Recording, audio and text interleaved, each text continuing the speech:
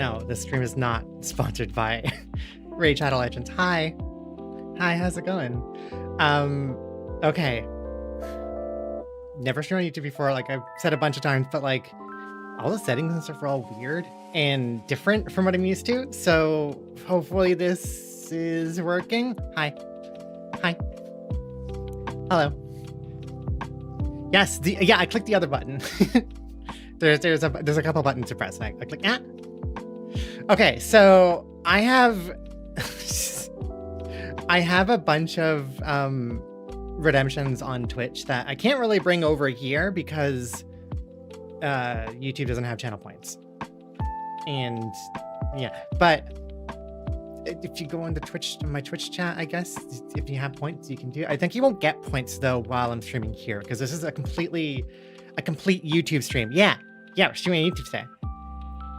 Hi, water. I don't have commands. I don't have anything because like yeah, thank you.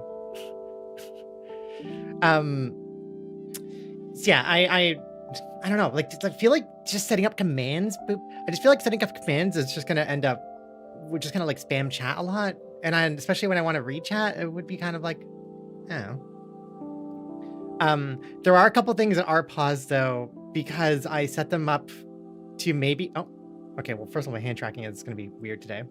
Cool. Thank you. So if you see things happen to me, it's probably people coming on Twitch doing that, but also, yeah, I have subtitles. I usually put my subtitles on stream. Also the follower, sorry, I'm gonna like, give me a second to catch up with what is happening. The follower alerts and stuff, this is probably all gonna be stream or Twitch related.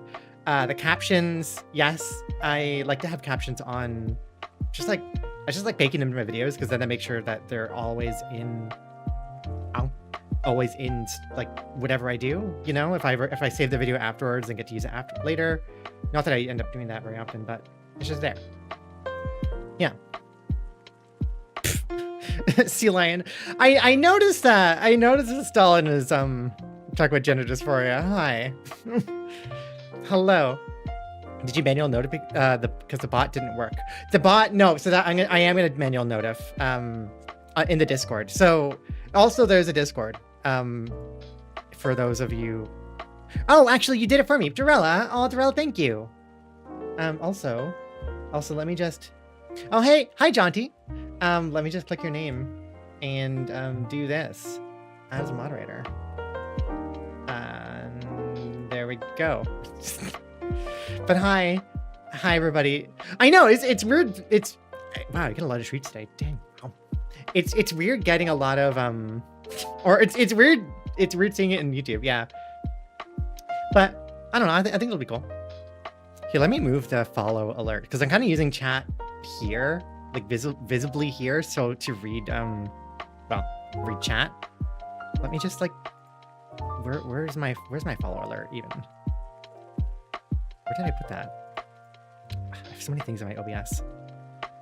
I guess it's here. I'll just like move this to be over here on this other side of the screen. Yeah, there we go. You can't see what I did, but don't worry about it. I want your opinion. What do you think of the names Glow and Glow? Oh, those are pretty names. Glow. Okay, I will give a tip. Not really so much a tip, but like something to consider.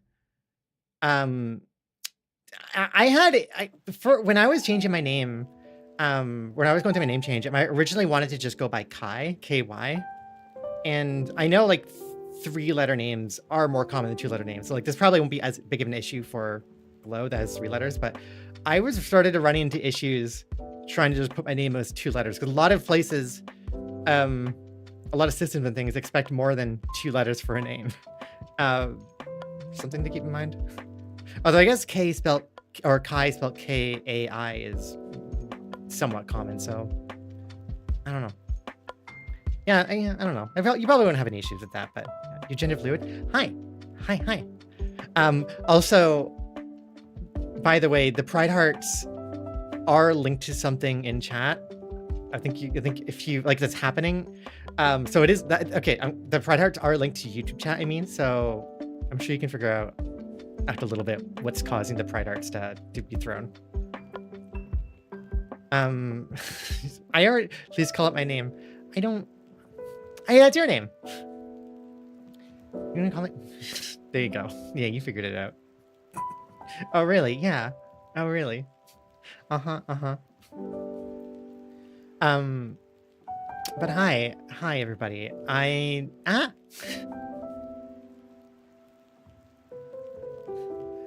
just wanted to. Your name is Adi. Hi Adi. I just wanted to. I thought it'd be nice to do a YouTube stream. This is pretty much just gonna be like a chill and chat. Also, it'll give you a chance to, for people who don't end up using Twitch, you can get at least a little taste of what streams are like on Twitch, because this is pretty much gonna be the, like, I don't think I'm not gonna stream very differently. Stella being so based in chat, personally a bit more of an anarchy.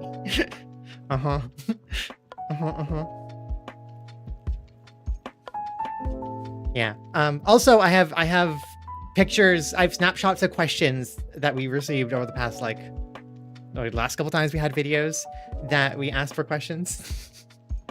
How's my Tuesday? Is it Tuesday today? No, it's not. It's Saturday. Don't trick me like that. Thank you.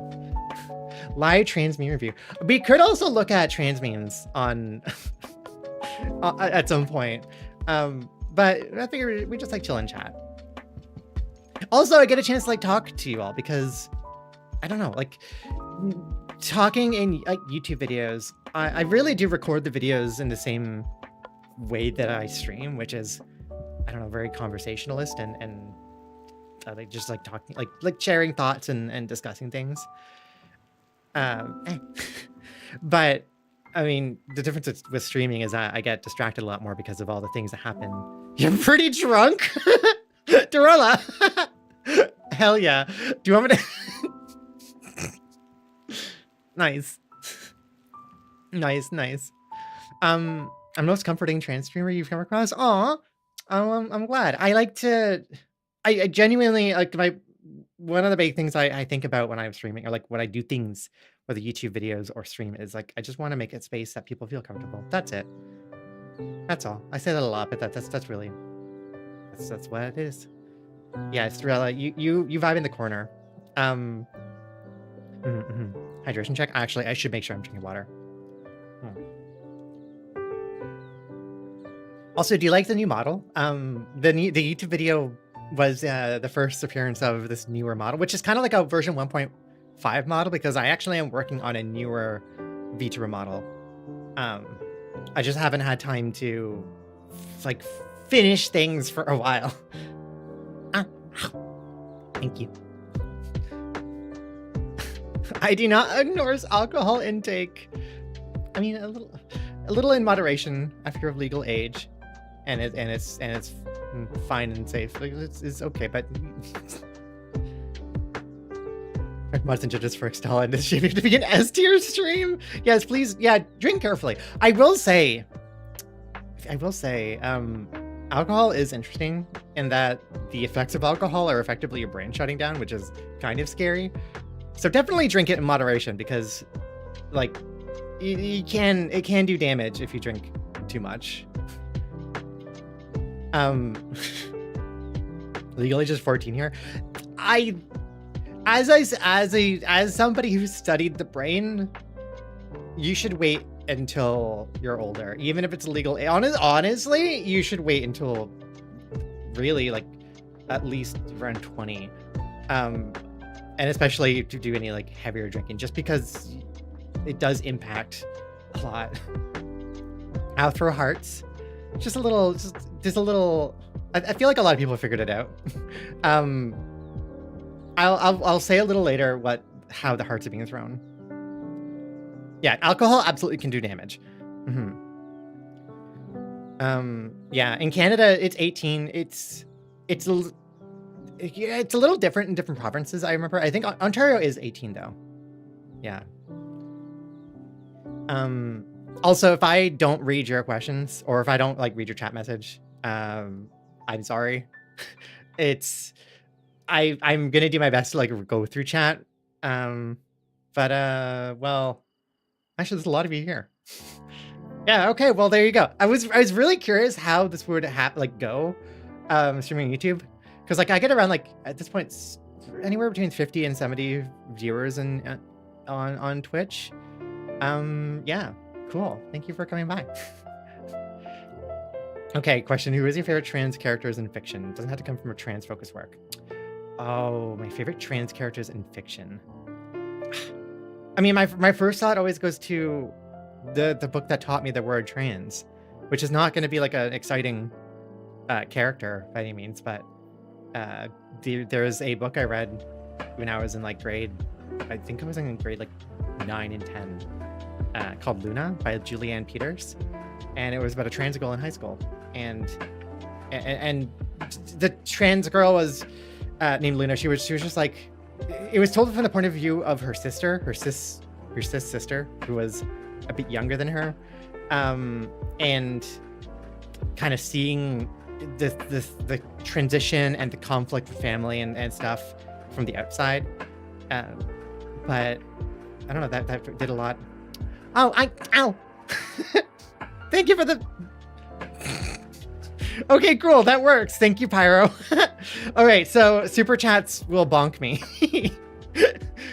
I was really curious if this would work, because I've never done YouTube integrations before, but hell yeah. Thank you. Thank you for the... Thank you for the super chat. I had to remember what the words are. All right. I like chill streams, just like your vibes. Yeah, I like chill streams and content too. Like you know my videos. They're very. I try to keep them very like chill and a good vibe. And I. Oh, thank you. Thank you. Wait, is it? Ow. All right. Well, there. I was wondering. I think it might sometimes be on delay, but that's okay. Thank you for the blue eyes. Bunked emit dragon. I'm very much about the legal age, and also my alcohol is very high quality, and also a specific reaction to alcohol is very fortunate. I also basically don't form habits and addictions at all. Alcohol fucking sucks.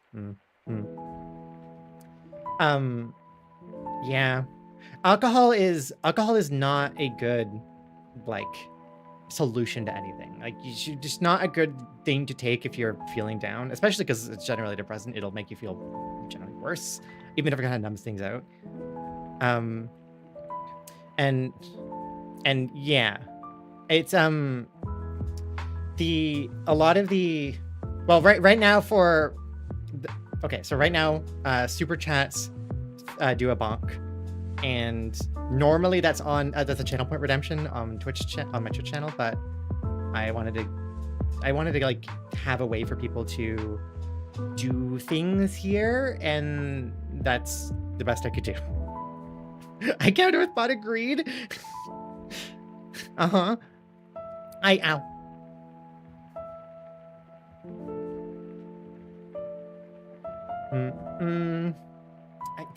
Ow! Oh, Catboy Wolf Girl, thank you. Thank you for the $10. Oh. Also, I like as a wolf girl, I appreciate. Also, yeah, that's a Twitch link. I should probably have links to things happening in places. I don't know. We're gonna. This stream's gonna be a little scuffed. But yeah. Have you ever played Spirit Fair? Oh my god, yeah. Oh my god, yeah. I never finished Spirit Fair actually, but I played a good chunk of it, and yeah, that game destroyed me like emotionally. I was bawling my eyes out, and I think I stopped because I felt like I needed to be in a better emotional, like stable place to be able to keep playing. So I should check it out. Hi Husky. Hi Owie, how's it going? Hello. It's nice to see you. Owie Husky here is a fellow Twitch streamer, but she also has a bunch of clips on YouTube for different stuff. Awoo.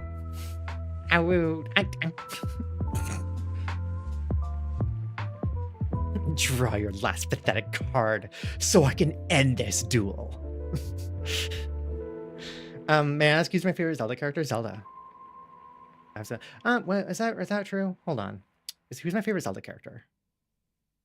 Like, it's probably gonna be Zelda, but probably a mix of like Twilight Princess, either Twilight Princess Zelda, or I really like the character design of I want to say the Zelda in the latest version of Smash, which was kind of based on Zelda from A Link Between Worlds. I find her like character design, her outfit and stuff just really cute. I was for a while. Oh wait, wait, Midna's right. No, Midna's better. Sorry, it's gonna take me a second to remember. You can't ask me. So here's the problem with like favorites. I'm not gonna be able to give you one answer. Favorite Hollow Knight characters. I mean, Dung Beetle, first of all. Nightmare Grimm as well, or just like the Grimm person, because his fight is one of my favorite fights in the game. More likely to drink water and soda, but I want to drink more tea. I want to drink more tea too.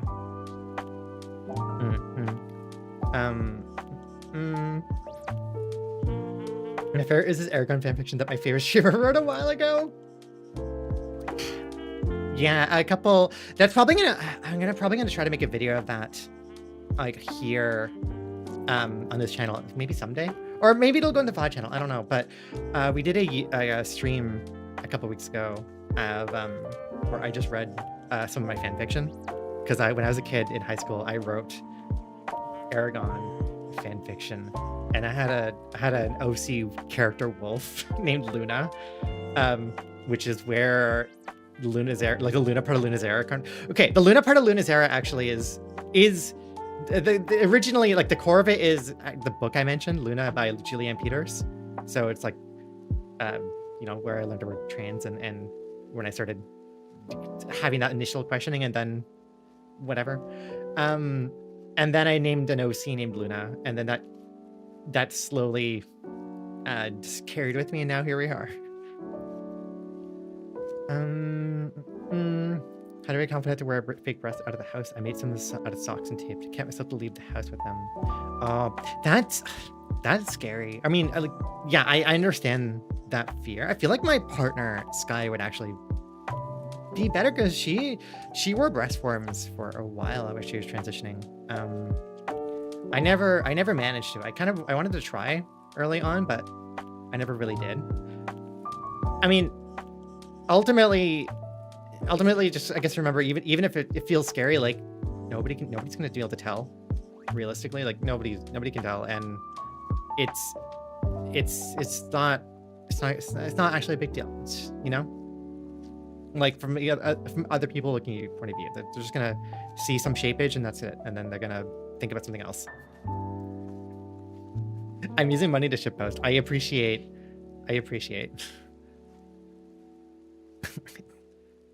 Because I appreciate the donations, even if, yeah. How much? Ow. Oh my god, hi Alice. I've seen you all over YouTube. You love your voice. Aw, thank you. Okay, so like, I have a bunch of the questions to go through, and like in a little bit we'll go and I'll start like reading through those questions. But can I just like give a big thank you to not everybody here, but also like an extended thank you to anybody who's like been supporting us on YouTube here and watching videos. Like, oh, heart. Ah. Like, what am I trying to say? I really didn't expect. I'm not allowed to thank you. Oh, okay. All right, never mind now. It's just I really didn't expect at all at anybody to see our videos. Like genuinely, I kind of like when I started making the trans meme videos, it was very much like I felt kind of inspired to do that kind of thing, and I thought like, oh, I feels like this is a kind of neat niche I could fit into and do something. But really, it was just for the people who are like hanging out in stream and Twitch. When like back then, our viewer count was maybe like average around 30 people. I didn't expect it to be seen by a huge amount of people. It was just kind of, I don't know, something I wanted to try, because I had always wanted to get back into doing YouTube stuff, because I had tried to do YouTube videos originally like almost a decade ago, and I mean, videos never really went anywhere. Also, now all of that is stuff from before I transitioned, so the person in those videos is very much not me anymore. I haven't seen the latest video yet? Well, that sounds like a good drunk watch. So like, no, Dorella. Dorella, you're fine. I like, yeah, I don't know. I didn't expect much from these. I think like when I saw the view count getting to like 400 views for the first video, I was really happy. And that was like, sorry, if you see my hands like do things, it's because my hand tracking it does weird things sometimes. Yeah, I didn't expect it would go anywhere. And so like 400 was like, that was my above my expectations already. And then it just kind of exploded. And I'm just very thankful. And I'm glad people like the stuff. And I know it can take me a while to do the videos, and I'm gonna keep trying. I mean, all I can do is like try my best, right? Although I don't need to move again, so I think that like a huge portion of like what really stressed me out over the last couple months is I'm now way past. So yeah, I'm also gonna be hiring a friend, or like a person who I met over Twitch communities actually, to help with editing. That will help like speed things up. I expect huge numbers because your content is amazing and you're so beautiful and cute. Oh, I don't know. I just do my thing. Thank you. Do you like horror? I do like horror. I like the mythos of horror films, but for a long time I wasn't able to watch horror because like I couldn't handle it. Like I was like I couldn't play any horror games, and I couldn't play watch any horror movies like up until like honestly a couple of years ago. And it kind of killed me because I also really liked horror stuff. So what would happen is I would like read about horror. I'd like read the synopsis of like videos and like lore and theories and stuff about movies, about games on like Wikipedia and other like online forums and stuff. And that would be my fill. But like, I think what it ended up being was I was extremely anxious all the time. And so I couldn't handle, like I would get overwhelmed by even like the cheapest scare. And what I mean by overwhelmed is not just like, oh, I got like a jump scare and that was it. It would like stick with me, you know? Like I would like watch something and there'd be like a scary moment or like a jump scare, and I would be like tense and like in the panic like fight or flight response for the next day, pretty much until the next day. And probably I would have like terrible nightmares that night. And yeah, that made it very difficult to watch. But now I'm better. Treat, thank you. Also YouTube. I have a thing. I didn't want to lead with this in the video, but I have a thing that I just done in this model recently. I don't know if it's gonna end up in like newer videos yet, but do you want to see my pobs? Do you like pobs? Do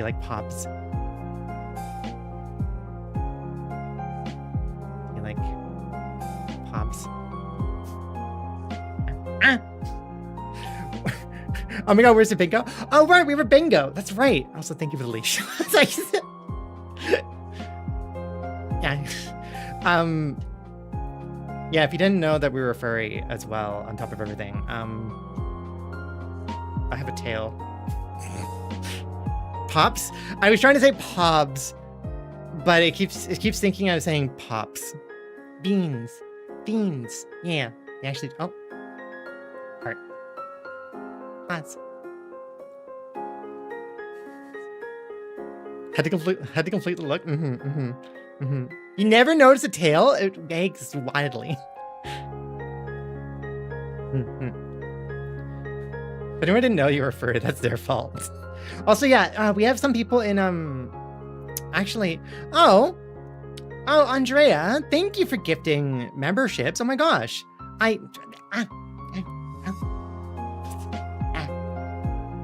Yeah, the leash is a, the leash is a Twitch thing.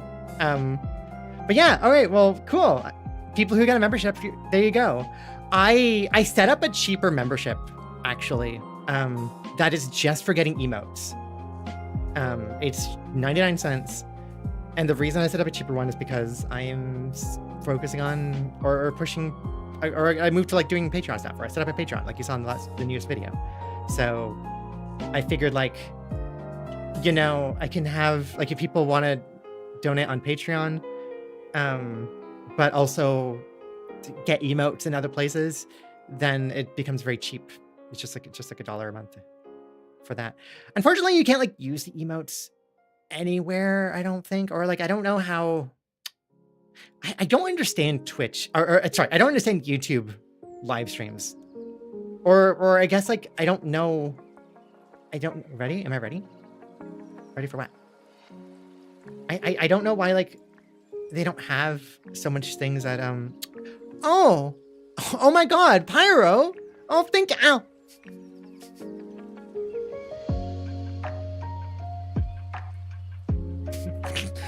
Try your last pathetic cards. Wait, hold on.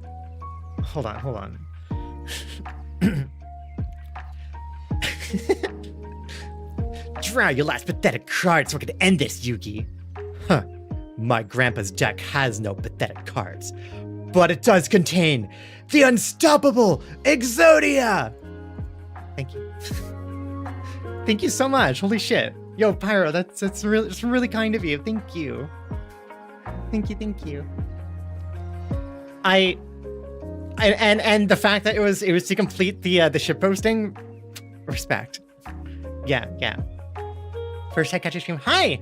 Hello. I've been watching this channel for about a year. How have I been doing YouTube stuff for a year? What the? What? How? Huh?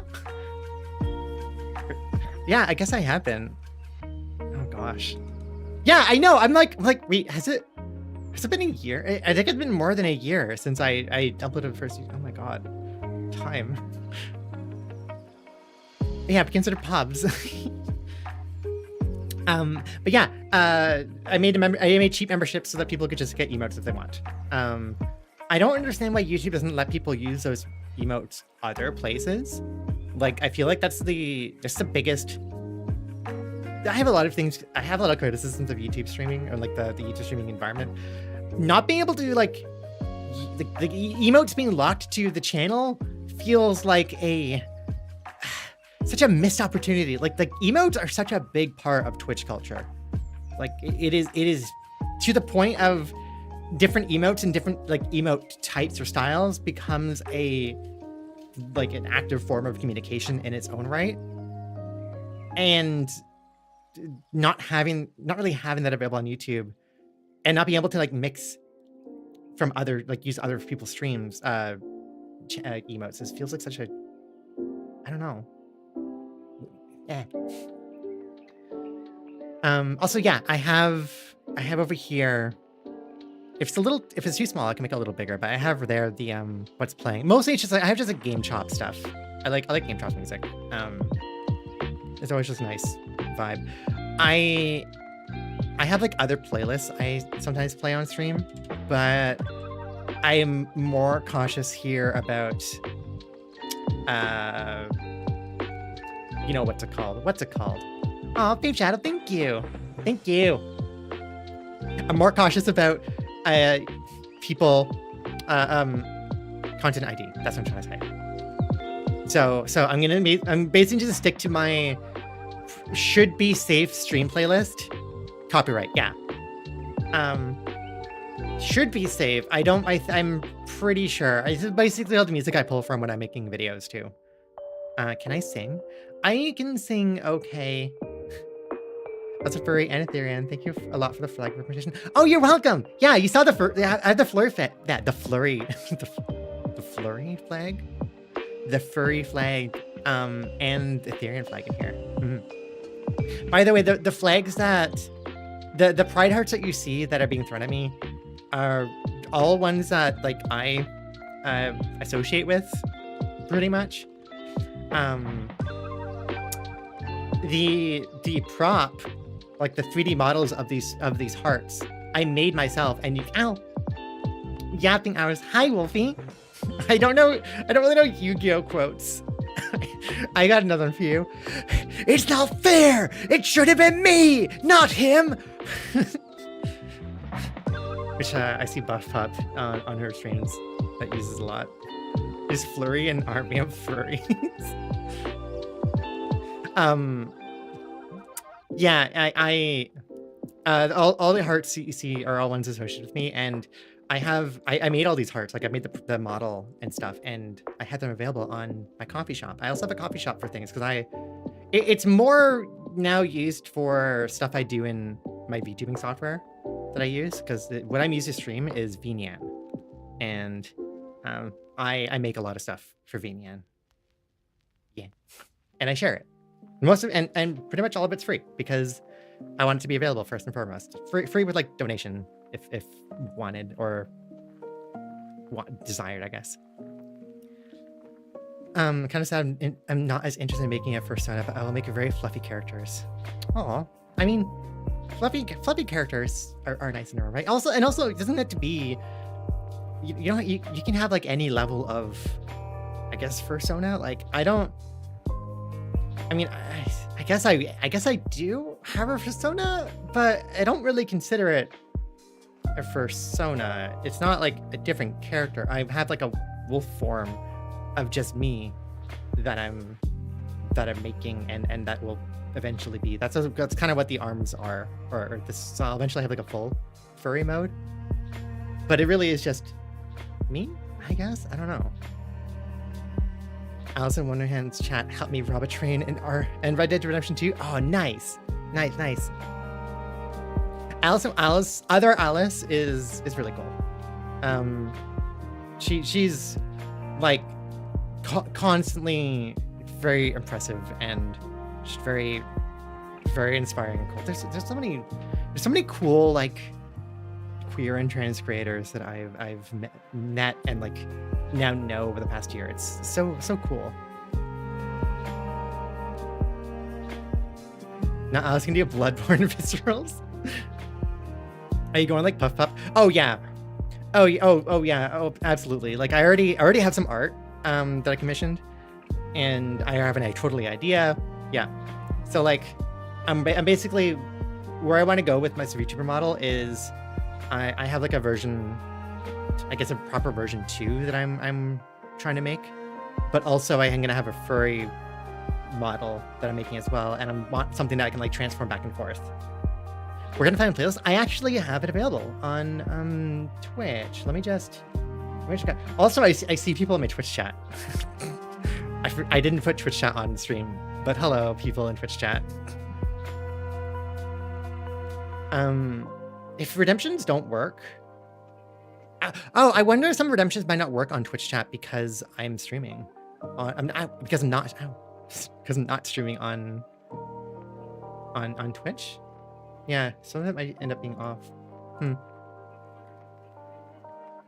Favorite Cabra quote: You're a third-rate duelist with a fourth-rate deck after beating a 5-year-old in a children's card game. Yes. Oh, thank you. And you said children's card game, which means have you watched Kaiser Neko's Yu-Gi-Oh! Bridge series? Because that's that is an old favorite of things.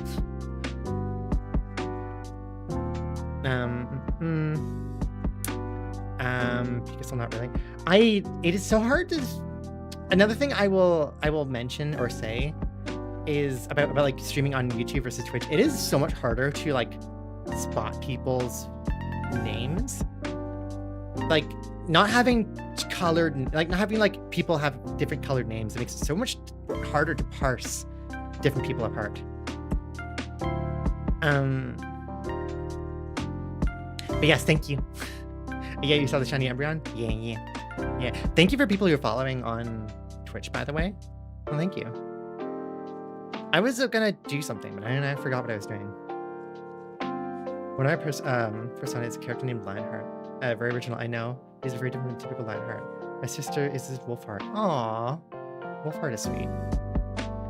Wolfheart and Lionheart. That's cute. Have you thought about truffle for YouTube streaming? Is that the thing? Is that like channel point alternative thing that what's his name made? Oh no, that's a mushroom. That's not. Oh, the play. Thank you so much. Yeah, I was grabbing the playlist. I have it on my Twitch dashboard. So, or like if you go into my about, if you go into the about panels, and you check out my panels there, but I will grab you the link.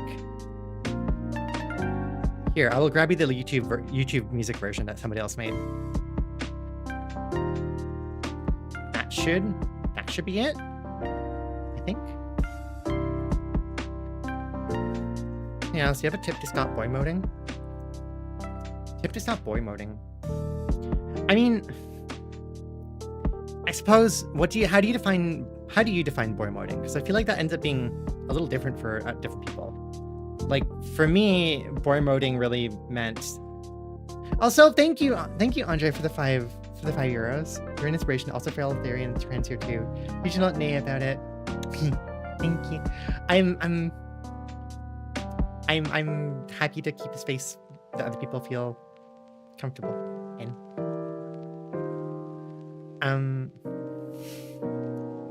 Yeah, I guess for boy moding, like when I was like starting to, I guess like present more femme, what that meant for me, and so what boy moding or stopping boy moding meant for me was to wear more affirming clothing and just present myself a little more affirmingly. And the way I did it at first was, honestly, I did like a slow transition kind of, or I tested the waters a bit with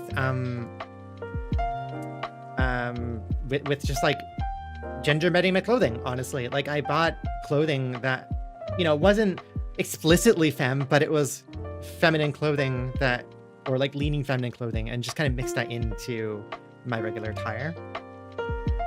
And really what that meant was like I started wearing women's jeans and had some women's basic t-shirts and tank tops and cardigans, but stuff that I could still wear gender neutrally, I guess. And that made it like I could wear this comfortably. It didn't feel like I could kind of go at the pace I wanted to, I guess. So my advice, I guess, is to take it at whatever pace feels comfortable to you. You don't need, like, if you want to like just jump right into wearing a dress, go for it. Absolutely. But if that feels too scary, you can there's other ways you can like work in different types of clothing that will feel more affirming for you hopefully, and honestly won't draw attention to you that you might be like worried about drawing to yourself. Like at the end of the day, jeans are jeans. Like nobody's gonna really know if you're wearing women's jeans. It's just, jeans are jeans. So you just wear jeans. Also, like if anything, you can just argue that if you're wearing women's jeans, you know, you're just kind of doing like a rock star kind of thing, because a lot of people, men and women, wear women's jeans.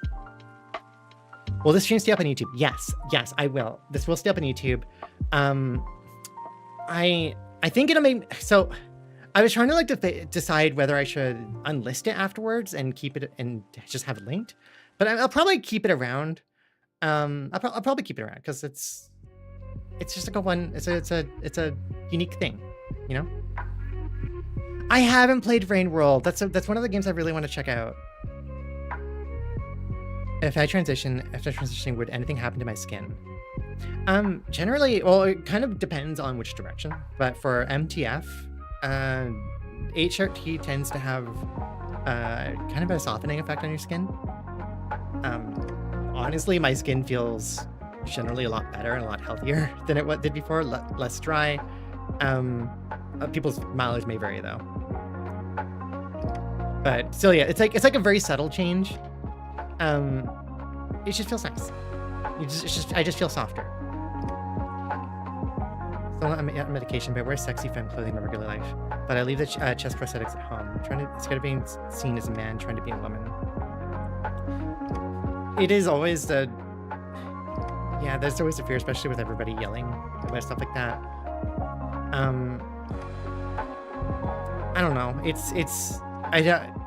Depending on where you are, I totally understand like different levels of comfortability and feeling safe doing different stuff, but just do what feels comfortable, I guess, you know?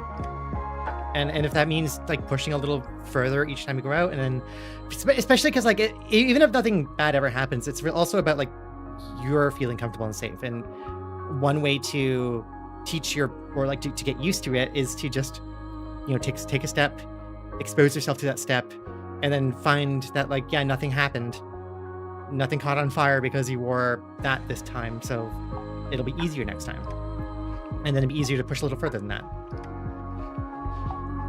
Awesome, working on a shark-themed persona. Any suggestions? I'd love to have a small tidbits. Just... Oh, suggestion first. I mean...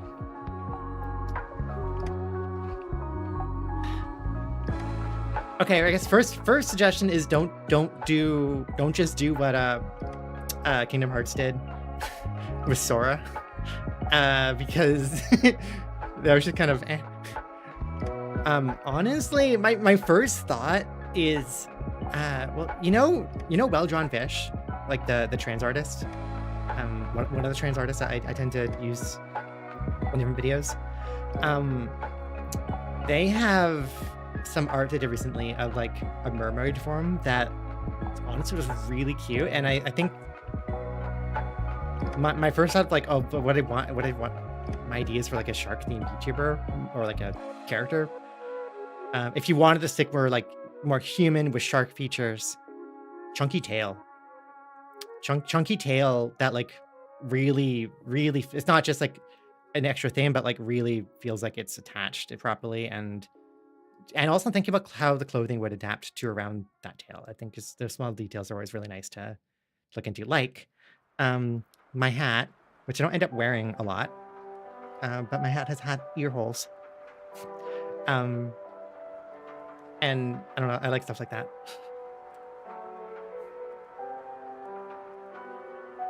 My aesthetics are odd. Femboy me loved femme clothing. As I started transitioning, I began an absolute pajama nightgown fan. Yeah, I it's interesting how things change, I guess. I tend to wear a lot of dresses. Like that ended up being like my main go-to outfit. It was just like a nice dress, because it's mostly because it's super comfortable, but also it just feels really nice, and I get a lot of compliments when I wear dresses. Like it's a really easy low effort way to look like really good. And like you dressed up a lot. It's just like one piece of one outfit. Hi Ava. Hi, how's it going? Hello. Okay, not here for very long. I may come back later. Bye. Also, I need a therapist at this point because I know I have dysphoria. Talking to somebody can always help. Yeah, I am. That goes for anybody. Like, whether or not you have dysphoria, I know like therapy access is not accessible very much, especially depending where you are. It could be less or more, but if you can, even just like once in a while, going to chat with somebody who just yeah, it could be really helpful to just process things, you know. The ears and tails so cute. Thank you. Oh, don't ruin it. No, don't go there. Let's not even. Oh, good. The message just goes right there too. Cool. You think me the Therian flag? Also, hi Hecky. Hi, how's it going? It's nice to see you.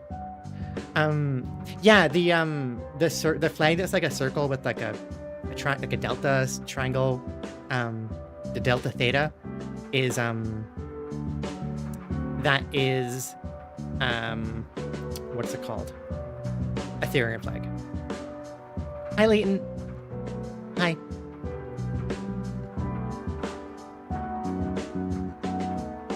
Yeah, that's like one of the things I can do on we can do on YouTube is just delete messages.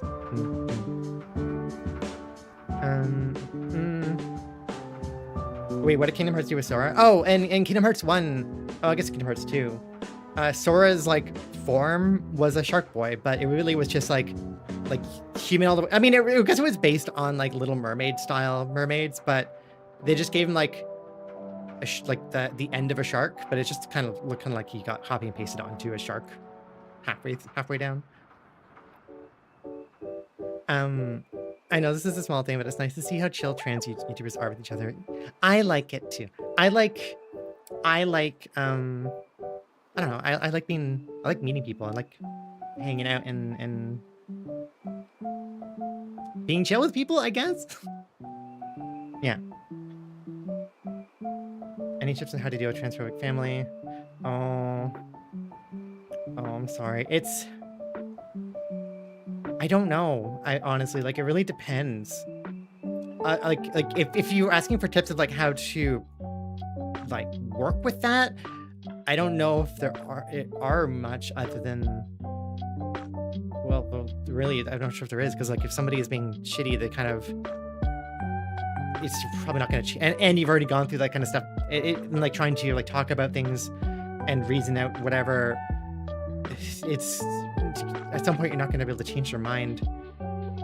So my advice is probably more do what you can to protect yourself more, and maybe later on in the future, maybe there could be some more resolution with that. But for now, like if it doesn't seem like other people are like treating you well, and like you don't owe it to anybody else to have to like continuously hurt yourself or put up with that. And I know different situations, you kind of have to go through different things or have to put up with different things, but yeah, just do what you need to for yourself. Yeah.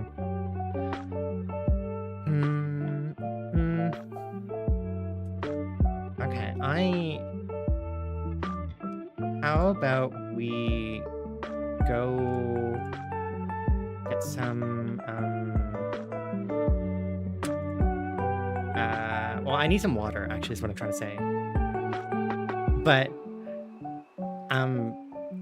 yeah, and whatever name you want, I think. Yeah, I went through a bunch of different names and I was trying to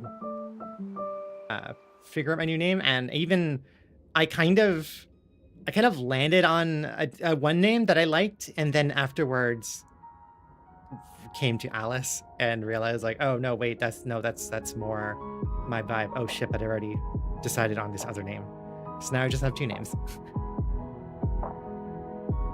Yeah, give me like a little bit to go get water, because I'm very thirsty, and then I'll come back and we can look at some questions, because this is as much as it's like a chat and chill, I also wanted to go through all the Q&A questions that I had said I was going to do for 10,000 subscribers like 4 months ago, which we're now at.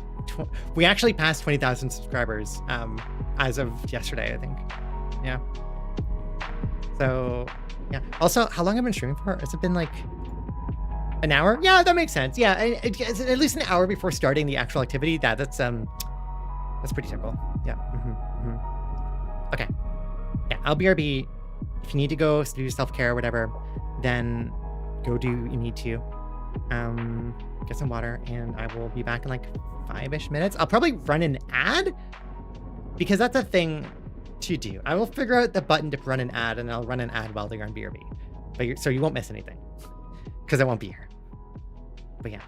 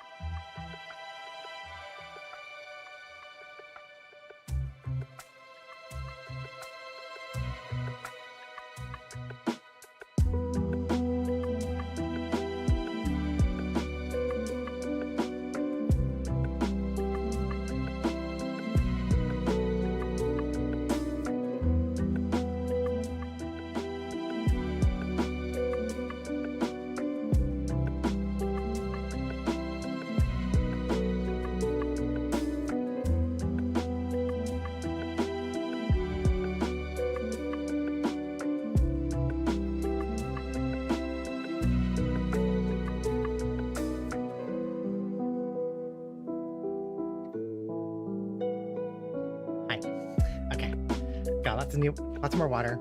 Come on, hand. So when my hand does that, it's because it's like picking up the microphone as my hand. It's weird. Hi, hello. Okay, so we're gonna switch to. I'm gonna go through like the questions that I have saved. I am back. Welcome back. Thank you. I just remembered I probably should have mentioned a couple things, or no, I guess not that I need to mention it, but like. Since I'm here getting to chat with people, I have a chance to. First of all, I guess. Yeah, hi. Your first YouTube live stream. Me too.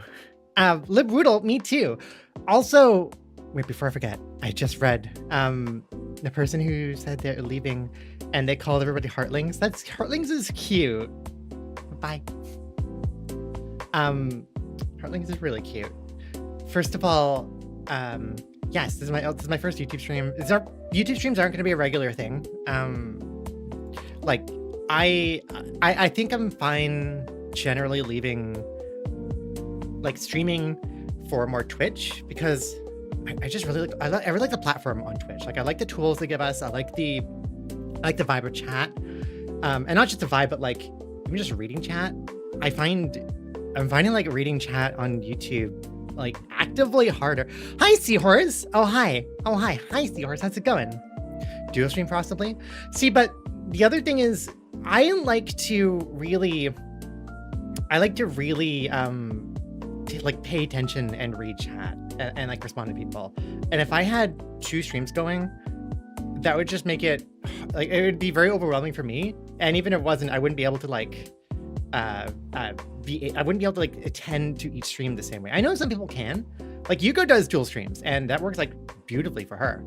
I think it just in vibe with the way that I stream and also the way that I get overwhelmed.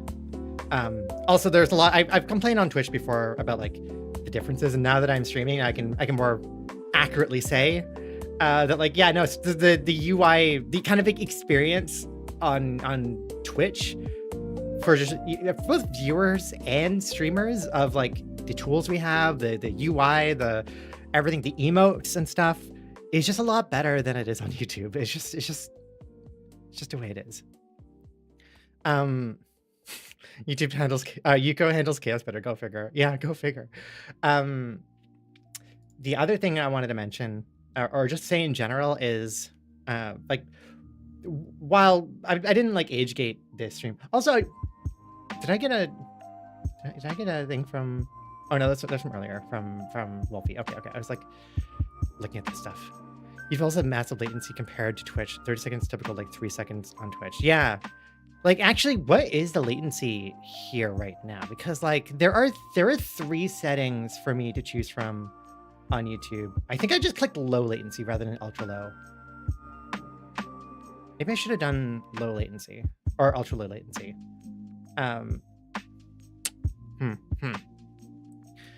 But yeah, yeah, just a test message. There you go. Test message. Yeah. You can. Yeah. Let me know. Let me know. 2-3 seconds. 2-3 seconds is okay.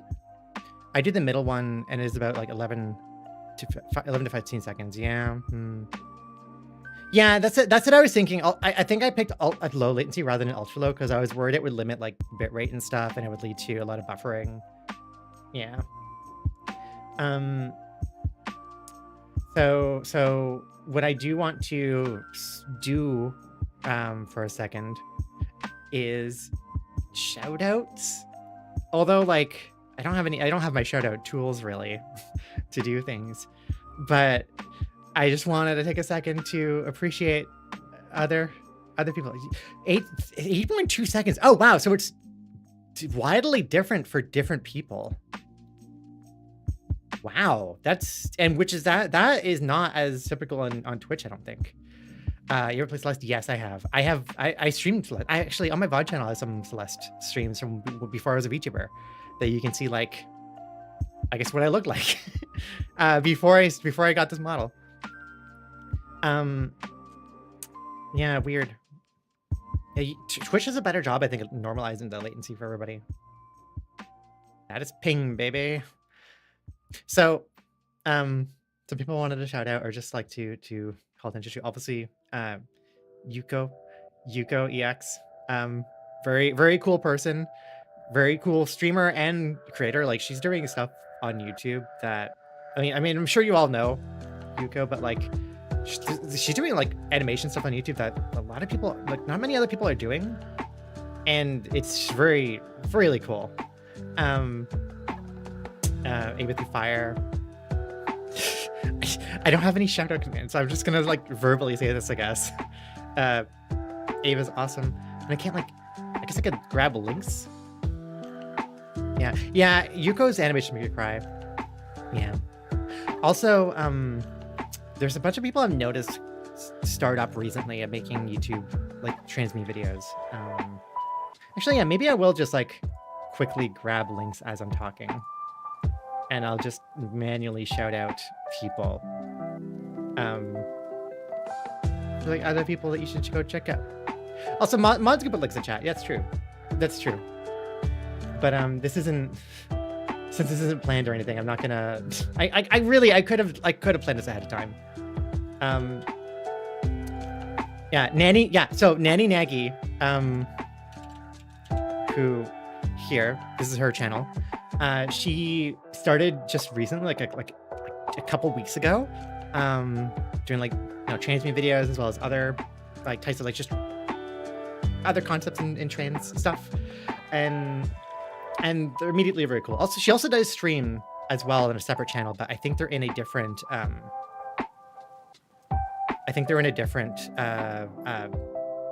section, or like, sorry, they're in a different, what's it called, channel. Wow. And they're not in English, I believe. Although she did one English stream before. And here, I will get this over time. Here we go. Other person is Cafe Foxtail. Cafe Foxtail. That's another Twitch. Wait, actually, that's not the right channel I meant to. Oh wait, that's not the right channel I meant to like. Where's her meme channel? She has my friend Kat started doing memes. Oh yeah, okay, they're here. There you go. She started doing trans meme videos, and if you like the kind of chill vibes that my videos have, I think she's also very chill, even more ASMR leaning than I am, which is cool. Also just a cute foxo. Yeah. And I also want to give it a shout out to the last seahorse here, who was just chatting. Hi, seahorse. Because they are a fellow streamer on Twitch who is just really cool. Like they do really, really awesome stuff, and their streams are just a lot of fun. They're like one of my favorite streams to like hang out in. And they are going to be doing different like YouTube videos soon. Yeah. They also have a DJ channel that also Elizabeth, thank you for becoming a member. Thank you. Enjoy the emotes. They also have a DJ channel that they have some DJ sets that are generally stream safe. I don't know if they're YouTube stream safe, is what I discovered, but for Twitch, I think they're generally fine. Here, wait, let me. I didn't finish getting the link. I'm just gonna link on, I guess, Twitch. Also, so yeah, while I don't while I'm not gonna be streaming on YouTube very frequently, like I will do it again like every once in a while maybe, but for the most part I'm gonna leave streaming for Twitch. So if you want to come check out streams, come by on Twitch. It is I try to stream at least 2 days a week. Oftentimes there's a mix of like a lot of chatting and just hanging out, and we have whole different discussions and stuff, and then I'll play a game. Usually I'm playing Cyberpunk for the last like couple months because it's been really really good. So yeah, wow. And there's some extras, and again there's some extra stuff they might be seeing happening in like to my model right now, like interaction and stuff, and that most of that stuff is happening on Twitch because I still have stuff linked up there. Yeah. Also, hi Sky. Yeah. I'd love to, but Twitch gives us email and notifications that don't often arrive until after the stream. Yeah, I wouldn't trust. So the notifications on Twitch is honestly one of the biggest things that like tends to go by the wayside, or like tends not to work too well. Like yeah, you can't rely on like email notifications and stuff. Most of my notifications are done on Discord, honestly. Okay, fine. Yeah, I'll drink your water. Fishing. Oh yeah, no, fishing is not on. Can you fish? I thought I turned that off. I swear I had turned that off. Did maybe Stream Elements turned it back on, or maybe not Stream Elements? Maybe. Yeah, that's supposed to be off. Weird. Probably when I change scenes. Yeah, I guess so. It was supposed to be able to tell that it didn't have it on though. But yeah, weird. Water music, hydrate. Okay.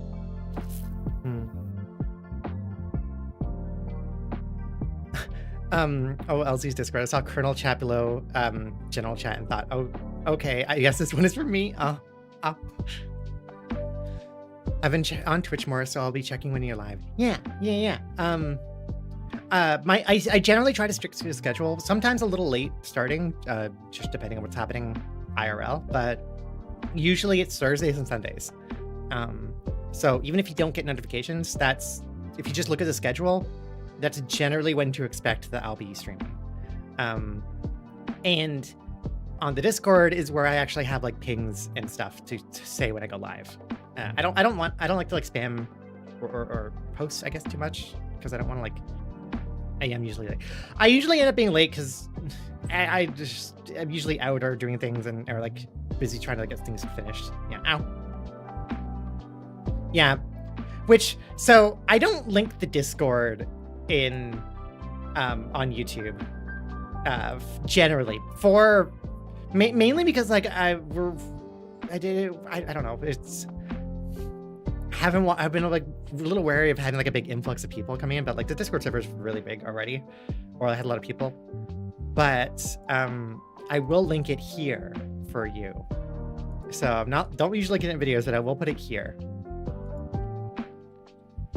So yeah, for safety reasons too, because that makes it like, because YouTube videos get a lot of attention and views now, that keeps it like keeping it on mostly on Twitch. I think helps keep it out of view of people from trolls and stuff, because like people who are going to be joining the Discord generally are people who take the time to actually go look for the Discord link and then go and come through Twitch. Like most people, if people are just wanting to go and like say something shitty, they're probably not going to be doing that or going through that much effort. But here, this is the Discord. There is an onboarding process, first of all. So when you go in, there'll be a you'll go in and you have to like make a ticket and just follow the rules. And that's just a way to, again, like kind of filter through trolls, but also like it's our attempt to like stop like phishing attempts and things like that, scammers, whatnot. And I wanted to make a note about not just the Discord, but also Twitch streams, and I guess to an extent this stream too. But like I don't age gate my stuff, but generally I say and I guess frame things as making content with an adult audience in mind. I don't think my stuff I do and the spaces I keep are like actually like unsafe for anybody, but generally I'm expecting, or I do kind of expect like some amount of the kind of maturity and responsibility with how people chat with each other and treat each other. And just yeah. So like in the Discord, it is mostly like adults that are in there. Twitch streams, it is like, it's kind of a viewer discretion is advised kind of deal, if that makes sense. Like I'm not gonna block you from viewing it if you're below 18, but you should understand that if you're joining the Discord or if you're watching Twitch streams, you're doing so with some understanding that like, yeah, this is a kind of a more mature space. And also I'm an adult. Yeah, like my Discord is safe for work. My Discord effectively is like safe for work with mostly adults. I didn't want to make it, age gating is difficult in a lot of spaces, like to do it effectively. Because people lie, but also like a lot of times it tends not to be what I am wanting to gate at all. It's not, usually it's more about, like I said, like some amount of like responsibility in how you treat other people and how you conduct yourself in a space, and some maturity in that way. And a lot of times like that's not direct, that is correlated or related with age, but it's not like directly correlated. Just being older or being above 18 plus doesn't mean somebody is mature. Yeah, or adult-oriented safe for work community. That's really what we're going for. Like we don't really want any like sexual stuff in there at all. We try to like ask people not to get lewd or do things. We don't really like edgy jokes either. It's meant to just be like a safe space to hang out, you know? Yeah. Thanks to all the beautiful people who answered me earlier. Bye. Have a good night. Thank you for coming by today.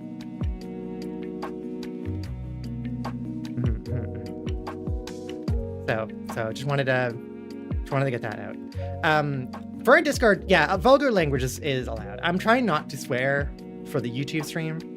I tend to swear a bit more on Twitch streams and in videos too. Like my videos are also not necessarily like made for kids, but I'm not like restricting it. It's again like a viewer discretion is advised kind of deal. I will do a swear. I will talk about stuff, but even then, like even if I'm talking in YouTube videos about like something related to sexuality, it's oftentimes very much from a discussion point of view. You even swear? I do. I'm gonna swear right now. Heck, but Dang it. Which is funny, since videos is where it is most likely to get dinged for it. I know. I know. I mean, like, I at least try not to... No, we're not winding down, actually. I just like the halfway point, I guess. I'm just doing like a... This is the intermission, I suppose. Yeah, videos is where it's most likely to get dinged for it. Yeah. I don't think it's, like, impacted me that much, and I think I don't end up swearing, and I try to make sure if I include any swears in videos, that kind of shows up later on in the video. Like even like talking like sexuality related things, I try to leave like more like in-depth discussion about that for the end of videos for similar reasons. Hello. Yes, small pause swears. Oh yeah, as well. Maybe I should mention that. If you ever notice people like call us different names, yeah, I guess we have a couple different nicknames of things. The main one that we like is LZ, like short for Lunazera. Small pause is one that has come up more recently, and that's also okay, I guess. That came from my fan fiction reading stream. First time seeing your stream. I've enjoyed a few of your videos lately. Thank you for putting them out there. You're welcome. You're really welcome. Yeah, I like LZ. LZ came from my partner, Sky, actually.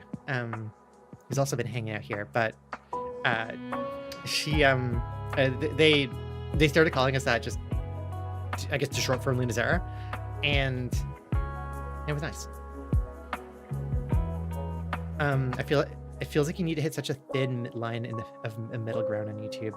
It kind of feels that way, yeah. Yeah. I don't know. It's weird. I thankfully, I guess like the way that what I put in the video seems to have been a good balance, because like I don't think that I've been doing for things. Maybe I have. I just don't realize. Maybe I've been dinged every time for including swears. I don't know. Rule for myself where I can only use each swear once for extra impact. My headmates, on the other hand, don't have that rule for themselves. Yeah, if you use it too often, it becomes very less impactful. Get to know LZ's preferred. We'll use that from now. You'll use that from now on. Thank you. I guess I never said that. Sorry. I mean, like, Alice is fine. Absolutely. It's just... yeah, I don't know. Did you make your own model? Yeah, I did, actually. This is... I made this model myself. This is... Well, like, the base of the model is Vroid.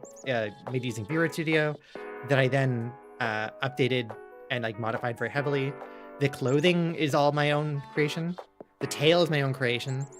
And... I mean, in that the texture is like, the textures too, and the pops now. Yeah, but I'm lazy. I want to type as few characters as possible. Well, there you go. Now, yeah, LZ is the way you can address me. That is 2 letters. But yeah, Pabs. But yeah, I made this model myself. Making my model updates myself too. That'll hopefully happen, you know, over time. Really, I'm going to be working on that for the rest of the summer, on and off. I also am starting to do some modeling work for maybe other people, or like just try out different things. I like experimenting. Vision choker then is separate from the head and body, like an animation. Yeah, I mean, well, so the choker is a separate prop. Here, wait, I can take it off. Yeah, the choker is a separate prop that is it's just tied to my neck bone, which is then tied to the leash. Chicken noko question. Yeah, and I do my work in Blender pretty much. Yeah, this is, yeah, the choker is a, I always should keep it on now, but like it's, oh, I took the leash off. Oops. It's I made that model myself, and I just like put it on. Using bone follow for it? Oh, well, Seahorse, it's not, when I say prop, I really meant, I didn't mean like VNyan prop. I meant like it's its own object, but it's part of my model. I mean, I probably could just have a bone follower or have it like tracked to my neck bone. That would be fine to add that way. But no, it's like baked into my model, and it's weighted for my neck bone. So it is effectively following my neck bone.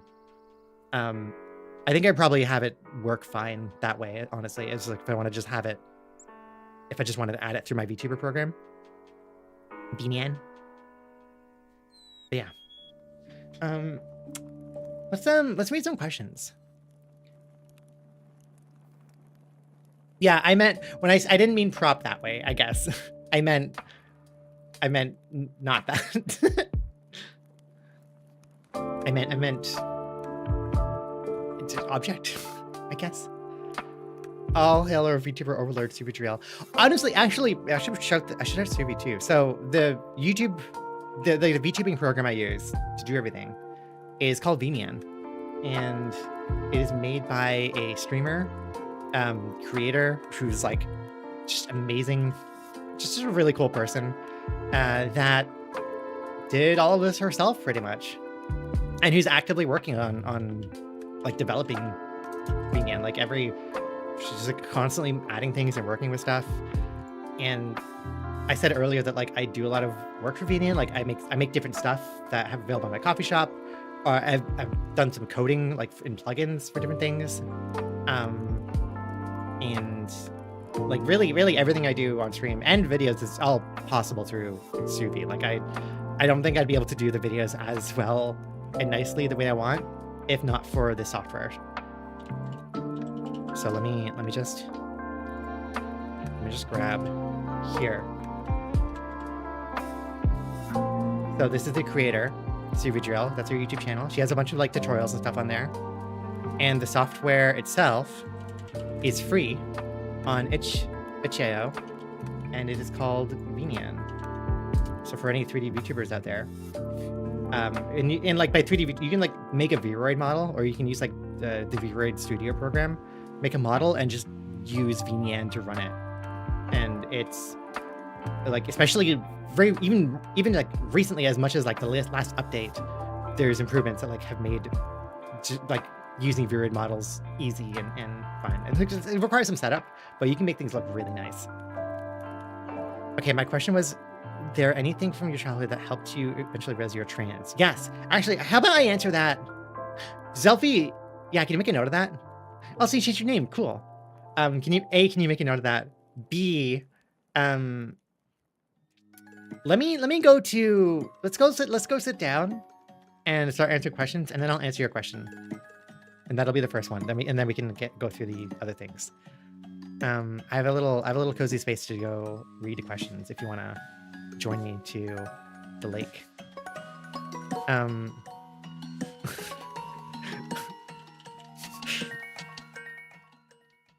Yeah, hold on.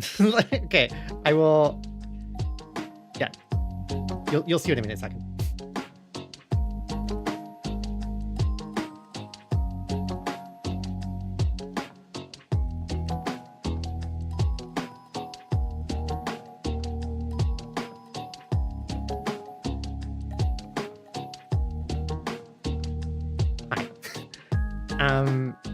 Welcome to the lake. I just made a little like, I don't know, like a little streaming space. I made this like a while ago for when I was reading like what was I doing? Fan fiction. Yeah, and it's just a really comfy scene. So I like just coming here and sitting down. Yeah. Okay, let me. I wish I could like pin. I guess I can pin messages. I'll pin this message just so I don't lose it, and then I will. Actually, I didn't even know I could pin messages on YouTube. I should have known that. Okay, well, I'll pin this for now just so I can remember and read it, and then after I'm done reading it, I'll remove that, and then we'll have a message pinned. The Wolf of the Lake, yeah. There is one thing I wanted to change, but I've forgotten to do that. So I guess I'll just stick with this. Yeah. Oh yeah. Is that the case? The only YouTube streamer can pin, not mods. That's cool. That's a cool feature, YouTube. Thanks. All right. So let's do some Q&A stuff more explicitly. So, Joel, the question was: is there anything from your childhood that helped you eventually realize you're trans? As a gender fluid person myself, I had that in my childhood. So, yes, there is something that helped me start questioning. I mentioned it at the beginning of the stream. Even it was a book. It was a book called Luna by Julianne Peters, and that is like the origin of the namesake of where Luna comes from. Lunazera is because that's where I started. I know Luna is like a very common name for trans girls, but that's why it's important to me, because of this book. And this book was just like a short fiction story about a trans girl in high school, told from the point of view of her sister, who's like a younger, maybe like a year or two below her, cis girl. And she would just kind of, the book just kind of like follows you just seeing this person, this trans girl, kind of like struggle with transitioning through high school, and then eventually has big conflict with family and friends. Big like thing happens, and then she eventually at the end, I guess I'll spoil it, but like it ends positively, I think, for her, where like she goes to like live her true life. And yeah, and it was very much like a, I don't know, it was a very like almost like down to earth, real view of like a trans girl in high school, and I connected with that. And I didn't know why at the time, because that was the first time I'd heard the word trans, like, or at least transgender. Like I'd heard like other kinds of terms that are kind of, kind of gross and more hateful, or like not really appropriate now to use. But I had never heard like transgender up until that point. And I'd never really seen representation of, a trans person. And certainly not like that. And it was just really, really, really nice. And, after that, I kind of, I a little bit, I think after reading that, I think it probably just sat with me for a while. And, oh, Wolfgirl, thank you. Catboy Wolfgirl, thank you so much. I appreciate that. Ow.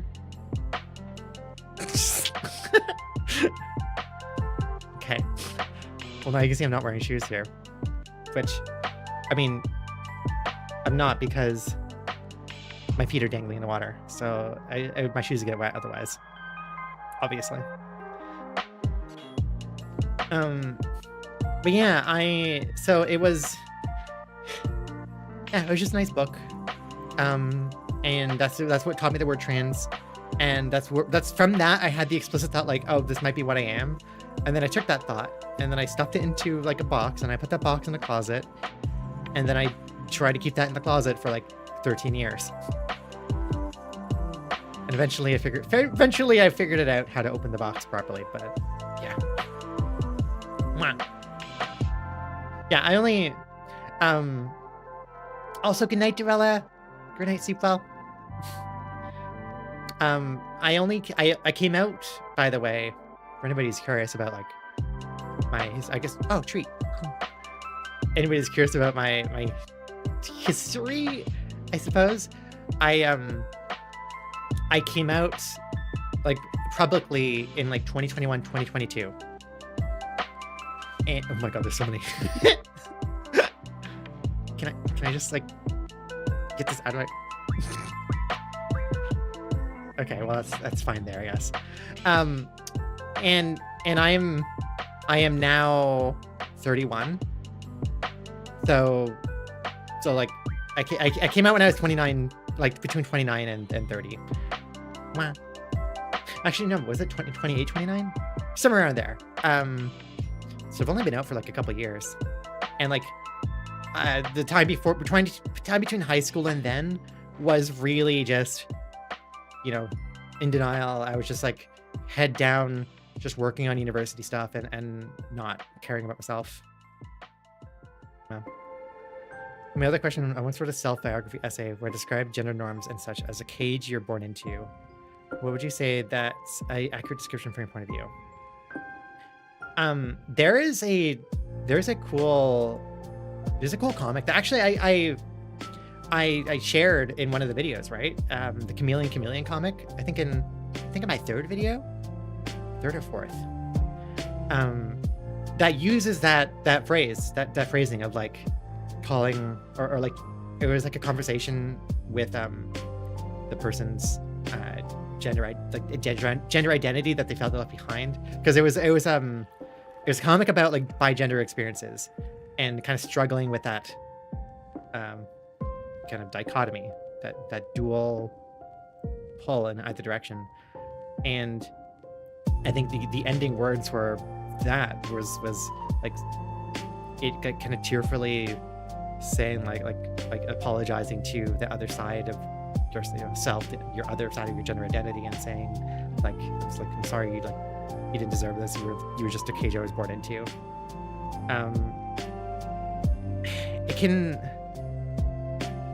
I think before transitioning, I would have felt more. I think I did feel like that, because it really did feel like a cage. What I felt most of all was like the suppression that I had to constantly put myself through. It was I saw basically everything in my life. I just kind of was painfully aware, and saw all the restrictions that I had, of what I couldn't be, and how I couldn't act, and all of that, right? And so like, I think beforehand, yeah, I probably would have, that would have been like an accurate thing. Now, afterwards, after transitioning and after having been being for a while, I don't feel that as much personally. And in kind of two ways, or two different reasons. I guess one of the reasons is like, I'm not in that state of suppression anymore. I can kind of comfortably just be who I am, and I just don't have to worry about it as much. So like after coming out, after starting to transition, and just like living my life after, is like, it's not as much of a forefront thing. I mean, it still can be. Like, it's not like there are things that kind of just don't really go away with kind of stress and anxiety you feel, but yeah. And it's depression. I still tend to be very reserved and shy. The other thing is that, like, part of transitioning for me also involved a lot of like deconstructing gender stuff. Yeah, let me come closer. A lot of it involved like kind of deconstructing gender for myself. Like before I properly came out, even before like I fully accepted I was trans, I was already like trying to gender bend what I was doing. And somebody had just asked about cross-dressing, I saw in chat. This is also gonna be an answer to that. Like when I was like, I want to say like 2020 to 2021, leading up to when I finally came out, I was streaming, and I was streaming on Twitch very regularly, like 3 days a week. And I was on camera. I was trying to be visible and trying to like learn how to be visible and not just and be okay with that. And part of what that involved was presenting myself in the way that I felt okay. And I think streaming on Twitch gave myself like a very nice, more comfortable and safe environment to do so, because I was surrounded by other people who were very chill and were, you know, different flavors of queer or neurodivergent, and who I generally felt safe with. But also, like, ultimately it was my space. I could do kind of what I wanted and all that. So like, I started experimenting with feminizing my clothing, and in my head, or the way that I was kind of rationalizing it, was that I wanted it to. I had always like struggled with clothing because I couldn't wear what I wanted to, and I was getting frustrated. So I really wanted to just like say, no, I'm gonna I want to wear these clothes that I want, and I'm gonna figure out a way to do it in a gender neutral way. So like I kind of experimented with cross dressing by just being like, well, it's not. I'm just like gender bending the clothing. I'm taking something that could be like explicitly like female or from the female section, or women's section, and wearing it in a more neutral way. Where really people how would they even be able to tell? What that ended up being was like jeans. Jeans are neutral in general already. Like people can't tell what kind of jeans you're wearing. Not really. Even like skinny jeans. Like there's skinny jeans in both the men's and women's section. And in that, women's skinny jeans are way better than men's skinny jeans. Like men's skinny jeans, anytime I tried them, and I did like them, but I like skinny jeans, but like they're always like too much material, too baggy, too much pocket, which with skinny jeans wasn't that great of a thing. It just didn't feel like they fit very well. Didn't fit the way I wanted it to. Women's skinny jeans I had a much better time with. They just felt better for me. Also, they had more, the way like stretch and stuff tended to be nicer. So yeah, I started with jeans, started with underwear as well, because that's also something that you like who's gonna know? Who's gonna know what underwear you're wearing? Literally nobody. I could just go buy like a pack of underwear on Amazon or whatever you want. And then from there, I kind of went like, okay, well, I'm wearing these skinny jeans, and I really got to like kind of reposition things down there, because like, yeah, you're not gonna get a lot of space in your crotch area or your inseam, and kind of convinced myself that like, yeah, no, logically it makes sense to tuck here, even regardless if I'm trans, because I'm just like making sure I'm making the fit. I'm doing it for the fit. I'm wearing my skinny jeans, and I really wanted to have a nice fit, so it just makes sense to tuck. So I started tucking. Again, nobody knows. Like literally, you can just do that, and it can feel affirming, and who's gonna know? Yeah, and then I just did that with like other like shirts and stuff too, because you can wear like you could go buy like a basic t-shirt from the women's section, and it's still at the end of the day just a t-shirt. Nobody's gonna really know. I also liked cardigans. I really liked cardigans. That was I still like cardigans, but that was my big thing. It was just like long, droopy, flowy cardigans. And just kind of like expanded from there. And while I was doing this on streaming, so like on stream, I was, wearing more and more women's clothing and stuff like that, and gender bending it. I was also then like slowly changing my pronouns. I went from he, him to he, they, to they, them, to eventually when I came out, they, she, and then a bit after that, she, her. I did the full pipeline. There's like clip evidence and VODs.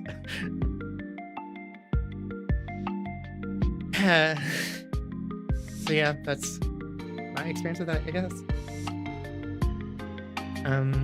Oh, thank you for the, I keep wanting to say bits. Thank you for the super chat. I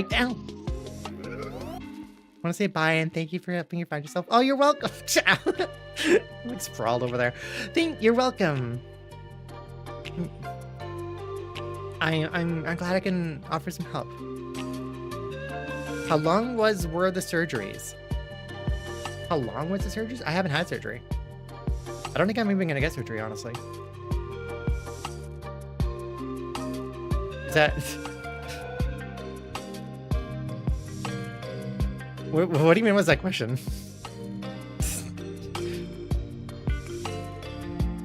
Weird.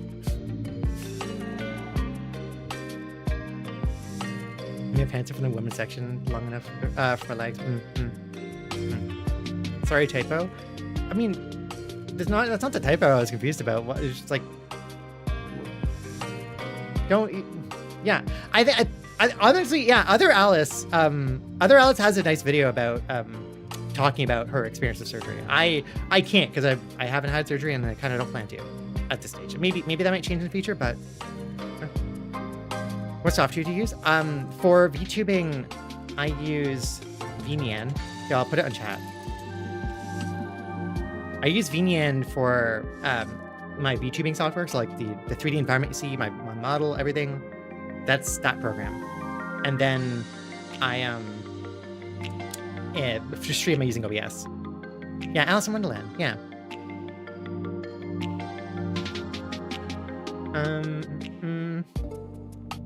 Okay. There's also one question I think I saw. Right. I meant to answer this a while ago, but I kept getting distracted by other questions. Some of y'all have asked about plurality, what plurality means. Yeah, let me share. Also let me say that I'm gonna try to make sure to like maybe more explicitly put this in videos or say in videos, just to get like, because I try to include something in my videos, but like I want to get like more representation. I think it's always good.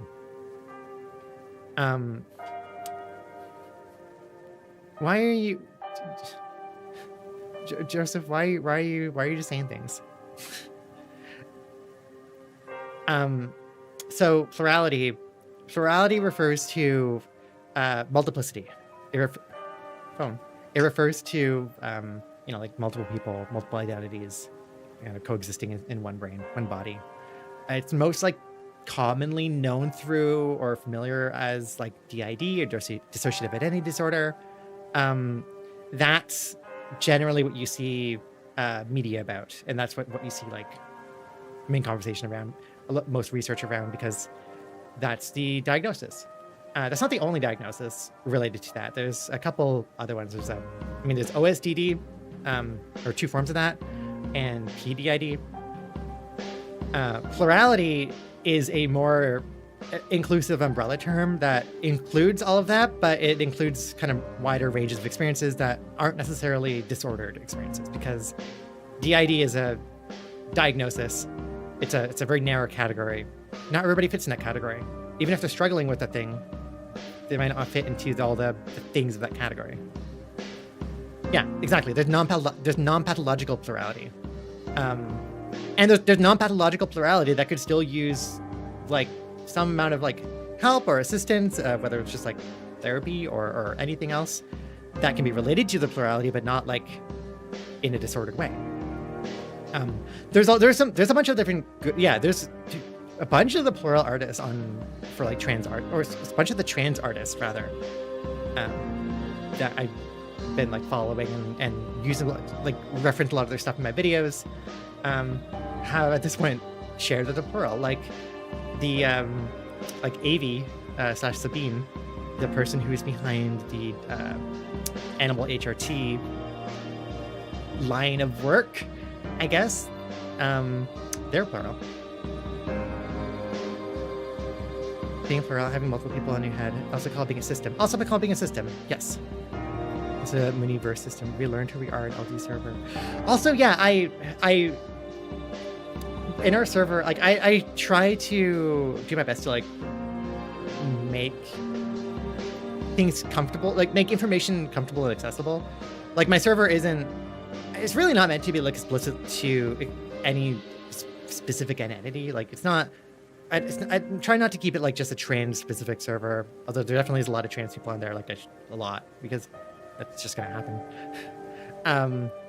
But like there's also a lot of plural systems in there, and it's really important to us that we have a spaces that people can just kind of coexist, and that be okay, and it could be kind of welcome and inclusive to people from different experiences, different identities, and you could just hang out and even just like learn from each other just by like exposure, I guess, and just like chatting and talking.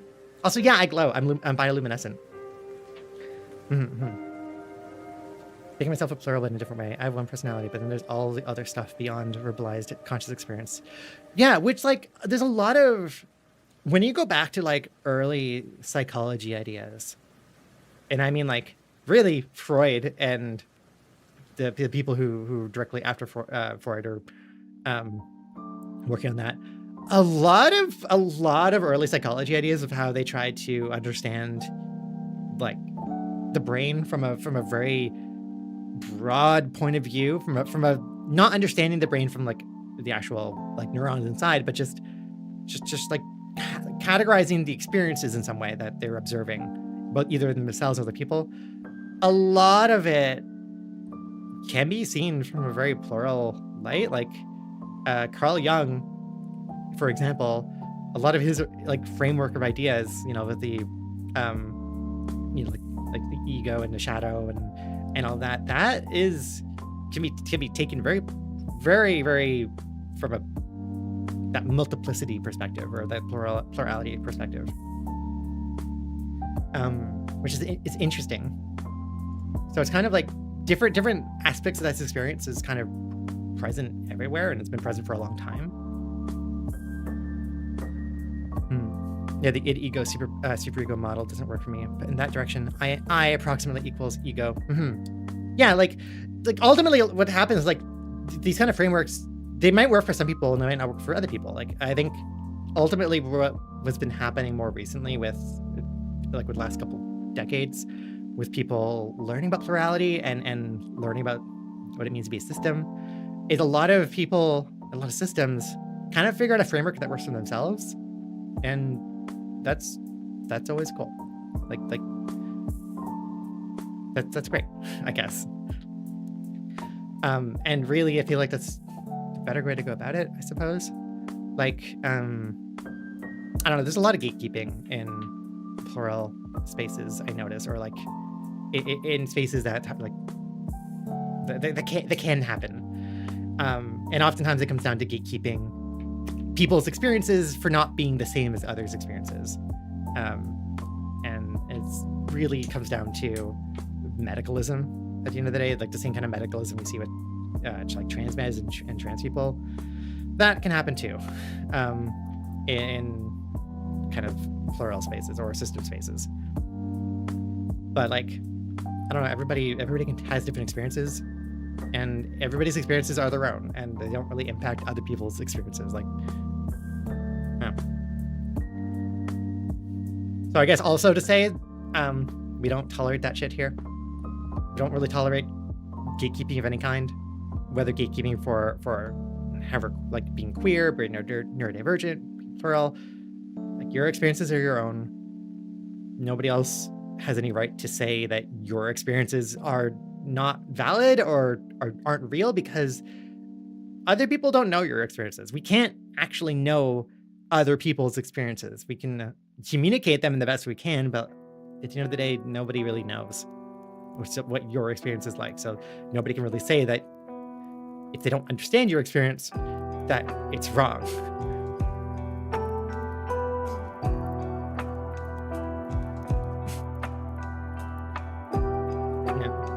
You play any Soulsborne? Yes, I do. I've played almost all of them. Also, hold on, let me silence my phone.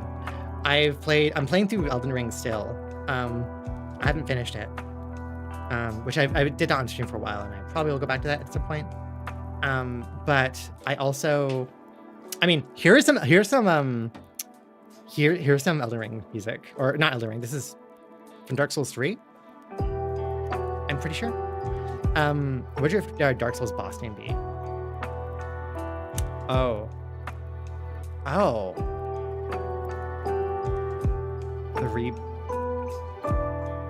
The Reborn Wolf Witch, maybe? I don't know. I don't know. I have to think about that. But yeah, I like them all. I like all the Soulsborne games. Big fan. I played through. I haven't played through Demon Souls, but I played through all the other ones. And also, let me like wrap up before we move to actual questions finally, and say that like, we're a system. We're plural. I don't end up sharing about it too explicitly too often, just because we're shy. A, because we're shy, and B, because I don't really have much to say. It's kind of our experiences, and we're trying to figure it out. But yeah, that's also why you might notice that we say we a lot, kind of like go back and forth. But otherwise, it's not. It's yeah. feel like a mental space in which there is a group of parts which make me also sectarian and sometimes intruders when they have DPDR. So oblivious to myself when giving me separate names. Yeah, it's all really interesting. And like, what I find really funny too is that there's a therapy that's kind of effectively plural light for everybody, called intersystem family therapy, and it which is essentially it's a therapeutic system that introduces a system framework for you to consider yourself internally and to then treat yourself internally. That like quite literally is organize or think about the organization of yourself as multiple parts in a system that are working together, and then allow it through that, giving you like a more direct like, oh, you can like talk to that part who's maybe struggling to do this, because even if you aren't struggling right now with what you're doing, that part might be and might need some comfort or some like reassurance or some conversation, what have you. Internal family systems, yeah, it's interesting. I think it ends up not being a great therapeutic system for already systems, because it kind of forces a framework on a system that already has a framework that works for them effectively, right? But yeah. What about Wolfwin, Elder of Thunder? Is my element thunder? I actually don't know what element I am, or what I would be. Okay. Do you want to see some questions? Do you want to finally look at some of these questions I have for us? I have like a big folder of screenshots from the couple times I asked if people wanted to ask questions. So let me just get my thing over here, and I'm gonna put this like here-ish. Is that, I guess that's the first question. I guess we're just starting with the system question. Well, okay, all right, cool. Fantastic. I have questions from like 3 different places. YouTube, two different YouTube channel like things. One is it was a post that we did in January. The other one was a video, and also Discord. Oh wait, I also have that actually. Wait, maybe I'll stick with that. Yeah, there we go. Cool. Oh, your Wi-Fi cut out. Oh no. Oh no. Well, hopefully the VOD. Well, actually, with YouTube streaming, the one nice thing is that like you can you'll be able to see the stream still, right? Like it'll still happen. Also, why isn't the alerts popping up? Weird. That's fine. My element heart? I don't know. I have to think about that. I feel like I wouldn't be able to choose one element. I feel like I would have a interchangeable element. I don't know. All right.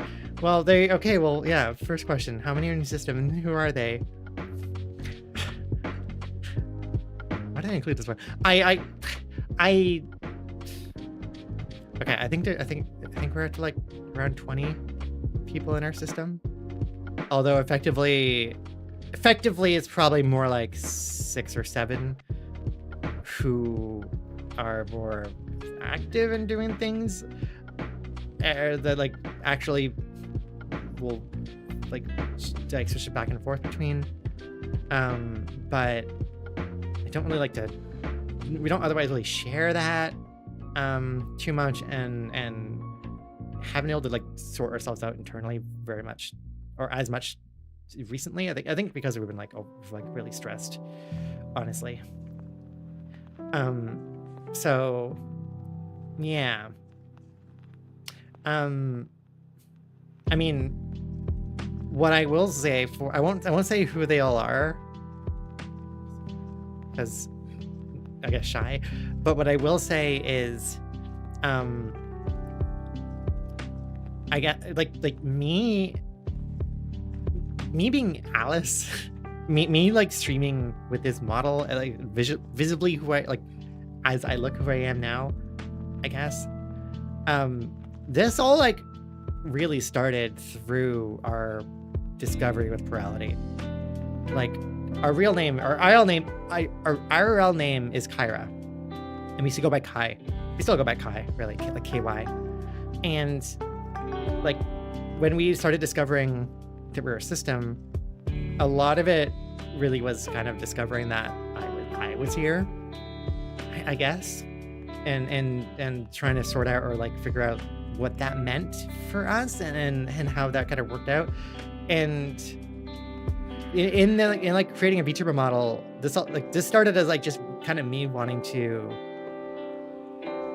figure out how I kind of might look different than how we look IRL.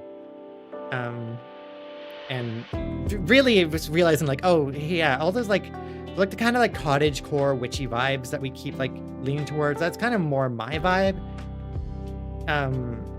And you know, just sort of had this idea of like what I look like, and then I asked an artist to like help me draw some character art of, and then I made a VTuber model. I was like, oh yeah, maybe I'll just stream, and then I'll be like a way I can see myself. And here we are. Yeah, so you can call me Kai. Yeah, Kai, Kyra. Those were two. That's me. We go by a bunch of different names. You can, like Luna works because Lunazera, or just LZ. Alice, Kai, Kyra. Which like Kyra and Alice are literally both part of our legal name. So yeah. Small pause. All right, let's see how this how the slideshow works. It kind of works. A little laggy, but that's okay. What's my favorite animal? Also wait, let me unpin this message. Yeah. It's wolf. I have to say it's wolf. It's not like with dragon a close second, but it's got to be cat. I mean, that makes sense. Your cat named Seahorse, obviously. Yeah, let me guess. Wolf. Yeah. I know it's basic. Different guy, think of being talked to.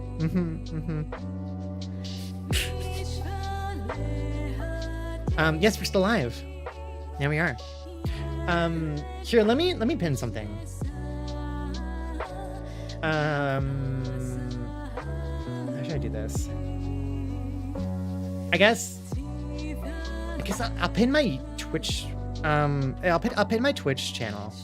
So like if you want to like come by streams and like get to like have this kind of vibe and chat and stuff more regularly, Twitch is where to go. Twitch channel stream here. I'll just like I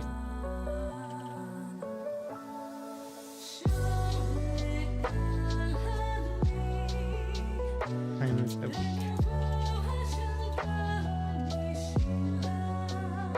Here, I'll do that, and then wait, I can't. Okay, there we go. I'll pin that. So there you go. So usually at least 2 times a week we stream on Twitch. Yeah, this is a really pretty song. Yeah. This is the first time I feel like my plural identity is being seen. Thank you so much. I don't know why, but I'm really emotional right now. Aw, Coco. Aw. I think that's representation and like kind of more explicit inclusion can be really powerful, you know? And that's exactly why. It's like for me, even going back to like what I was saying about the thing that taught me, or like that helped me start to question being trans, which was really just a book that was about a trans girl in high school that really like normalized the concept for me and like introduced it in a comfortable way. That kind of exposure like was really, really impactful, and that meant it did a huge amount for me. Like representation is important.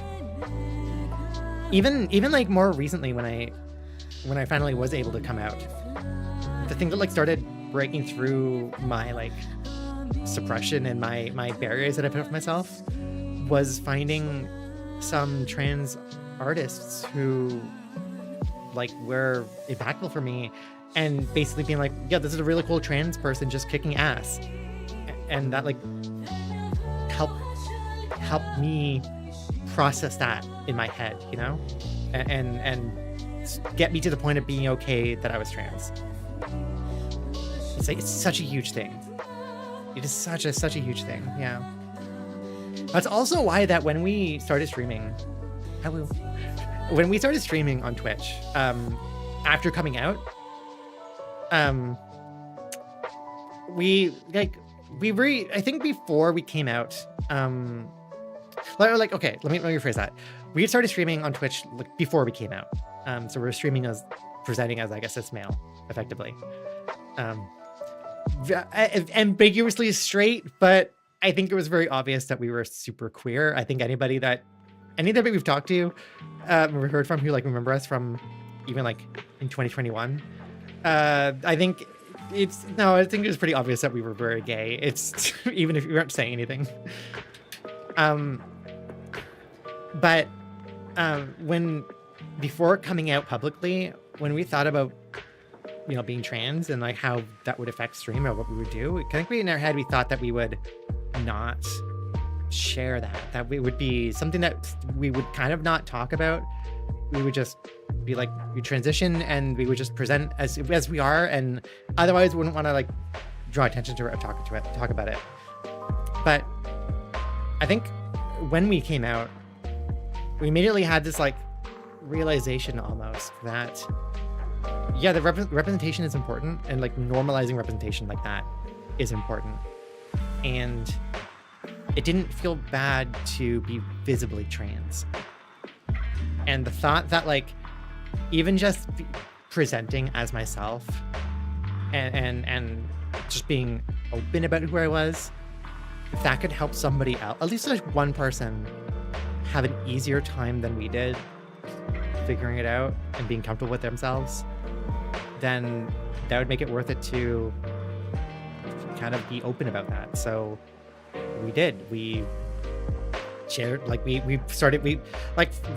we came out, we put that we were trans like right there, front and center in all the stuff we did, try to own it.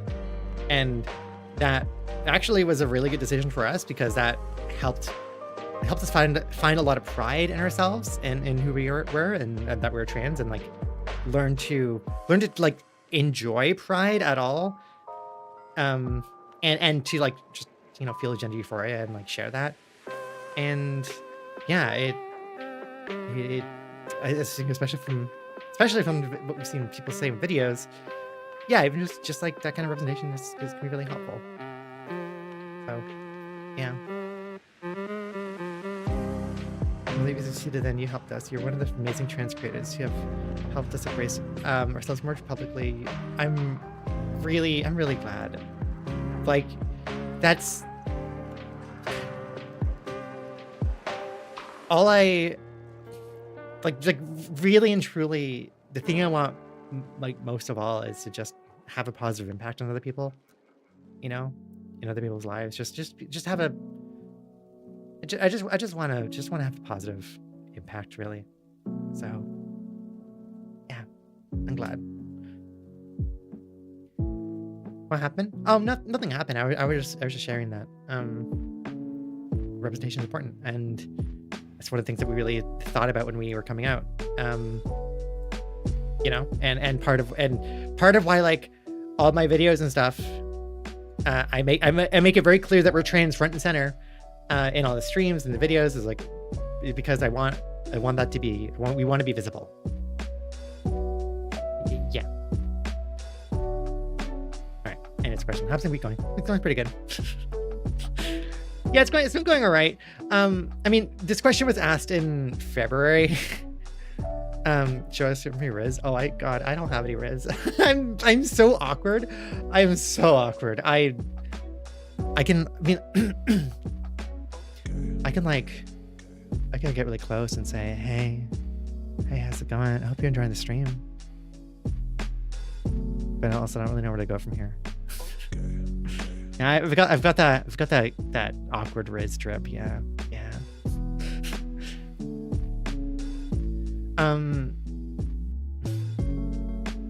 Sometimes I wonder if the trans comic artist space is developed enough that I have nothing to add, but like representation is important. Blade Tiger, there's always space for more representation. There's like I'm making YouTube videos in this year of 2024, like a decade after I had the thought that YouTube was oversaturated and I would never like get anywhere with YouTube because there was no point because there was so many people making videos. How could there's always space. There's always space. Yeah. Because Blade Tiger, and this goes for anybody who's interested in making like content in any space, whether it's like Twitch or streaming or like art, comics, whatever. Like, even if somebody's doing something that's similar to what you're doing, they're still not you who's doing it. Like even if it's similar, that's fine. You don't like everybody iterates. Iteration is and everybody iterates and everybody is inspired by each other. That's not, you do not need to be like wholly original in like concept and ideas because that will never happen. What you will be able to do is to share your own experiences and share your own perspectives through what you do. And that's something that's what you're offering and that's what you're doing. You can do something that somebody else is doing in your own way. And there might be somebody out there who will find what you do and your like flavor, that representation more like resonates with them more than it does than other people. Hi Rin. Hi Aaron. How's it going? Like the same thing as everyone else. It's all about sharing our own stories. Exactly. Speaking of trans artist creators. Hi.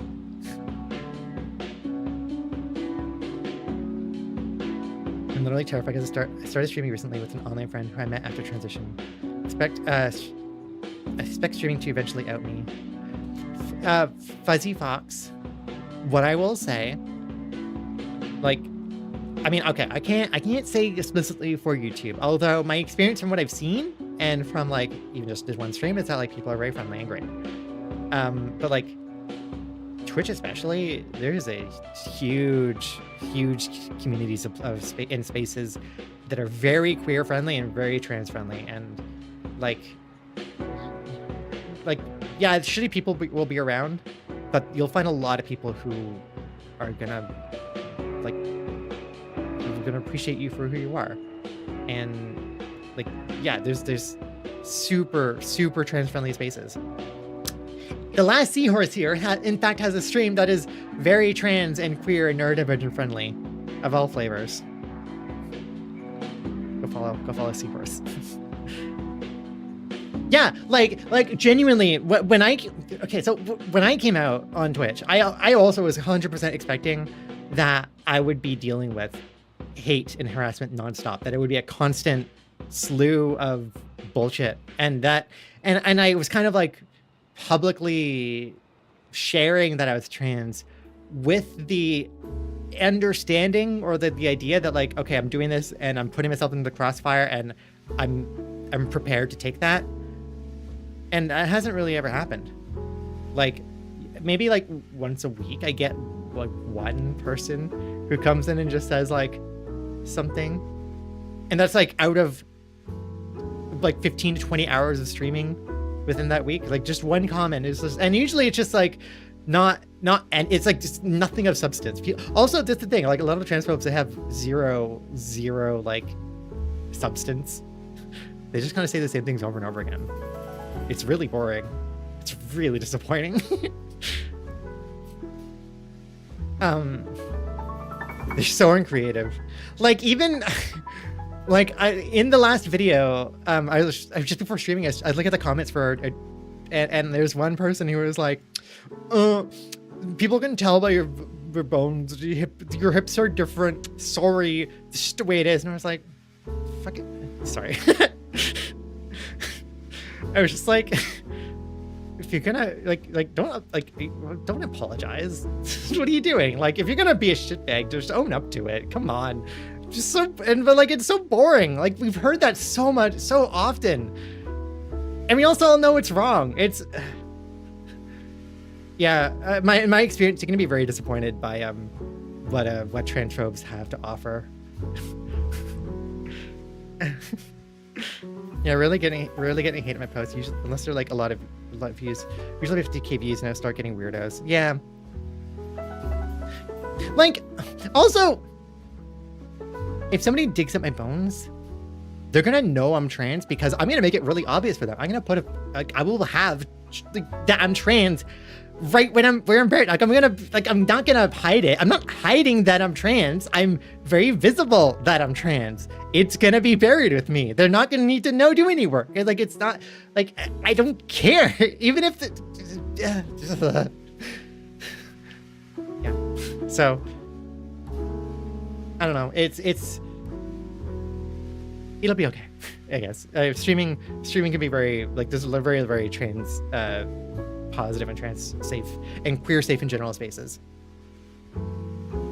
Yeah, I'm gonna get them trans engraved in my pelvic bones. I want them to know that I'm trans. I want them to dig up my bones and be like, oh, this is a trans girl. Digs up bones. Oh my god, Sans? Oh my god, is that Sans Undertale? Do I also right, the question, I have so many of these, I need to go through these faster. This question was asked in February. This is right before my defense. So I think like I was probably really stressed out when this question was asked. I was like really nervous for my like PhD defense. Now I'm doing okay. Actually, this week, now that I got the video out, I feel so much better. Like, actually, I feel like a little bit I can relax for the first time. Also, cremation is an option. I probably will get cremated, honestly. But like, also, who cares?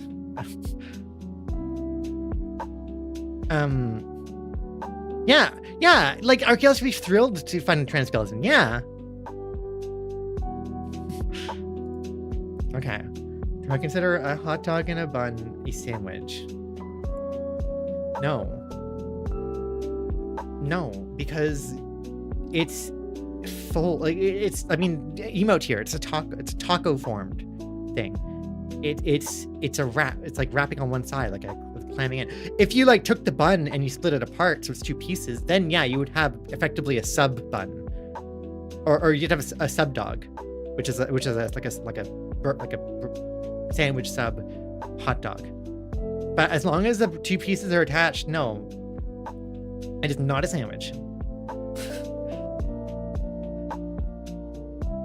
Would chipper at Disney? Oh gosh. I know what to do with our body. Probably gonna donate the parts like we donated. Actually, that's actually more what I'm gonna do. I'm gonna want to donate my body for science. Yeah. Hi, Fox. I'm doing pretty good. I am doing pretty good. Do you prefer mustard or mayo on your pizza?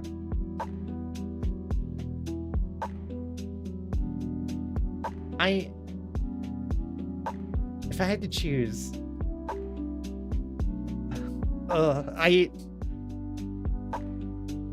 both of these are bad.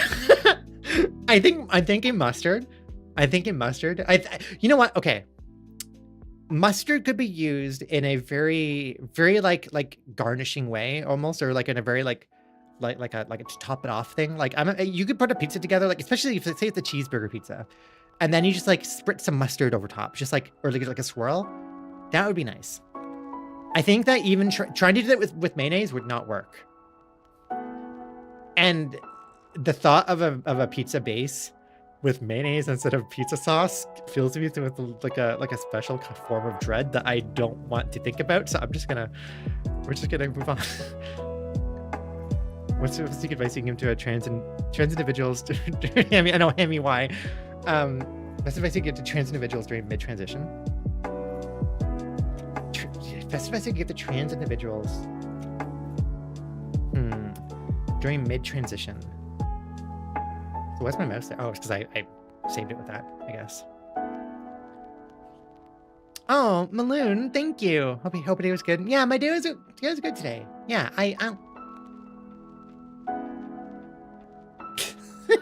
Wow, I'm gone.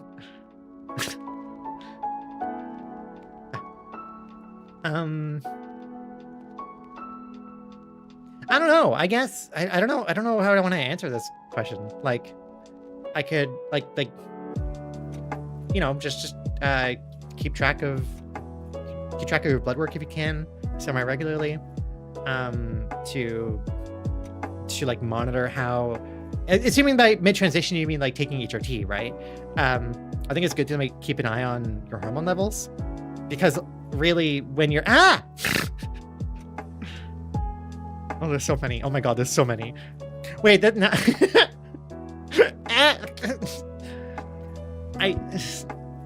so like keeping track of your hormone levels is important. Because like how your HRT is going to go, like how much you're going to be taking of like your estrogen dosage, your estradiol dosage, and your whether you're taking Spironolactone, whatever. I mean, you want to titrate that based on how it's actually going for you. So just keep an eye on things. Usually good advice. And enjoy the ride. You're now getting a chance. If you're mid-transition, you're getting a chance to like live for yourself and take actionable steps to being comfortable with your body and yourself. So like, yeah. What about the plant-based? No, plant-based meat carrots on pizza. Sky, would that not just? Sky, at that point, wouldn't not just be pepperoni? Like if you had plant-based meat carrots, and then you like chopped it up into slices to put onto a pizza, that would effectively just be pepperoni, right? It's back. There it is. Wait, what's back? Oh, let me know. Does the stream like cut out or anything? I don't think that dropped any frames, but I hope that like the performance and stuff has been okay. Thank you for helping us through the tough parts of transition. Oh, you're welcome. I'm glad that these like videos and these spaces and stuff can be helpful. Stream has been smooth. Cool. Good. Okay, I'm glad. Can I stop playing some refreshing music? Yeah, I could just switch to vibe. What vibe do you want? Can I just play like the Final Fantasy lo-fi beats? Or yeah, I'll do this one. I'll just do Chocobo and Shell. It's one of my favorite ones, or a favorite. I bought this one on vinyl actually. Also because the artist for this album art is well, I haven't talked to her in a long time, but somebody I used to really like on Twitch, and it was like at least acquaintance with Liz Clayton Fuller, I believe her name is. She does like scientifically accurate kind of like depictions of birds. She paints on stream. She paints birds on stream. Yeah. Also, I'm being I still sat here confused on what plant-based meat carrot is supposed to be. Thank you. All right. So the meat carrot is something that Arby's did a couple of years ago, in like retaliation to like Beyond Meat and like people doing like vegan meats and things. They were like, oh well, if people are going to be taking meat and making it plant-based, we're going to take plants and make it meat-based.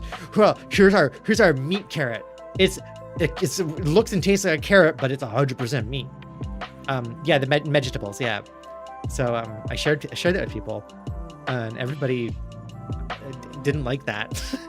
And it keeps coming up. And then we talked about the concept of, okay, but what if we took that but then made it plant-based again? So it's the Arby's vegetable meat carrot, but what if it was also actually plant-based? So it'd be a completely synthetic carrot, I guess. That's what the plant-based meat carrot. Yeah, it's just dumb. It's just a silly.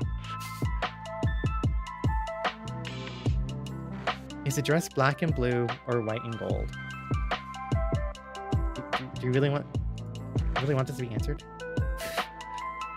I mean, the dress is, it depends on your, it pretends on your prior expectations for lighting conditions is the actual accurate answer of this question.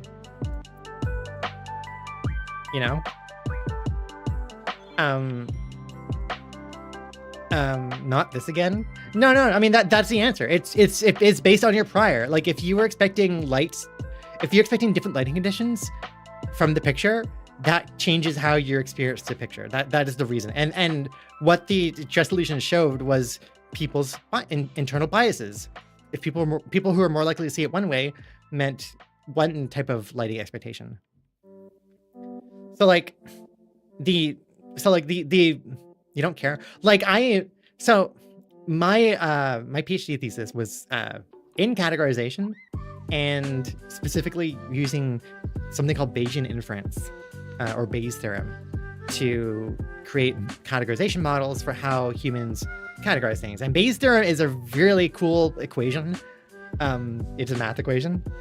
And yes, I just said it's a very cool math equation, very cool. But like this thing is like really powerful and really simple.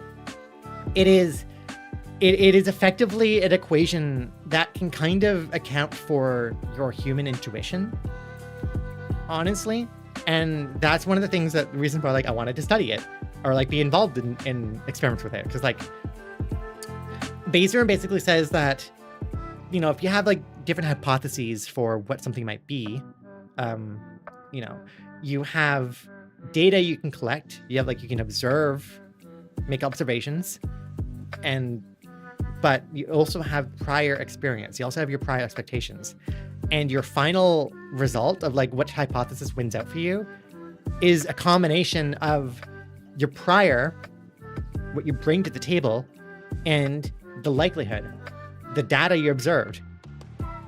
So for the dress, the data everybody's seeing is the same. It's the same picture, right? But if you have different priors, and that prior is really your expectation for lighting conditions, that leads to a different hypothesis winning out. Like if there's basically there's two hypotheses being like, you know, is it the dress being black and blue or the dress being white and gold? So two hypothesis problem.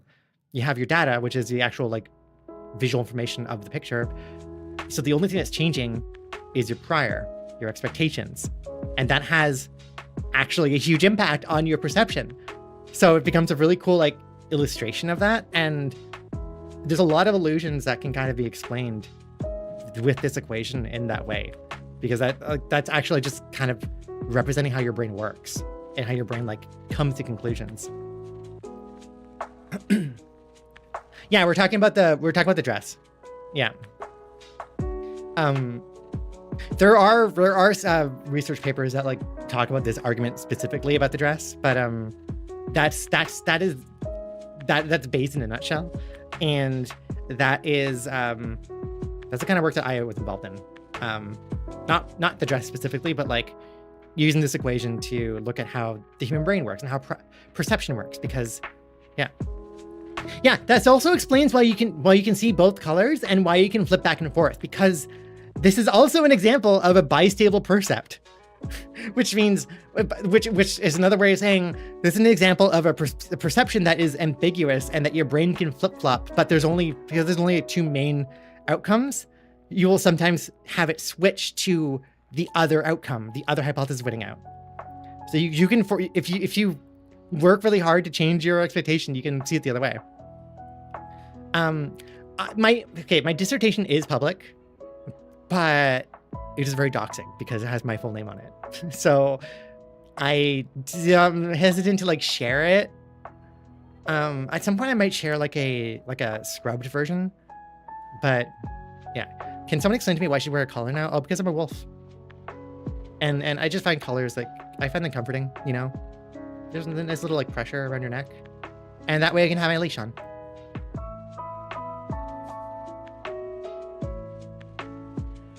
Yeah. Another example of what a bistable percept is, by the way, is, you know, the cube illusion? Like, you know, if you draw like if you draw a see-through cube, which is just like two squares and you connect the lines and stuff, and if you look at it and you ask like, okay, is a cube facing inward or coming outwards? I mean, and you can kind of like see it go both ways, right? That is an example of a bistable percept, because both perceptions are equally valid, but your brain has to make a decision for what it perceives. So it picks one randomly in this case, unless you have like a strong expectation for one way or the other way. But because it's right on the edge, it will flip back and forth. So like, yeah, exactly, Tony, that illusion. If you look at that cube, you'll see it flip back and forth. And the reason flipping back and forth is because both hypotheses are winning out, and your brain is just kind of randomly picking one, and it just goes back and forth. Yeah. So there you go. Your brain is shattered. This is why I studied psychology and neuroscience, because like my brain got shattered, and I was like, I need to understand this. I never collar choker. People look at me weird, so I stopped wearing. I mean, I don't wear my actual collar outside. I usually wear just like small chokers outside, but. Question from fellow witch: have you ever been barked at? For context, I'm goth and kind of disappointed that nobody has ever barked at me. Nobody's barked at me IRL. I'm also not a good barker. Like, I have very soft. I don't have a good, like, I'm not a loud person. My barks are very like huff. Give me a little better than that usually, but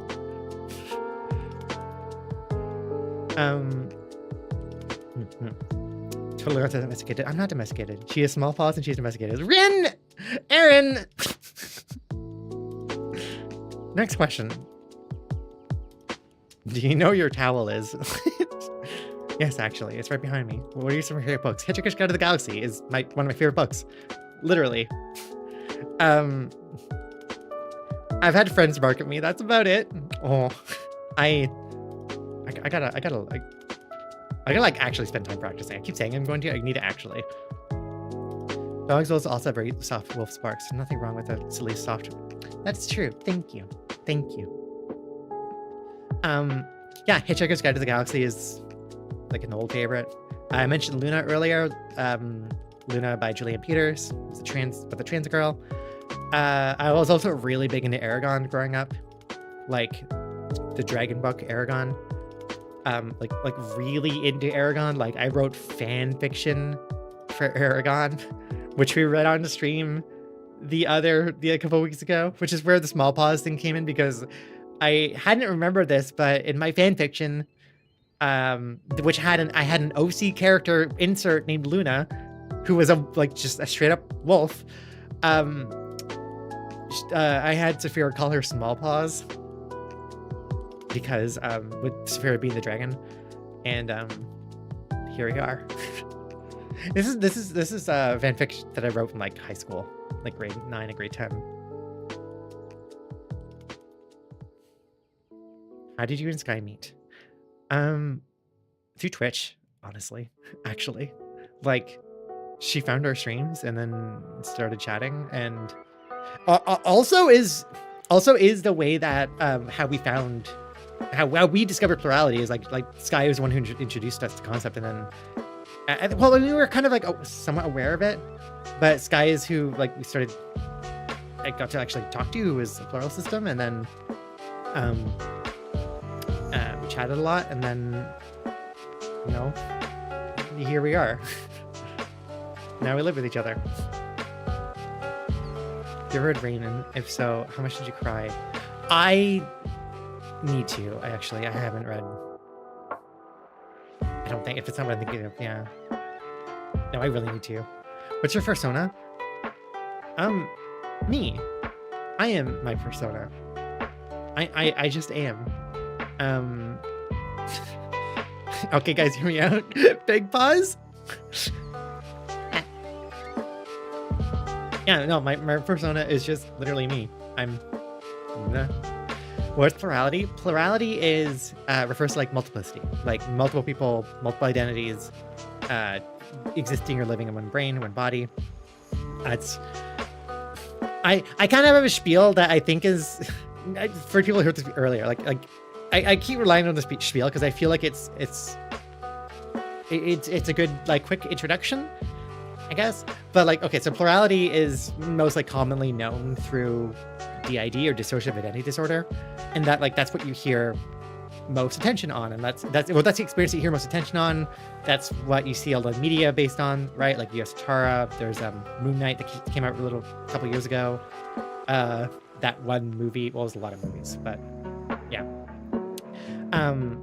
And like the thing with DID is that it is a narrow. First of all, that it's not the only diagnosis. There's a couple other diagnoses, but also those are diagnoses. Those are narrow categories. Plurality is a more inclusive umbrella term that can include those experiences, but also include experiences that aren't, that are like non-pathological or that otherwise don't fit as a diagnosis. You know, because not everybody even wants to get a diagnosis, because they may not have any problem that they needs a diagnosis.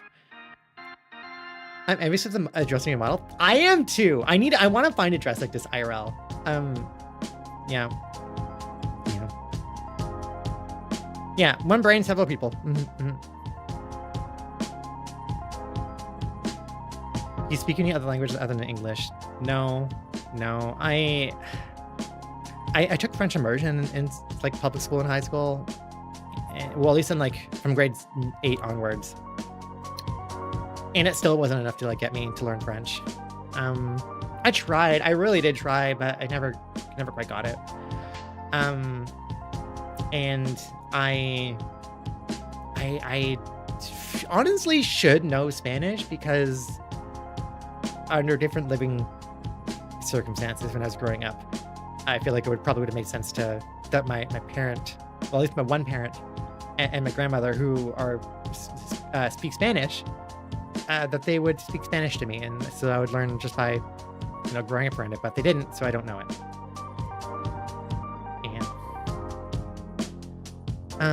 Bionicle? I love Bionicle. I have so much Bionicle from when I was a kid. I have like a shit ton of Bionicle. I stopped after the Metro Nui season, but everything before then, I have a lot of. Also, yeah, Thornbriar, yeah. Plurality can also include tulpas, which a religious experience of identifying parts of your mind as if there's different people. Tulpas have like, or tulpamency has like a lot of different angles to that. Actually, I don't know. I don't quite know everything about tulpamency or like tulpas, but it effectively is another form of plurality, and especially non-pathological plurality. Comes falling into the roof. Who mentioned Bionicle? Oh, me. Can you guess who my favorite Toa was? Can you guess? I'll give you a hint. I was a girl. So I might have been a little fond of the girl character, the one girl in in Bionicle, whose name was Gali. She was from the Water Tribe. Also, probably an early sign that, like, yeah, my favorite Toa was a girl. Like, huh? Why is that? Why would that be the case? Weird. Also, yes, please, for moderation purposes, and also because I don't understand, unfortunately, please keep chatting in English. What a tribe. This isn't an Avatar. Don't worry. The Fire Nation never attacks in Bionicle.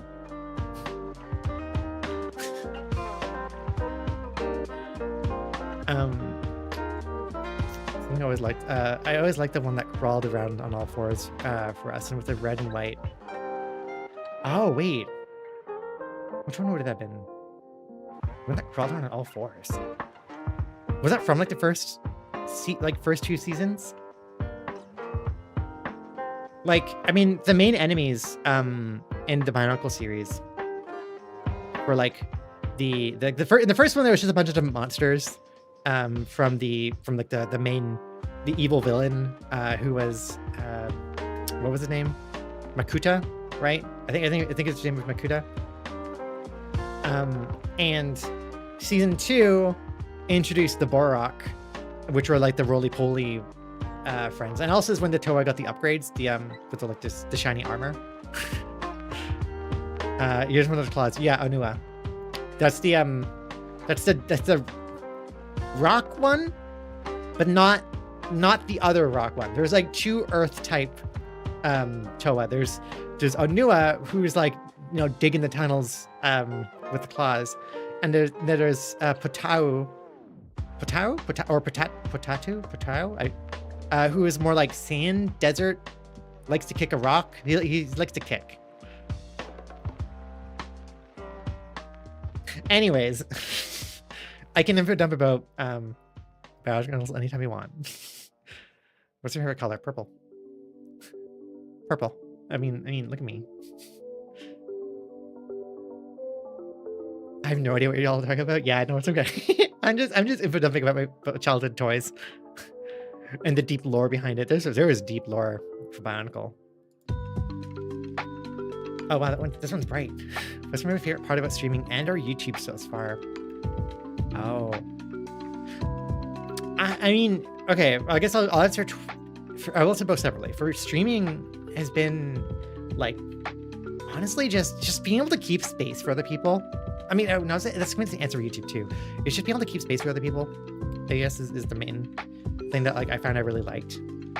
I like holding conversations and like chatting about stuff, and it's cool to have a space to start to share my experiences, because I was always a very reserved person growing up, and so like I think streaming, even outside of everything else, like it really helped me learn how to talk and learn how to express myself in a safe way.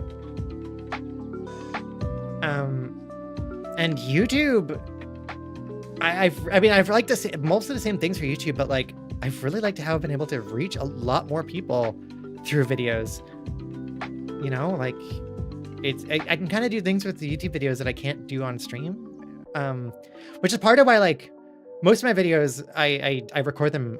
I don't record them on stream, and I think sometimes I will. Like in the latest video, I included a section that was recorded from stream.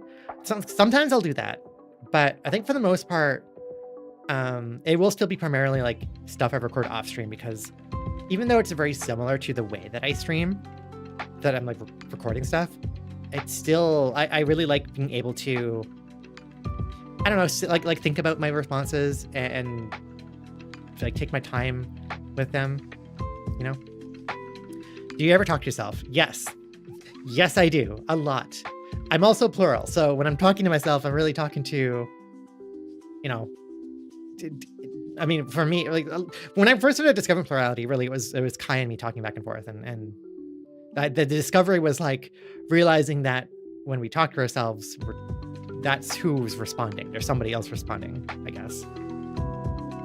You're very knowledgeable and informative wolf girl. I like to try. I also like to just share things like information that other people can, I don't know, learn stuff. Yeah. Also, good night. Good night, Toxic. I'll go to bed now. So happy to have discovered you amongst the other now subscribed to trans creators. You're welcome. I'm glad that you like this. I'm glad you like this. Like I honestly, I wasn't sure how the YouTube stream was gonna go, but like, it's nice that people like the vibe. Yeah. Wait, what? That's what? Wait, what? Are all your eternal people the same gender? Actually, yeah, for the most part. I think it's varying levels of like expressing femininity. So really goes from like approaching more like maybe non-binary to being very she, her, femme. Yeah. Oh yeah, so okay, yeah. Like talking to yourself is not like abnormal in any way. Like people do it who aren't plural or aren't systems for sure. What I meant more was like my part of our discovery of plurality was kind of realizing like that the like an explanation of plurality worked for us in how we understood our internal like dialogue, and having an understanding led to a lot better like internal communication and understanding, so yeah, no, a lot of people talk to themselves. It's not necessarily a plural thing by any means. It feels like a typical stream, which is nice. Just less fishing and other redeems. Yeah, there's just less redeems here. Yeah, that's all. That's a good, like, hey, for programming, there's a like technique or a known thing called rubber ducking, which is literally to keep a rubber duck, or something that doesn't have to be a rubber duck, but like the idea is you have a rubber duck on your desk, and if you're trying to work through a problem in programming, you explain the problem to the rubber duck on your desk, so you talk it out, because usually the act of verbalizing like requires you to understand and think about and process things in a way that if you're just like thinking about it, you can very easily not go through the processing. So it really helps like orient and organize your thoughts. Yeah, you tell the duck your code, and that helps you, which is effectively like when you're studying. Thank you. When you're in university or like in school in general, when you're studying with others is a really good way to, or at least I found a really good way to study, because like if you can explain something to somebody else, to be able to do that requires a good level of understanding. If you struggle to explain something to somebody else, that immediately reveals that like, hey, that's something you need to work on, or like maybe you need to like think it like go back to that concept, see if you can like figure out what was tripping you up there, because it could be there's a kind of trap that people fall into very easily. Thank you for this line. There's a trap that people fall into really easily with familiarity, where like say you're studying for an exam, say it's like a physics exam. I don't know why I chose physics. Maybe it's just because of my past physics trauma. I really couldn't say. But say you're studying for a physics exam, and you're looking at your notes, you're looking at whatever you made, and you're seeing the stuff that you've written before and you've read over before, right? And it can be very easy to think that you understand and know what's on the page because it looks familiar. And you get this kind of experience of like, you look at the page and your brain goes, oh yeah, you know this. Yeah, it's familiar. You understand, you know this, but you don't actually know it in like the depth that you might need for your exam. If you are tested on it, either by like needing to produce that information yourself or to explain it to somebody else, that usually reveals, like the parts that need to be worked on. And also you can maybe like figure out the parts that you're struggling with in that moment as you go through that. It helps you organize your thoughts like that. Yeah.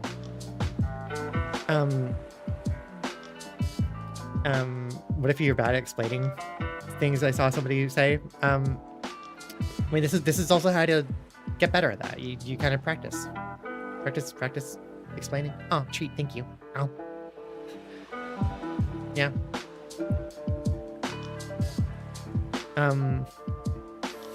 Krim has a hidden urinate. Oh yeah, Krim here is I'm not Slam on YouTube. Slamilton, you will always be Slamilton to me. You can't change your name and think you get away from that.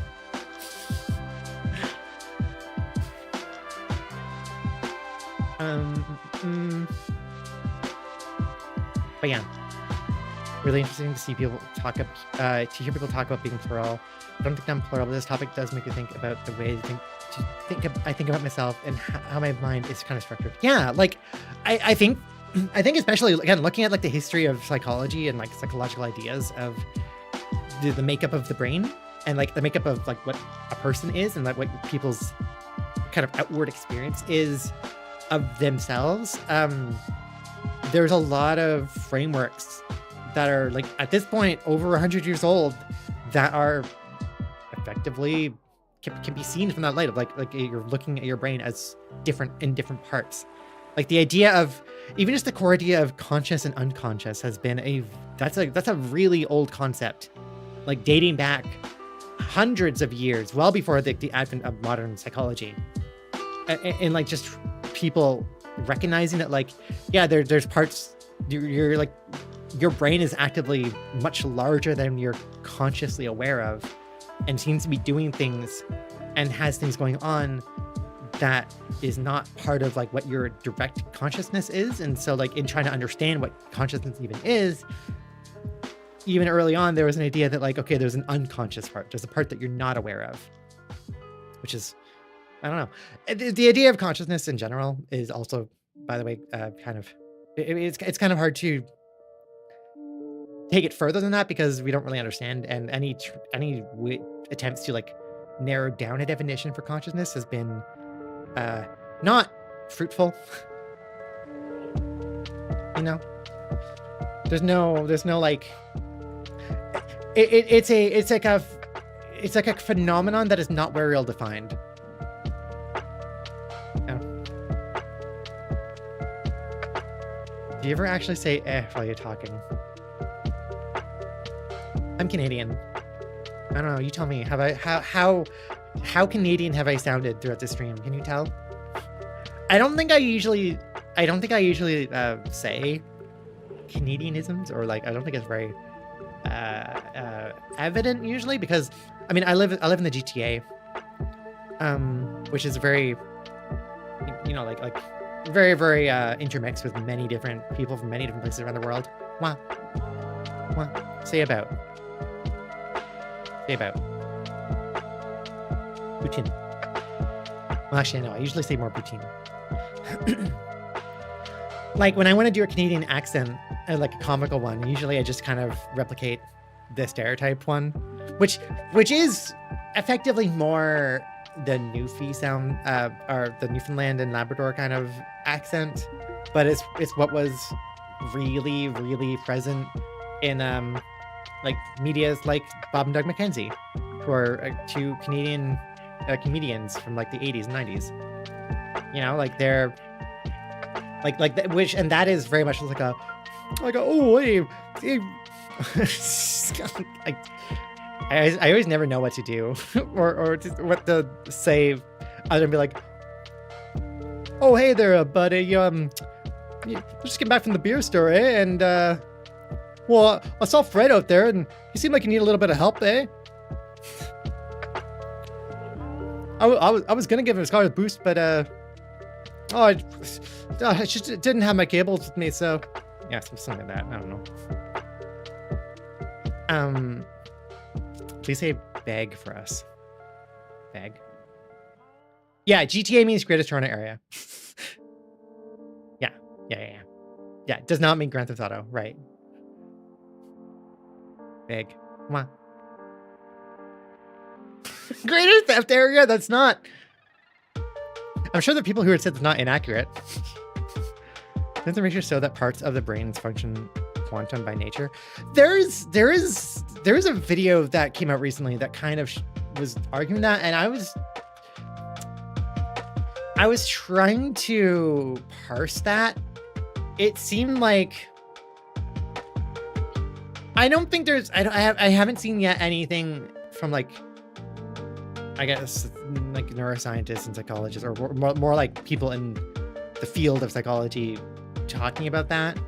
I mean, maybe I need to look, but like the stuff that I saw was more coming from physics and really saying like, oh, this is how that can be applied to the brain.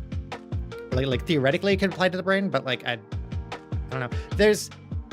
There is a lot of, I guess what level of quantum do you mean there? Because like quantum can mean a couple of different things. I imagine you're like when somebody says quantum, they're probably referring to some sort of like particle entanglement.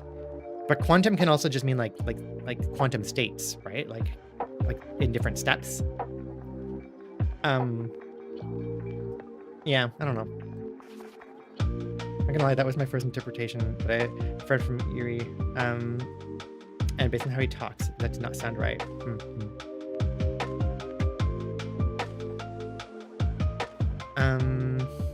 Press looking up Otherkin. Oh yeah, Otherkin? I mean, Otherkin and wait, what was the question about? It's so hard to like trace back messages on YouTube chat as well. That's the other thing I'm finding. Like I see somebody mention something and I'm like, oh, I want to see what that was about so I can have the context. But like, I can't like spot people's usernames in chat if I scroll back. It's a story. Okay.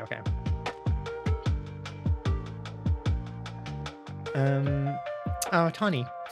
Tree falls in a forest and nobody's around to hear it. Where are they? I don't know. Where were they? Why weren't they there? Why did nobody stick around for the tree falling? How did my thesis defense go? It went actually like really well. Oh wait, ASF type many long messages only to have them vanish. Wait, really?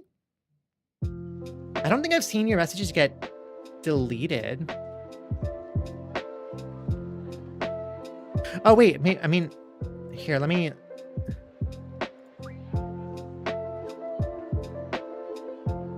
I mean, I think all your messages come through.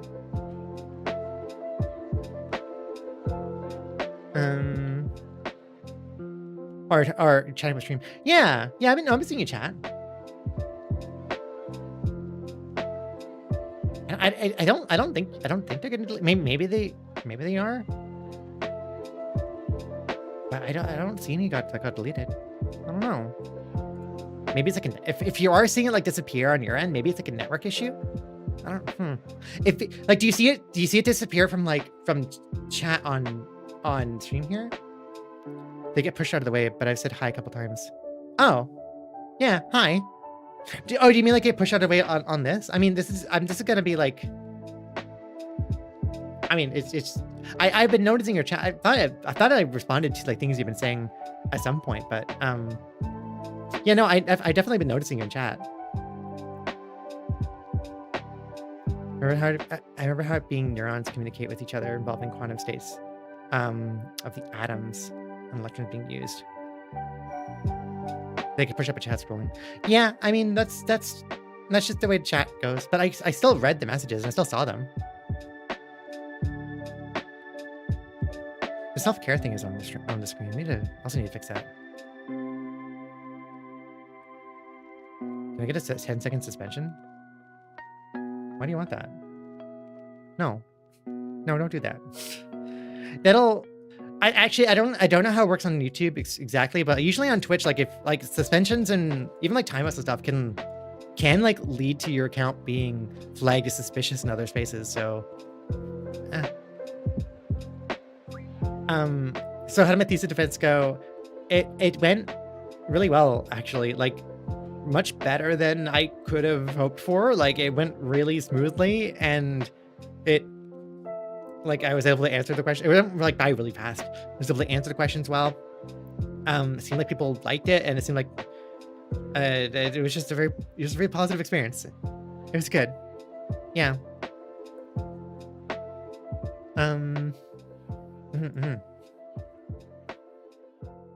It really, I mean, different universities might have different vibes, I guess, but I think in general, you don't really want the thesis defense shouldn't be like actually an attack that you're defending. Like the people during a thesis defense, like it really should be that the people there that are administering the defense are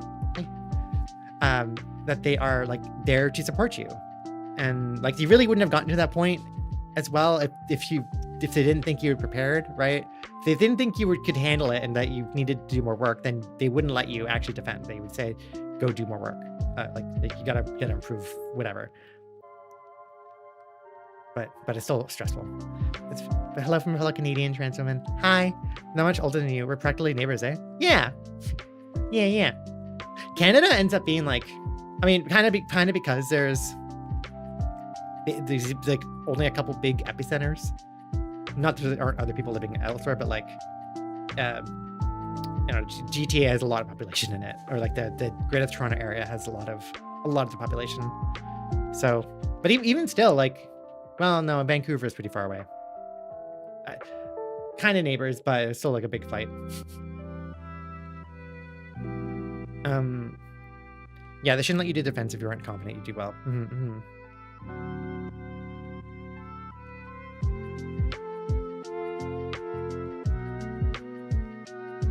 Having some stress as of late, but I'm gonna continue to watch stream and see if I can deal with the problem later.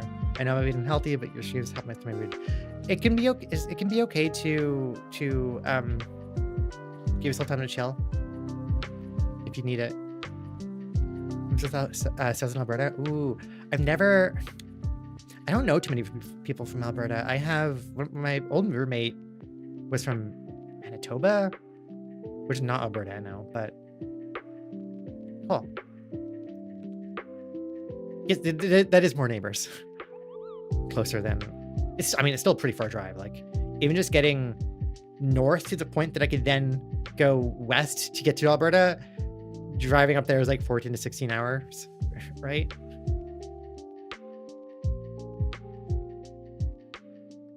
And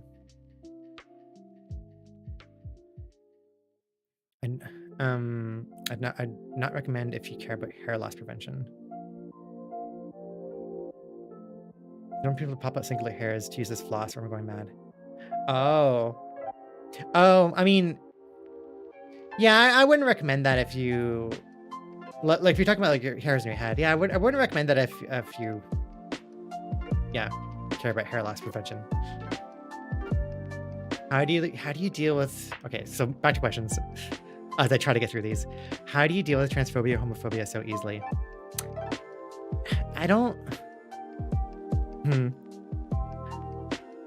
know if I would say I deal with it easily.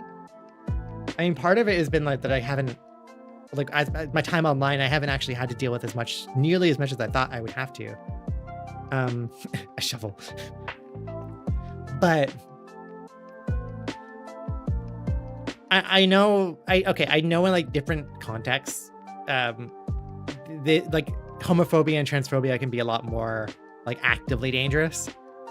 But in a lot of contexts, it's kind of just like it kind of doesn't matter. And I think one of the things, at least, that I felt more like able to take that kind of stuff on, like, take that kind of stuff on when I was when I first came out and started streaming, like presenting as a trans girl, right? Like, so there are gonna be people who don't like you. There are gonna be people who don't like appreciate your vibe or don't like who you are for whatever reason. You can't like win everybody over, and that's okay, because there will be people who you do vibe with and who you do make friends with, and like, if somebody is being shitty, if somebody's shitty to you and like homophobic, do you really care about their opinion of you? Probably not. I don't. Hi, Kat, how's it going?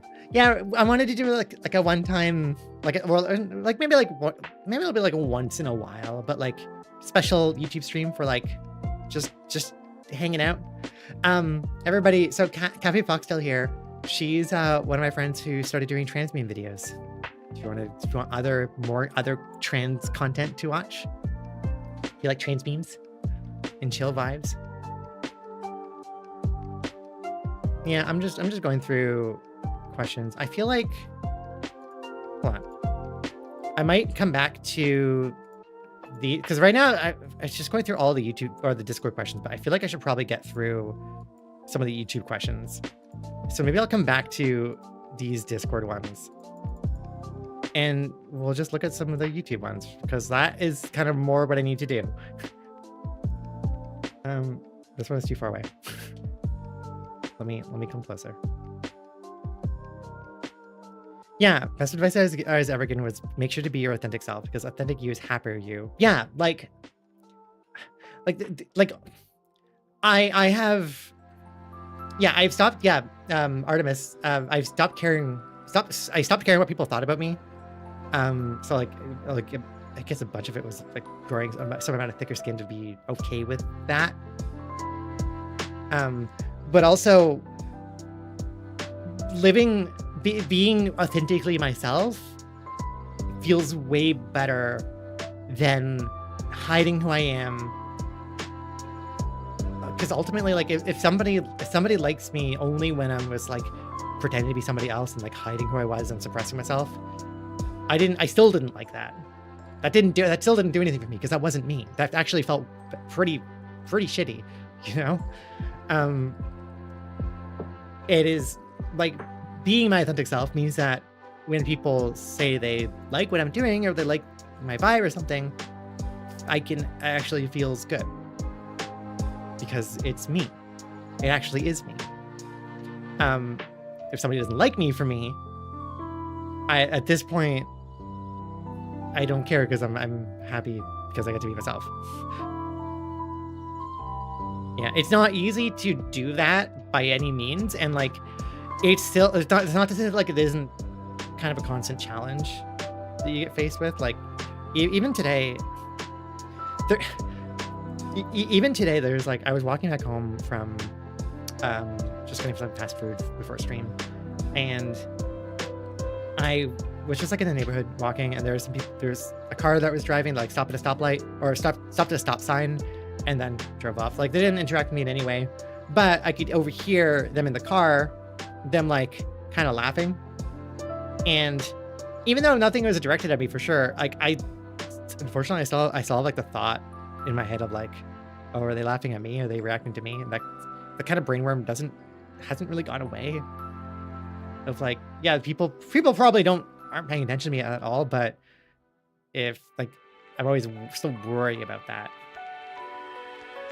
And I kind of have to just be like, if they are, it doesn't matter, you know. But it still wears on you a bit. I think it's gotten better over time, but yeah. Okay, congratulations on the milestone, Ron. Thank you. Do you play TTRPGs? I do play D&D actually, and I think somebody asked us like way earlier. But I don't get a lot of chance to play Dungeons & Dragons that much anymore. Also, because like, I usually don't have a lot of time requirement, or I don't have a lot of time to just spare for that. But I like playing. Well, my last character actually was a Twilight cleric. He was very cool. Who was also like kind of a precursor to me, or like my character's name was Alexis. That was kind of like a cool spin on Alice. She was cool. She was effectively just a write-in for myself. D&D stream? I did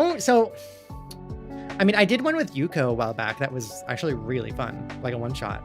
I don't know if I would ever do a full D&D stream myself, because like it's a lot to run, you know. I have been involved in tabletop RPG streams in general. Like a couple of years ago, there was a group on Twitch called Adventure Time. No, sorry, not Adventure Time. The Adventure Tavern, I think it was called. And they had a couple different shows going on, and I was on one that was really cool. It was like a kind of fantasy synthwave, like think like 80s heist movie vibe. That I really loved that. I think those VODs are still somewhere, I hope. But yeah, I wouldn't, in the future, I wouldn't mind being a part of one-shots or like small, like contained things, but a long-term thing, probably not. And also, like even the one-shot idea, like I need more time.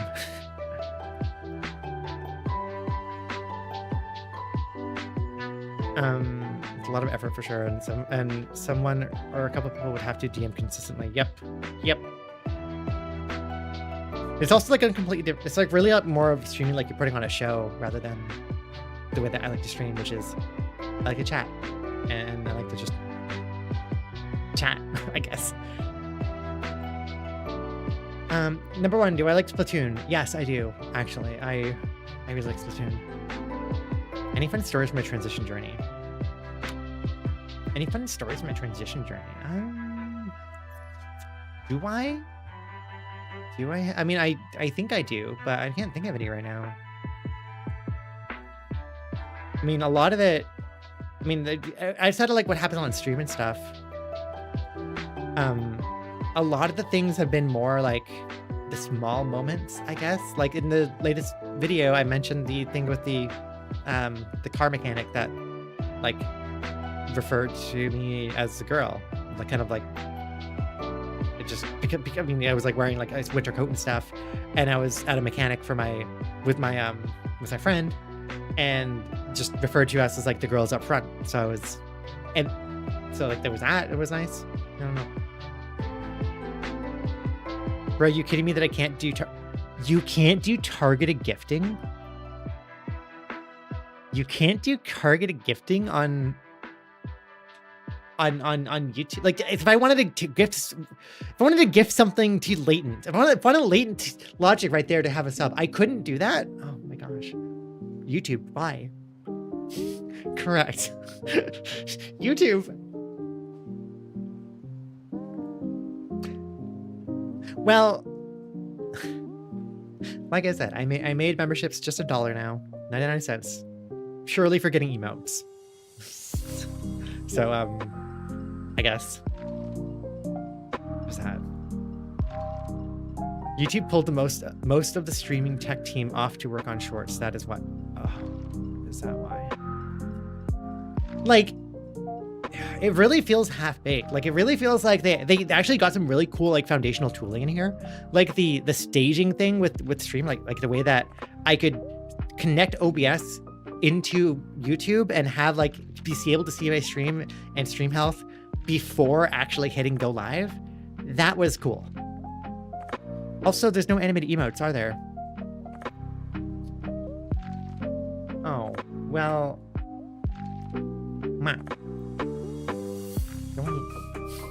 But yeah, that was cool.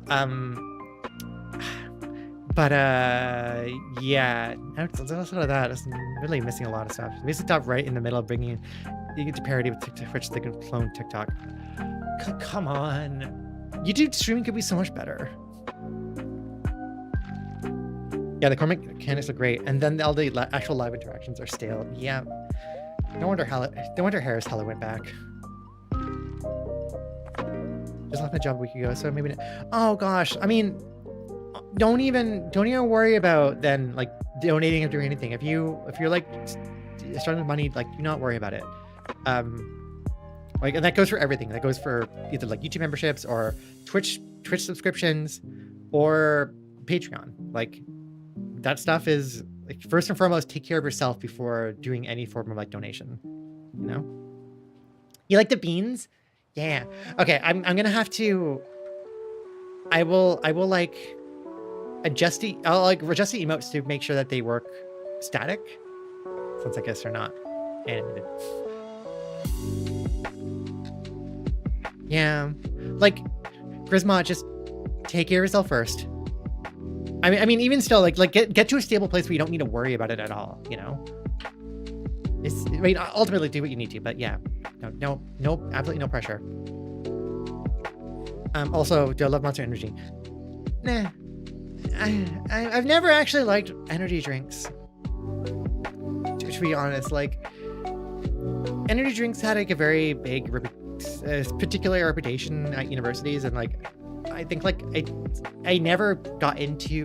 I drank coffee, really is what it was, and like anytime I drank energy drinks, it was just like way too much sugar, and it didn't make me feel good. It like actually used to give me headaches most of the time. They're also just generally bad for you. Yeah, so like I was kind of okay just drinking coffee, which is also not amazing for you, but yeah, I don't know. It just never did it for me. Also never like found them that tasty to begin with. So yeah. Now Rogue Energy, on the other hand, I started drinking a little bit, and that's been like okay to, like I haven't minded that. Ow.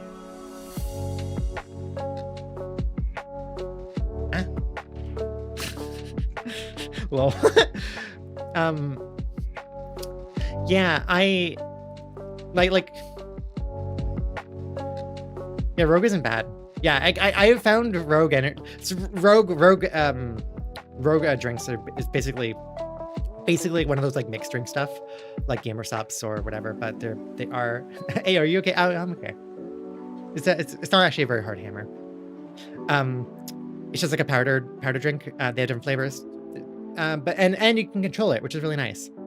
I experimented with that because the last Super here has a partnership thing, a sponsorship link. So I was like, you know what, I'm gonna try them out using their link, and Yeah, no, they're pretty good. It's just not, I can't like get it very often because, or maybe I won't get it anymore at all because shipping is really expensive. Not super accessible for people in Canada, I don't think. And like they even contacted me, and I keep going back and forth, like thinking about how I should respond because like I don't dislike the drinks. I just it's kind of inaccessible to me. Check again. I just ordered some and it was I got hit with customs on top of everything too. You know what? Maybe I'll mention this to the person who emailed me, and maybe I will. Maybe if the thing is a change, that might make decisions for me. Lame. I know. I got So I paid like actually like I paid as much in total in shipping as it did for the product. I think maybe even more in shipping. Yeah, I'm gonna respond. I responded before and said like, yeah, I'm gonna like I got emailed by the Rogue to ask if they want to do like a partnership or whatever, or a sponsorship. Have a whatever the program is. And I just wanted to like just wait and to try it out and to see how I felt about it and before going further. And like, yeah, I like it, but that's the main problem I had. But yeah, maybe I'll respond again. And now that I've tried a bunch, or like I tried a couple times, and give my response. Gonna find some dinner. Okay. See ya. Have a good dinner. I'm gonna need that sometime too, won't I? How do you get so silly? Am I that silly? You dance the deer dance. That's how you get that silly right there. Yeah, that's the answer. Yeah. Oh, you're welcome. Oh, I'm glad I got it right. Sweet. Yeah, bye. Do you have any? Small. This is kind of cute, but it's kind of hard to read. Do you have any advice for a younger trans person to high schooler who's trying to figure things out to wear and how to constant dysphoria? I mean, I feel like my answer is always the same, which is do what is affirming to you that you feel comfortable doing, that you can. You know, like it's like if all you can do is small steps comfortably, like, and that might just be like a t-shirt that's from the women's section rather than the men's section, or vice versa for FTM, you know, like just like that can, if you can do that comfortably and safely, then that might help you feel a little bit better, you know? Yeah. Person at 10K. Well, it's 20K now. The Swedish word, so don't blame people for not being able to, but it's always nice. So it's Grismot. Can't remember the first way I said it anymore. Question for the AMA is, what has been one of your favorite things about running a channel like this? Honestly, seeing people's comments. Grismot. Okay.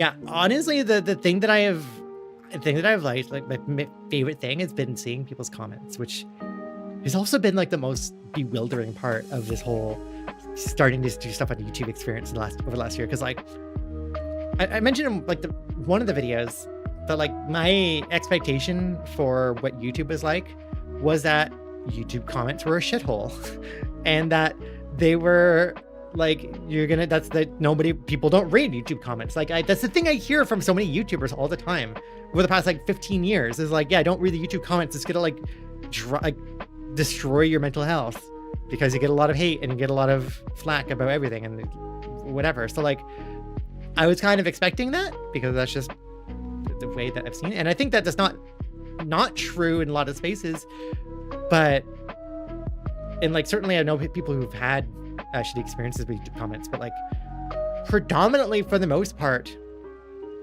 like the comments that we got on YouTube on our videos have been all really positive.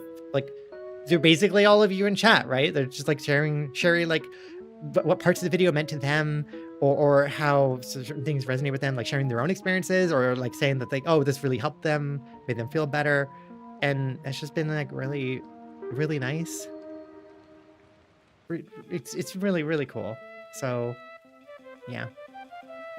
Hi, Goober.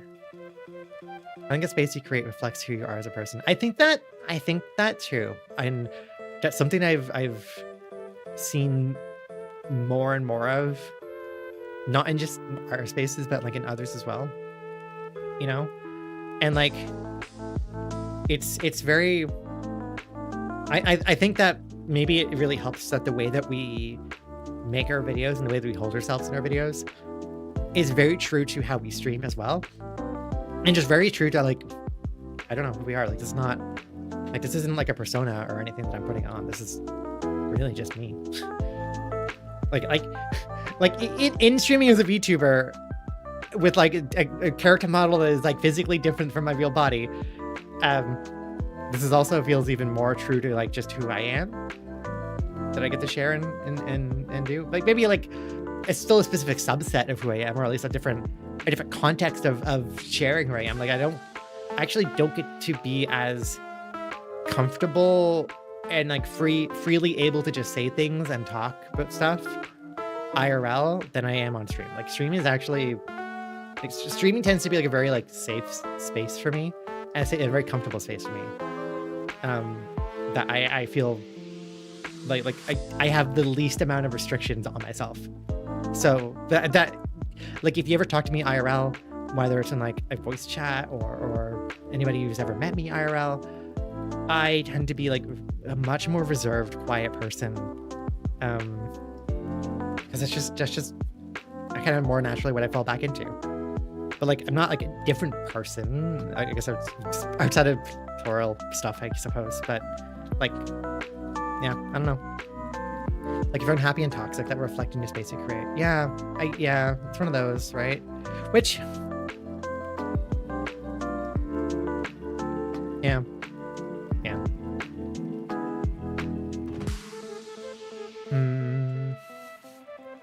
Bridget, Guilty Gear, Madeline, Celeste. Oh, no, I have to say Madeline. Like Busket here? Wait, what? That's not even a word. Bridget, Blanket, Bucket, Brisket is amazing. But Celeste was and is really important to me. Especially in that like baguette, especially brioche. Like Celeste, playing Celeste, and it is a huge part of what led me to be able to come out recently, because it connected with me, even if I didn't realize any trans allegory with it when I played it, when it came out like back in like 2017, 2018. Again, I didn't connect like the trans dots directly, but it still really resonated with me, and the music really resonated with me, and I really liked. I took time to look up the composer, and fell in love with her work, Lena Raine, who is a trans woman. So like I got basically I found some representation through Celeste, through Celeste and finding Lena Raine, and then falling in love with all of her work and her music, and yeah, and that helped me get comfortable with being trans myself, basically. Didn't even come out until it was Alice's age. Yeah, that's I mean, like I said earlier, but like I came out at 29 pretty much. I'm 31 now, so like it took me from like the moment that I had an explicit thought of like, oh, I might be trans, or like, this whole trans thing that's causing thoughts. Back in high school, it took me like 13 years to get to the point that I could actually come out. I wish it could be a lot earlier, but still, you're never too old. You're 38. So trans university is trans, and you're oh wait.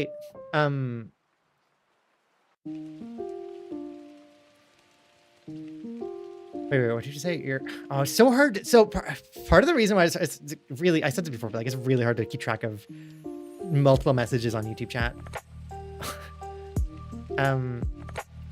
Yeah, cool. Congrats about your 2-year transversary coming up. Yeah. I did hear you, by the way. I'm not trying to ignore you. I get what you mean. Just being more authentic myself. I've been noticed I've become a lot more bubbly a person.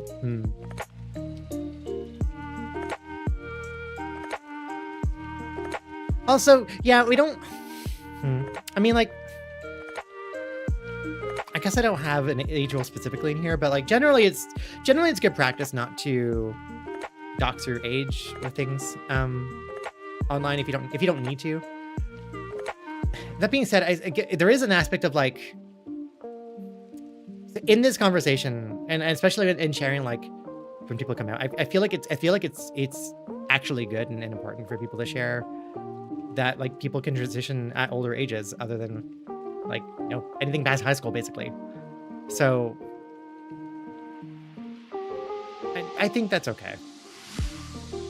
Usually the age thing is more about asking people don't share that they're below 18 in like an adult oriented space, and that just usually done more out of like precaution for the people, especially with like some of the stuff that has that we are worried about, honestly, depending on how things go. Not to get into political things, but like things related to the internet and like what might the potential of what could happen and how things could play out in that couple of years. Sharing your age online might become more a liability. Hopefully not, but yeah. I think that is an explicit concern of why, like, if you're below 18, you probably shouldn't share your age. Also, as Seahorse said, that's the other reason. There's the other, like, more present reason that will always be there. Like sharing your age when you're below 18 is, you can be targeted by people, and you don't really want that. So, like, that tends to be, honestly, that goes to the Discord too. Like, that's, we ask people don't share their age in general, and that's kind of why, on top of everything, like, we don't want people to be targeted for any reason, you know? Like, as long as people are following TOS, it's not like we're not like gatekeeping people by age, but that is like things to be aware of and be careful of. Yeah. Also, yeah, at least for now, until ChatGPT goes bankrupt. I hope. I think it's not outside the realm of possibility that they'll suddenly maybe one day not be able to operate the way they have been.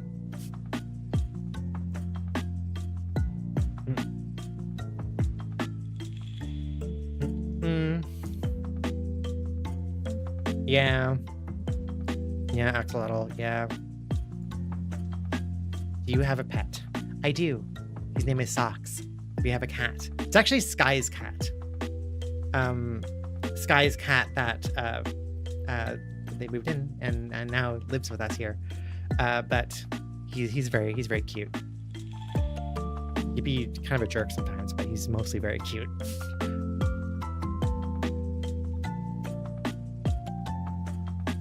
Favorite video game if you have one. Oh my god, I can't answer favorites. Favorite video game? Like, I can't pick one.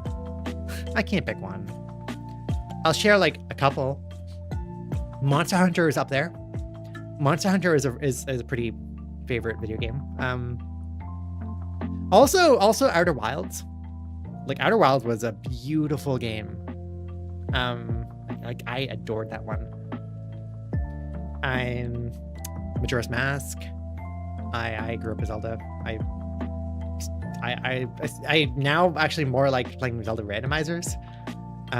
Yeah, Worlds is amazing. I'm so looking forward to Wilds. Like, yeah. Here to say one very important thing. Something else I wanted to mention. Bloodborne, good. Is it in Canada? Isn't like afternoon there? It depends on where in Canada. Right now, because Canada is very wide, a lot of different time zones. At least like 4 different time zones, right? 4 or 5. I am in EST, so it is 7:40 p.m. right now. So it's like evening.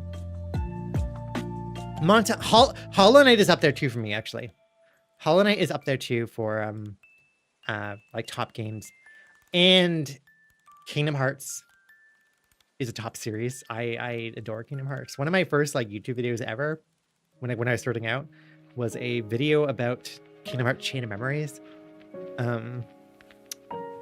That was seen by not many people, but like the people who saw it, there's some people who saw it who like I still talk to now, that they were like, who've told me like many years later, like, oh yeah, I saw that video and I really liked it. I was like, well, like what do you mean? Like 1,000 people saw that at most. How do you know who I am?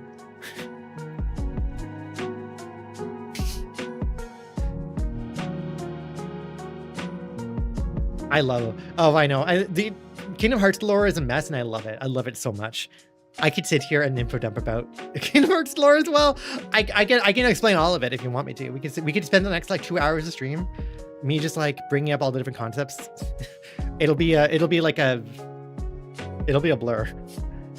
Some other games I wanted to mention. Majora's Mask, Outer Wilds. Oh, I mean Final Fantasy VII, like the original, because that's the one I started with, but also Final Fantasy 13. I legitimately really like Final Fantasy 13. I don't think Final Fantasy 13 is a fantastic game. Like I think it has a lot of problems, but I still really like it. I went through like many years of like trying to understand it. It's a very hard game to get into and hard to understand.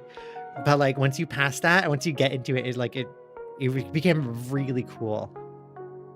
And like a lot of missed potential as well, I think. Like I think it kind of came out, maybe it was like too early in like Square Enix's timeline. They were trying to do too much with it too soon. And a lot of the ideas of 13, especially a lot of the combat ideas, were better realized in actually the games now. I mean, it also was iterating itself on its own ideas from the previous games. Like there's a lot of Final Fantasy X in 13. Like a lot of things that like I didn't realize until I actually played 10. But I think like the way the combat works, and especially with the chain gauge and stuff, that's now been like better realized in the FF7 remake. And that makes me happy because that proves to me that like, yes, that was a really good idea. They just needed to do a little better. And I've been playing Warframe a lot, and actually I really like Warframe. Like I like it a lot. I kind of want to play Warframe after I finish stream. He always said that just once. He liked to dress like a girl. Also, yeah, FF7 has the perfect dress that Cloud dresses up as a girl. Yeah. And then has a and okay. Somewhat FF7. Oh, goodbye. Bye, Izzy. Somewhat FF7 spoilers, like OG's FF7 spoilers. It's an old game by this point, but like I still feel like if you haven't played this game, if you haven't played the OG, it's still worth playing. Still, it's good. But like some story spoilers, I'm not spoil like a large part of it at all, but like I'm gonna say something about like people don't usually talk about. There is like plural rep in FF7. Like there's here, wait, let me play. Here we go.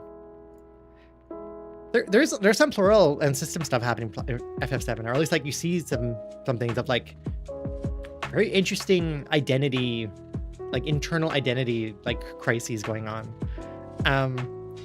And it's really fascinating, and like you kind of see it all the way through, and you don't really understand what's happening. But like there's a lot of points. You need more for Okay, so there's a lot of points near the beginning sequence of the game that you hear Cloud like talking to somebody, and it's kind of unclear whether usually it's like a black screen, like nothing, no image on screen. It's just like white text of somebody talking to Cloud. and you hear like little like snippets of a conversation, and it almost sounds like it's like memories and stuff. Like one of the times happens when Cloud falls, from the Sector 5 reactor, I think, and into Aerith's flower bed. Before he wakes up, he's like having a conversation. Who is then like, "Hey, shouldn't you be getting up?" And then he wakes up, and then there's Aerith there. And so, it's a little ambiguous. And then that kind of thing happens a little bit too, at different points. During the dress sequence, there's a point where you can go to the bee inn, which is like the honeybee lounge or whatever, which is like a it's not really like a prostitution bar, but it's more like or I guess it is. Whatever you describe that place as, he goes there, and in one of the rooms, you can enter the room and you see like this is like a really weird sequence that plays out. It's completely optional, by the way, but there's a really weird sequence that can play out where like if you go to one of the rooms, there's like an after image of Cloud who's there, just like in an empty room with like kind of spooky music. Cloud like walks up and then like grabs his head, starts to like have like some sort of headache, falls to the ground, and then there's again like a little bit of dialogue. So like Gentlemen's Club, that's more what it is. That's yeah. There it is. And then like there's a little bit more dialogue like that, and then he gets woken up by a bunch of buff dudes. But like there's a lot of like weird things that happen like that throughout the game. And it's actually the remake does give a better sense of that. At the end or like as you go through the game, there is something that like gets explained that of like what is going on, and it doesn't actually explicitly link back to all that stuff, but if you connect the dots, you kind of realize what it was and who that voice was, right? And also who Cloud is and who Cloud was. Okay, so this is the more spoiler part now, so you've been warned. When you're playing throughout the game, the beginning sequence, you're playing somebody who like had a extreme like mental break. Cloud had like Cloud's history from like what happened to him right before starting the game. Nah, I was in 20K. Thank you. Cloud's history, what happened right before starting the game, is that like 7 years ago, I think he was part of the Nibelheim incident, right? And he had that like encounter with Sephiroth and his hometown. Whole town got burned down. Bad stuff. And that's a story you get told near the beginning, like after you leave Midgar. It's still pretty early in the game. You get told that story, where like they kind of question like, or Tifa questions like, "Hey, I don't really remember that happening like that. That seems something's up here."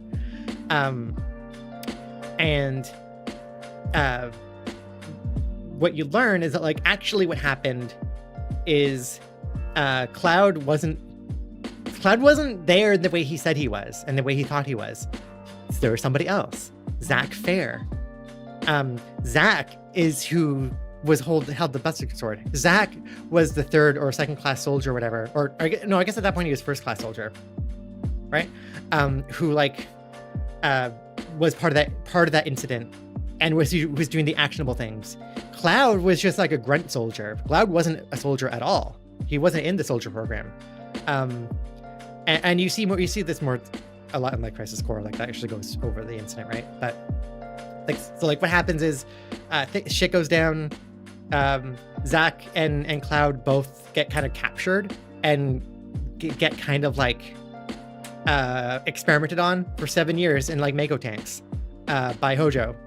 And Hojo and friends, effectively, right?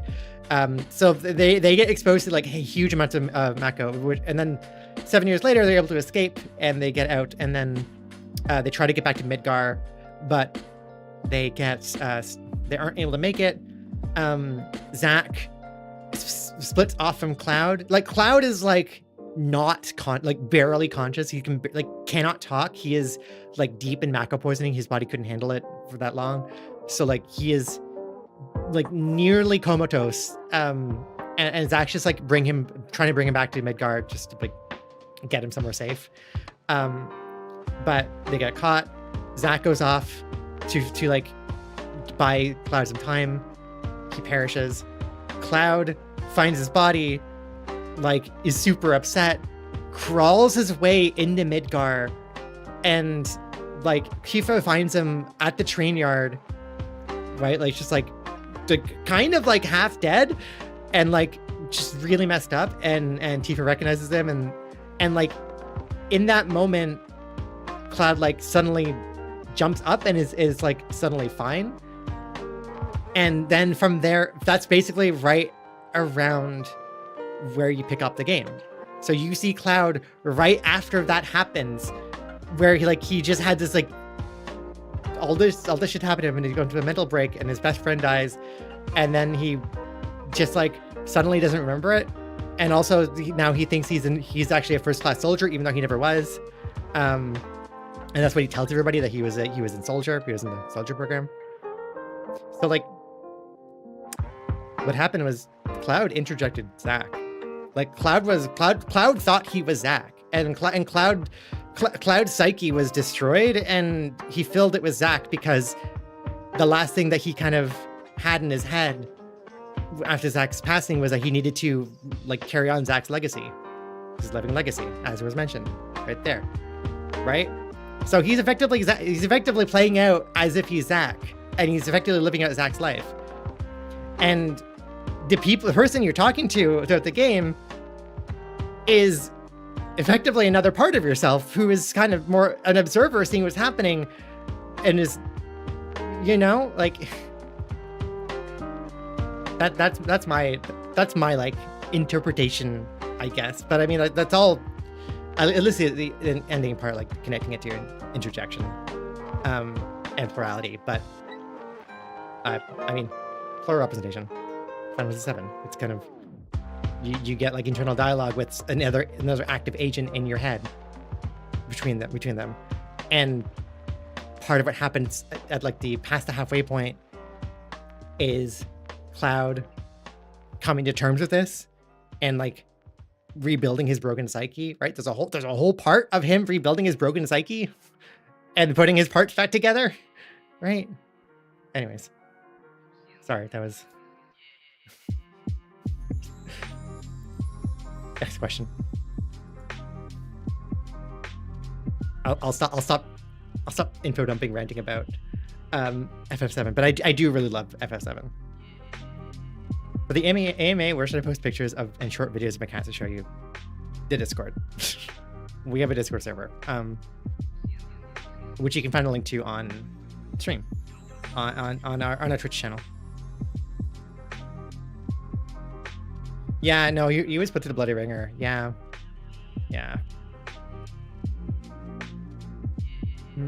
Oh, that is small question. That is might need to increase the size of that. Hold on. Okay, maybe I'll just like bring it on screen.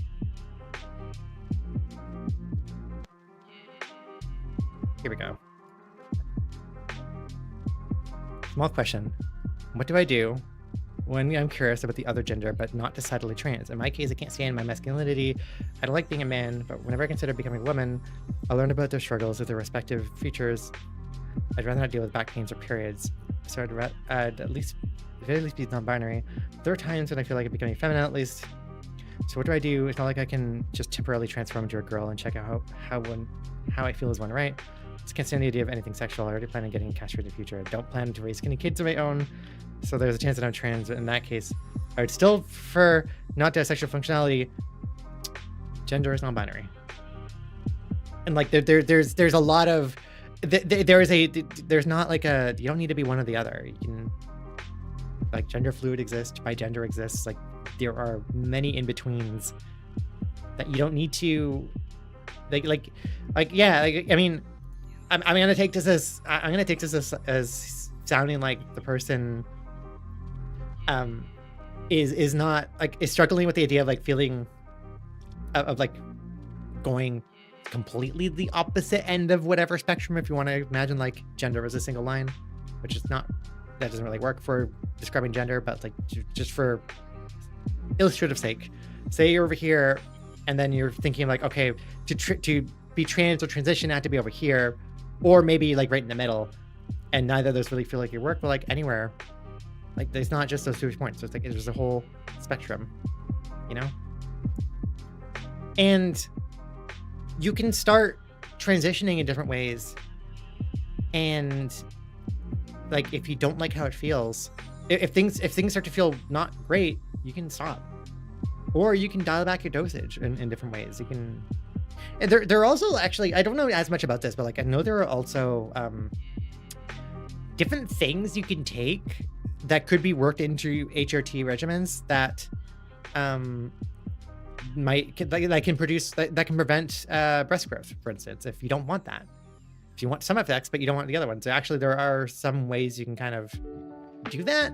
Again, I don't know actually much about that, but I know that's a thing that exists if you want to look that up or look into that. But yeah. Also the final thing about can't say anything sexual, like being, if you're somewhere on the 8th spectrum, or like wherever that is, or wherever you are on that, like that's perfectly fine. And yeah, you totally can just not partake in that. Yeah. Late to ask this, but what was your favorite anime in 2023, and why was it oh my god? Because Free Run is amazing. Because Free Run was incredible. Because Free Run made me cry my eyes out. Like because Free Run's good. That's why.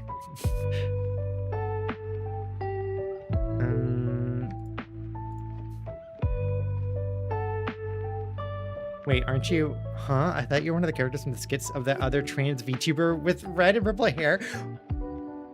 Wait. Does this person mean? Does that person mean Yuko? Wait. Do they mean that they thought it was they thought it was just a character in one of Yuko's videos? That's funny. No, I'm my own person.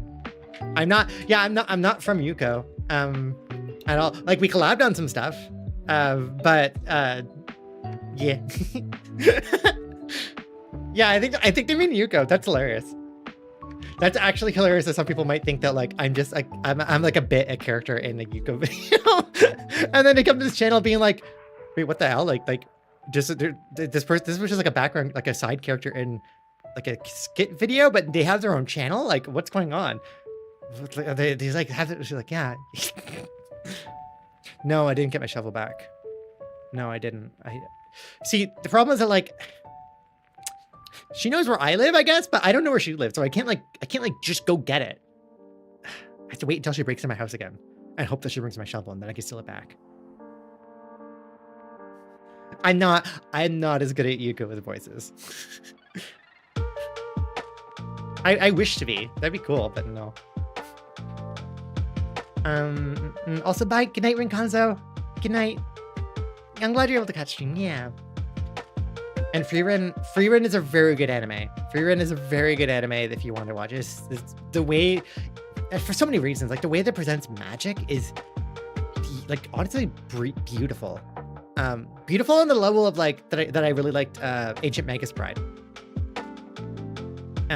But it is a very, oh my god, sorry. It's a very like bittersweet kind of anime. Where can we watch Free Run? It is available on Crunchyroll. So either Crunchyroll, or if you have other places that you might acquire your anime.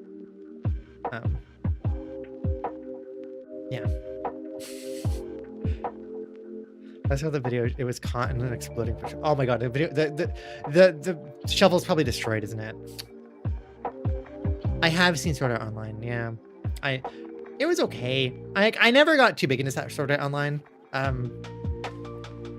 Honestly, any amount of interest I had for it kind of dissipated as soon as I left. As soon as we ended like out of the main game. And then started moving to other games. At that point, I was like, okay, I got my fill. I'm good. I think I watched until like halfway through the death gun arc or whatever that was with the guns. Yeah. I like a lot of other isekais though. I like ReZero actually. It's one of my favorite animes. Very like upsetting, but it's I really like it. Yeah, Gun Gale Online was rough. That is where I couldn't do it anymore.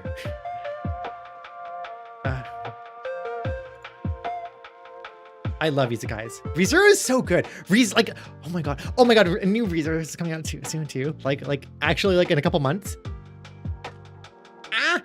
I'm so excited. I'm so excited that my favorite anime is actually getting more anime. Like I really for many years thought that like, okay, we're never getting season 2, you know, like we're only going to get season 1.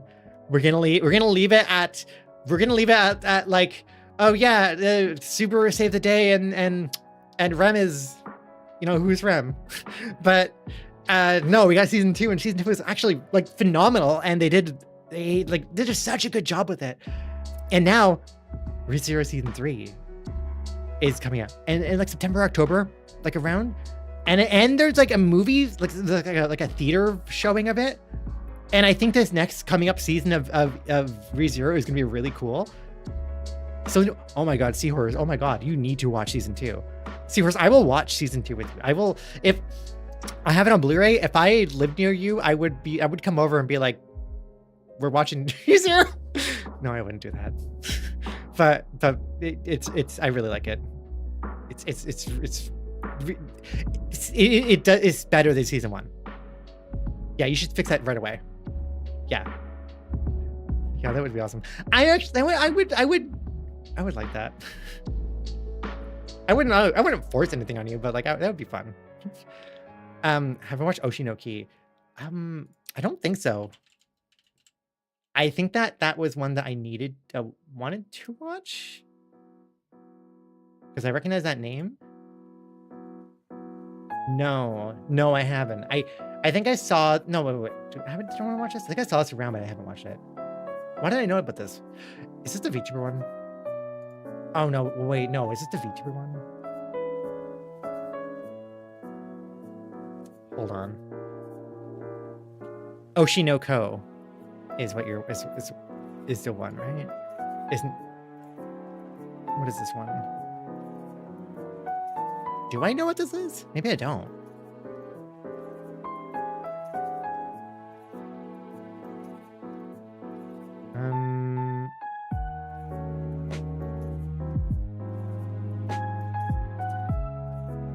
I might need to look into what this is. I don't think I remember this one.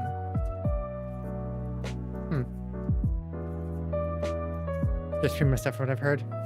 Well, that is my vibe, I guess.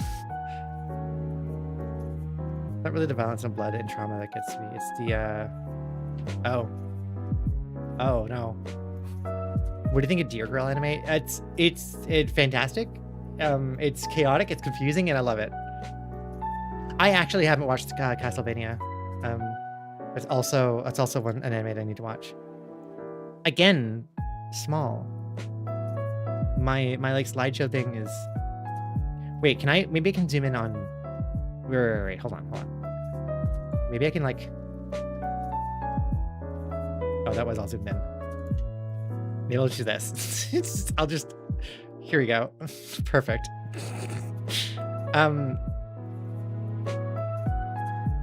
Oh wait, is this a question? Why did I save this one? Is it just because I saw Snowy Cat on it and I was like, oh, I know that Snowy Cat.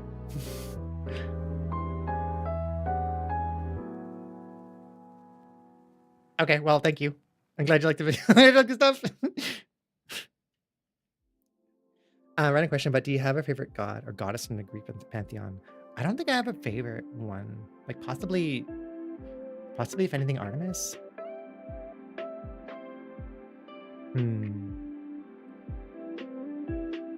Okay. My question for the AMA is, name one cartoon series from your childhood that you remember with good thoughts. God, okay, well, what do I want to say for this? One cartoon from my childhood I remember with good thoughts. There's a lot that I remember with like different levels of uncomfort for various reasons, either like gross out or like just confusion.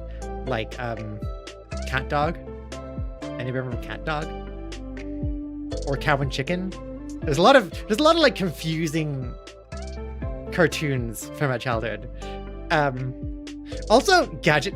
Okay, well now you said Gadget, which makes me remember actually one of the Inspector Gadget spin-offs. There was an Inspector Gadget cartoon that was Gadget and the Gadgetinis, where there are two effectively minions before Minions, but also they were like little versions of Inspector Gadget. That was a confusing one. That was also like what's going on here? Managers in housing then. Let's say I already watched that, of course.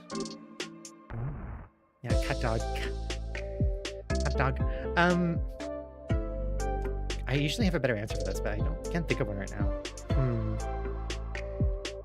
I absolutely should remember some other ones. I mean, honestly, Sailor Moon and Inuyasha are ones that I really like have fond memories of, because back in like early 2000s, when anime started being present in North America and like shown on cable television, there was a channel we had on or segment really on a channel we had on YTV, which was channel 25, which was like the youth television.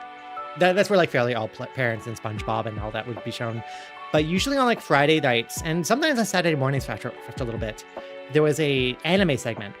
I think it was called for a while like Vortex, something like that. But they would show. That's where like all the anime would be. That's where Dragon Ball Z was. That's where I got to watch like Standalone Complex, the Ghost in the Shell anime. Ergo Proxy apparently was shown in there. Or like I think I maybe watched maybe a couple episodes, but like it wasn't until like much later until I actually rewatched Ergo Proxy and became very less confused and more confused. It's a very confusing anime. And that's also where they showed Inuyasha and Gundam Seed. Gundam Seed is a good one. Yeah, so I have a lot of other like fond memories of like watching anime at Friday nights on YTV. I don't think I ever watched Stormhawks. No. Oh my God, Winx. Oh yeah, I remember Winx. Yeah. What other animes would have been like good early vibes that I liked? Sticking Around. There's a lot of, the thing is that there's also like a lot of specific Canadian television that I remember that I probably wasn't shared as much outside. Like Sticking Around was cute. Also featured both a boy and a girl as the main characters, which was really nice. There was Chalk Zone. I think Chalk Zone was outside of Canada. Code Lyoko, yeah.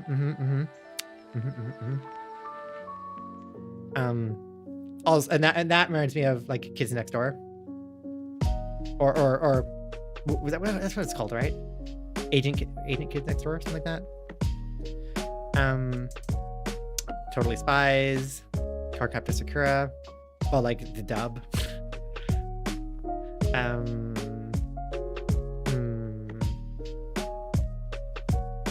Yeah, stuff like that. I can't even remember what Code Lyoko is about, but I just remember I remember like the how it looked and everything. Oh, there was also one called Jacob Two Shoes, or Jacob Tutu.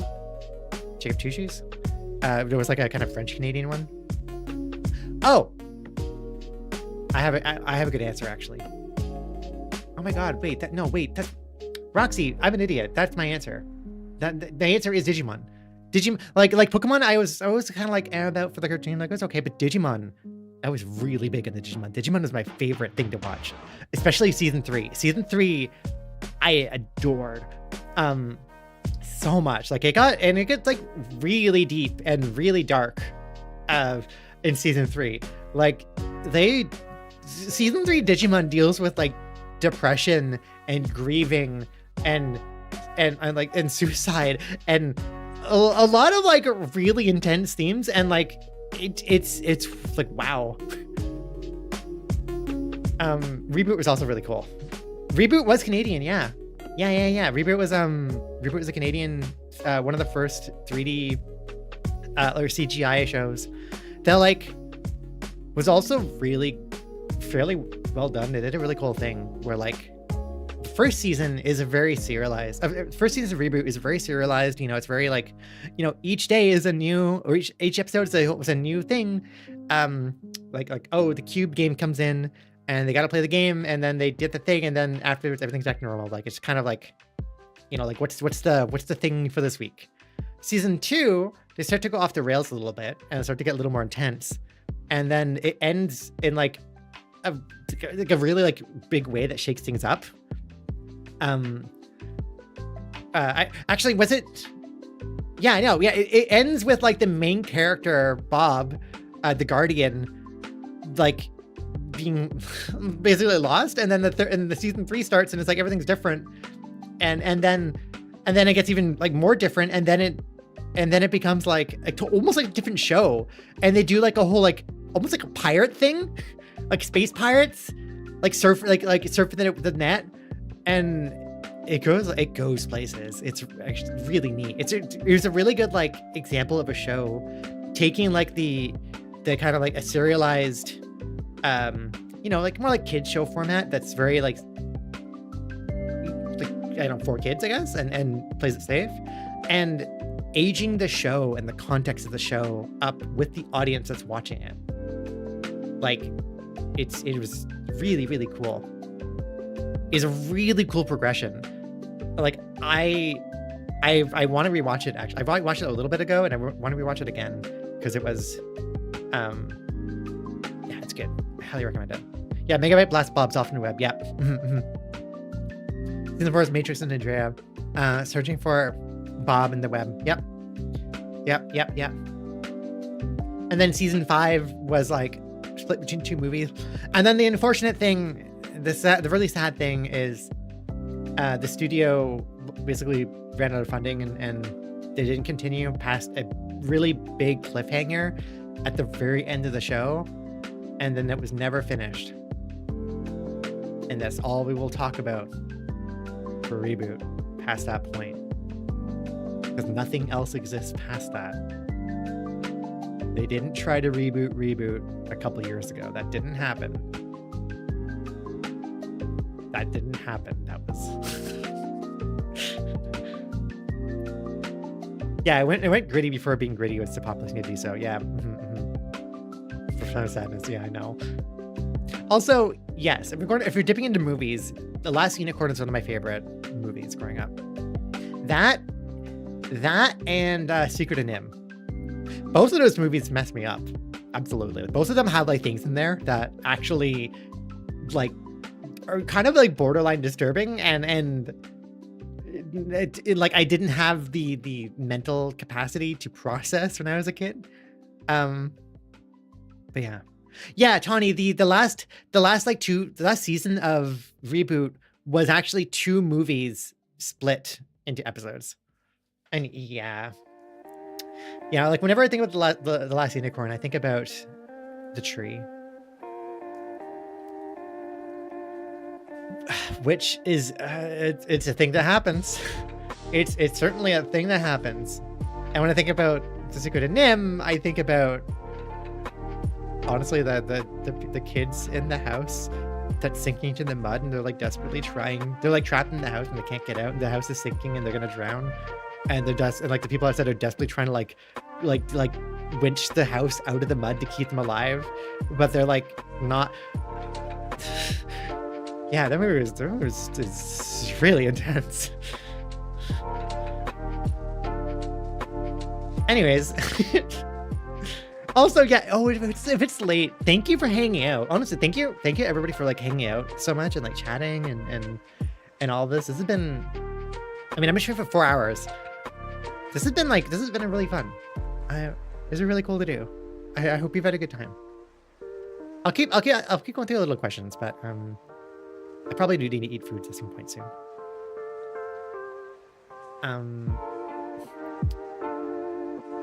Never had, hi Ava, by the way. Look who it is. You all recognize this name, right? Ava through fire. Right over here. Never asked a question before, so here. Who is your favorite trans creator other than yourself? Don't worry, you don't have to say me.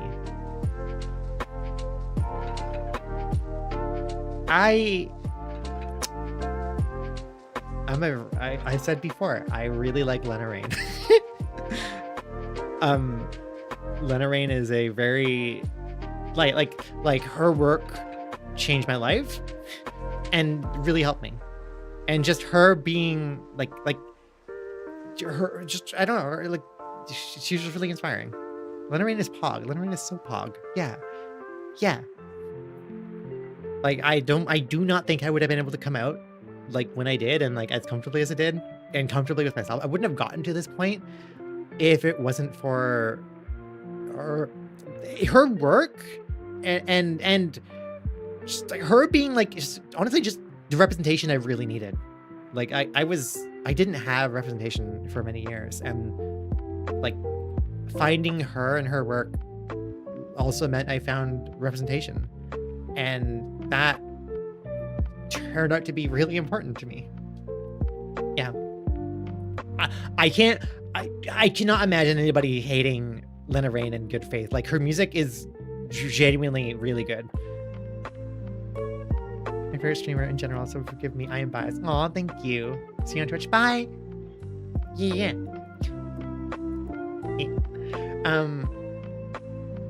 Yeah, probably transphobia, but like music is, the art is good.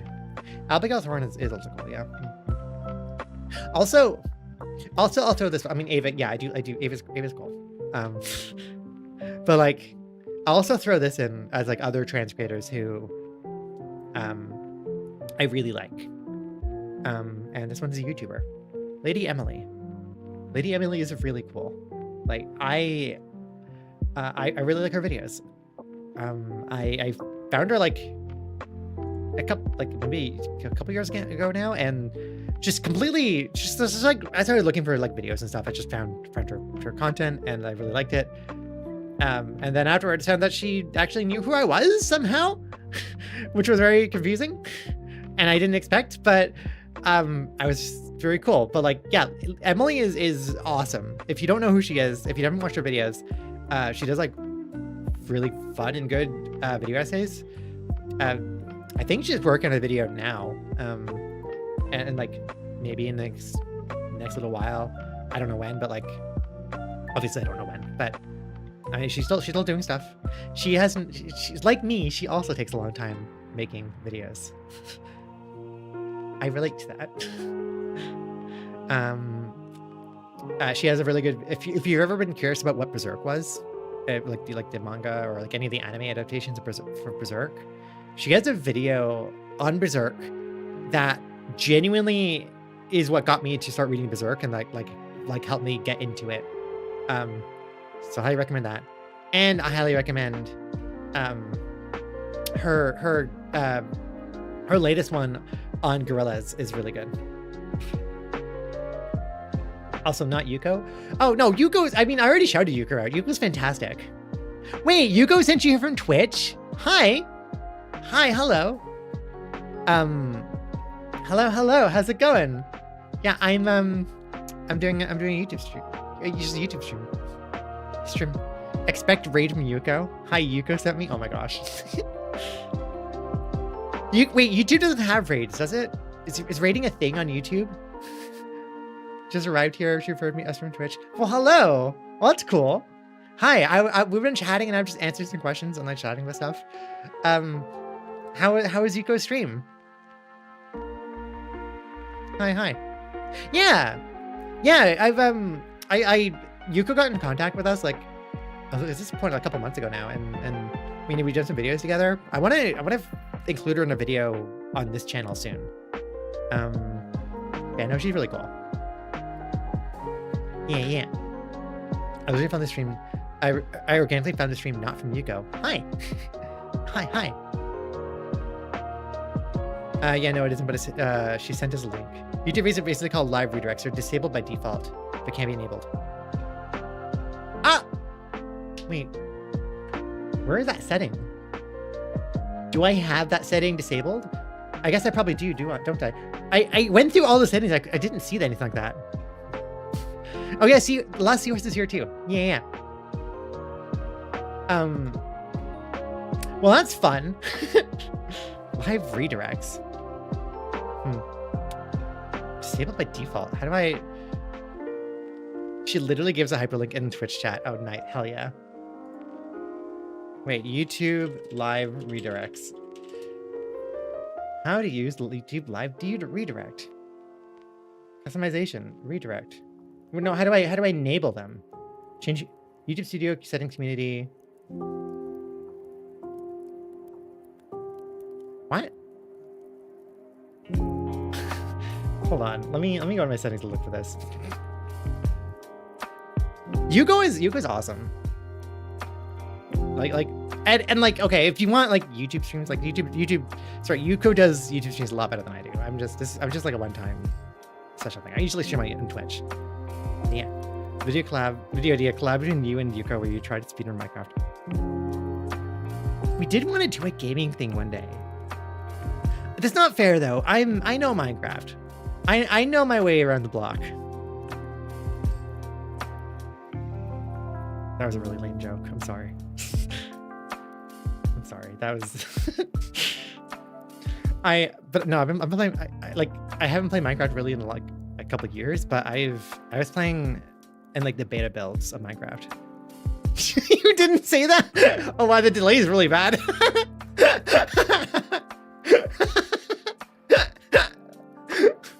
Oh. Yeah, we're hanging out over here. Also, thank you, Emperor. Thank you so much. Oh, that's so kind of you. Thank you for the bonk.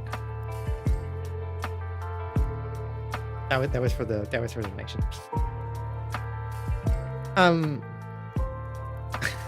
No, this is a live stream. We're playing Minecraft since I was 16. Same pretty much actually, yeah. Okay, how do I... Where is the setting? Choosing the purchase settings and channel settings that we use. What? Wait. Oh no, I have it clicked. Okay, I must have clicked it at some point. I have redirects. Okay, well that's fine. That's good. That's good, I'm glad. But any few YouTube streams where the streamer won't send us anywhere if nobody from their company is on. Oh. From their company. Oh, like if they're like... See, that is a Twitch culture thing. I think that it doesn't seem like it's as present or like as like around on YouTube, but like, yeah, like redirecting or like rating a stream afterwards is a huge part of Twitch culture and like how you like intermingle other communities together, how people find each other, because otherwise without like any intermingling, it just becomes like streamers are like almost like a small island that can't really access or get anywhere. I think I want to curious what dinosaur meat tastes like. Maybe like chicken. YouTube didn't get to until like last year. So YouTube has been live streaming has been around for a while. YouTube didn't have raids until like a year ago, or anything equivalent to raids. Oh. Good night, Good night. Oh, Violet Pony. Oh, I really like her work. I like her music, right? Yeah, that's what I'm thinking of. Yeah, they're cool. Yeah. I don't think I stopped by a Violet Pony stream before. I should keep an eye on that. Yeah, cool. Hi. Hello. Hi. Well, people who are rating from Yuko. Hi, my name is Lunazera. I'm a trans wolf witch VTuber. I'm trans. I'm a wolf. I have beans. And I'm a witch. Which is also how I'm a wolf. Probably, maybe. But hi. Hope you all doing well. Oh, wait, Hog. Yeah, Violet Enjoyer. I actually, no, I really do. Only found, oh, Yuko, hi! Hi, Yuko! Apparently I wasn't subbed. Wow. Wow, you weren't subscribed on this youtube.com/channel/Alice Lunazera. Wow. Hey, hi, Yuko. It's nice to see you. How you doing? Yes, hi, I'm a wolf. Okay, well, now I'm covered by blow high, so. I was in Alice Purgatory. Oh, right. Oh, my God. I put that there, didn't I? I put a... I maybe didn't need to do that, did I? Huh. Oh, yeah. Actually, yeah, by the way, these blow high models that you've been seeing in stream the whole time, this is my blow high. Like I 3D modeled these, but also that is literally my blow high. That texture is a picture of my blow high that I took, and then I modeled the blow high based on my IRL blow high. So these are literally my blow high. Yeah. Yuko, thank you for sending people here. How's your stream? How you doing? How is what up? What up, girl? Got ramen for 5 minutes. Oh, I want ramen. Oh, I really want ramen. It was chill, nice. You be as heck. Go rest. You've been doing cool stuff. You deserve some rest. Oh, this is like other people. Actually, are there people waiting to type? Yeah, I'm wondering about that too. I'm like, interesting. Glad on YouTube. Thank you. Yeah, I mean, it's like a one-time thing, or like I'm not gonna do this every time. I think I'm gonna stick to streaming mostly on Twitch, but I wanted to do like at least like one YouTube stream, like experiment with it. We'll probably do more sometimes in the future, but I needed to do this Q&A thing, so I thought it'd be like a nice way to do that together. But yeah, go get some food and go get some sleep, or whatever you need to do in Lurk. Yuko's here. Yuko's cool. Do people actually wait? I just fired a message out into the chat without a plan. What's your lore? Oh, my lore. Well, I mean, like, my lore is I don't have like VTuber lore, because my VTuber model is really me. You know, like I ambiguously kind of say that, like, you know, I live out in a cottage in the woods, but you know, it's not like deep in the woods. It's like maybe like a 40-minute drive from Toronto, so I can pop into the city to get whatever I need. I get like high-speed internet, but you know, it's a little ways away, so that it's also not in Vaughan. Vaughan is also really busy. It's a little past that. It's like, you know, it's just like a cozy, nice little forest. I don't know. Like, I don't know. I haven't figured out lore, and I'm not sure if I really want to figure out explicit lore, because I don't know. This is like an extension of myself rather than a character, I guess. For how the magic works. Yeah, I guess there is that with the magic and all that. I don't think I have lore about the magic. It's just I wanted to transform myself, so I studied, you know, how to do that. I took the power into my own hands. So I could do what I needed to. That's also where the bioluminescence comes from. Like I wasn't born bioluminescent. I wanted it, so I made it happen. Yeah. Oh yeah. Sometimes the subtitles are gonna give you funny results. It's the way it be. Also, have I listened to that? I don't know. I'm still like going through a lot of Violet Pony's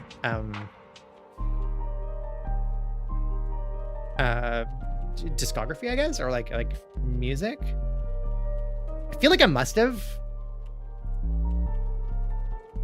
Actually, have I? I don't know if I have. I don't think I've. No, I think I maybe had this on playing, but I didn't. I was doing something else and I was listening to it, so I needed to give it a listen, or like a more intentional listen.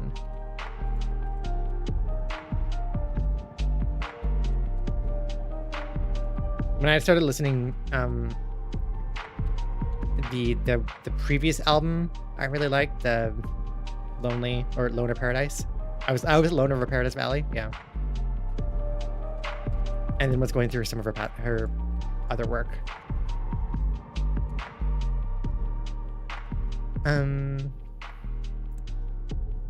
Actually never voice trained. I just already had a background in mimicking characters, so alter my voice came easy.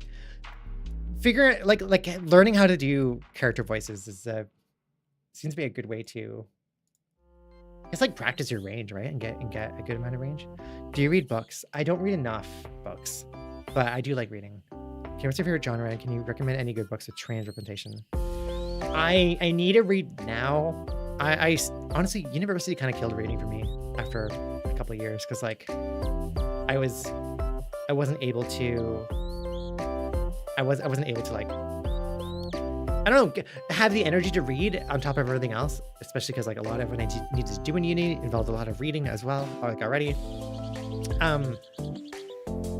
I've been actually kind of looking for other trans representing, or like trans representation in books, like in like fiction and stuff. So I don't have any good recommendations right now, other than the one that I recommended earlier, which is Luna by Julie M. Peters. What are my thoughts on dragons? I love dragons. I love dragons. Dragons are great. Actually, well, here's some lore. Technically, I don't have a model for this yet, but my familiar is a dragon, a little blue dragon named Cog, C-O-G. Yeah, at some point I will make that actually a thing. Demons are also cool. Especially depending on the variety of demons you're talking about, like we're talking about like Hello Boss demons. If you're talking about Luna, yeah, she's cool. Where did you get Cog from? Short for cognitive. Is what they're. I don't really have a type. I remember like in the beginning, they're a small blue dragon, blue. I think because I really like Aragon, so Saphira. I didn't want to just make them lightning like in D&D, because blue dragons tend to be lightning based. And I remember somebody suggesting like ice dragon, but like no, it doesn't like that either. So I don't think he's like a typed dragon specifically. It's just kind of more a general spellcaster. Yeah. All right, let's flip some other questions. What do y'all think of Therianthropy? Transgender animal. Therians are cool. Therians are cool. I relate to very different levels of Therianthropy. Yeah. Another ballot has been discussed. I will head to bed. Good night. Good night. Good night. Thank you for hanging out. Is he a blue dragon based on a blow high? No, actually, my blue dragon. I've had that mascot. As a dragon's the mascot. Really early in my YouTube career, like many years before I knew how blow high was, and before I was comfortable being trans. Like my old channel, right before we used to do like science and game related stuff. The blue dragon was like my mascot. When I started streaming, the blue dragon stayed my mascot. So like 2016, 2017 is around when that was. Yeah. Wait, did I answer that? Oh yeah. And while your hands in your model track really well. Oh, how do you get them to do that? I use something called Leap Motion, which is just like a piece of hardware to track your hands. It works okay. As you can see, as throughout the stream's going on, it's been like doesn't always do a good job. Like if I put my hands up too far away, it like loses tracking. And if I'm like right on the edge, which I feel like my hands tend to get to, it like gets all shaky and does like that. And sometimes it thinks that my microphone is my hand, so it'll just like put my hand up here. So it's a little finicky to work with. When I'm making a YouTube video, I can like make sure I only include cuts that where it's working well. Because when it works well, it works really nicely. Look at the fingers. Pops. But yeah. Yeah, I have small paws. Yeah. I have a question for you. What were you into psychology, and what was it like to earn your degree? Earning the degree was a lot of work and a lot of time that I will never get back. And very stressful. But also the grad school part was really nice because I got to study a lot, and like I really got to focus on the parts I liked about research and science, you know? And the reason I went into psychology, it's gonna sound maybe a little stereotypical, or like kind of like maybe it's not stereotypical, but I went into psychology because I wanted to fix myself. Like I wanted to figure out what was wrong with me, and I thought maybe if I could understand how the brain works, I'd understand how my brain worked, and I could be able to do something about it, and maybe that would make things better in my life, you know. And there were two main things. Like I was really like struggling with memory, and I had memory problems all growing up. Like just really struggled all the time to remember things, like short term, long term, whatever. To the point that I thought that I thought something was wrong with my brain in my head, that I could not remember things properly. That other people seem to have a much easier time remembering things, and like I didn't, and I would constantly be aware of that, and constantly like be a disadvantage for that, whether it's in school, but also just like in life. So I thought maybe if by studying psychology, I could like, I don't know, understand that and maybe figure out what's going on, I guess. Obviously I was very depressed. So there was a bit of that, but like, even more than that, I think really what I was struggling with was that I was a closeted trans girl, and I didn't know how to process that, and I was stuffing that down. And so I thought, like, if I can understand the brain at some point, this will probably stop like affecting me so much, right? I can probably stop, like if I can understand what's going on in my head, then maybe I can like fix that puzzle and find a solution that isn't transitioning, I guess. Like not the obvious solution that's right there. I tried to brute force my way to do anything else. But no, there was like, basically I was kind of looking for other solutions, like that, like, oh, I can't be trans, maybe there's something else. If I understand how the brain works, maybe I can understand what the other thing is. And no, I'm still, that I was trans. There wasn't any getting around that. Am I domesticated? I am not domesticated, okay? All right, I'll help you know. I am my own wolf. I am a free wolf. I enjoy the common creature comforts of modern society. You know, I like collars because I think they're cute, and I think that I like the feel of them on my neck. But I'm the one who holds my leash. If that's convincing at all. Yeah, and Rin, exactly. Like, effectively that. I went to psych because I wanted to figure out why I felt like I was a girl. And the answer was that it's because I was a girl. there wasn't anything else. Yeah. And it really was the kind of thing like with the memory thing, right? Like I spent a lot of my focus on like understanding how memory works. Because that's a big part of how like studying the brain, but also just because like I wanted to understand.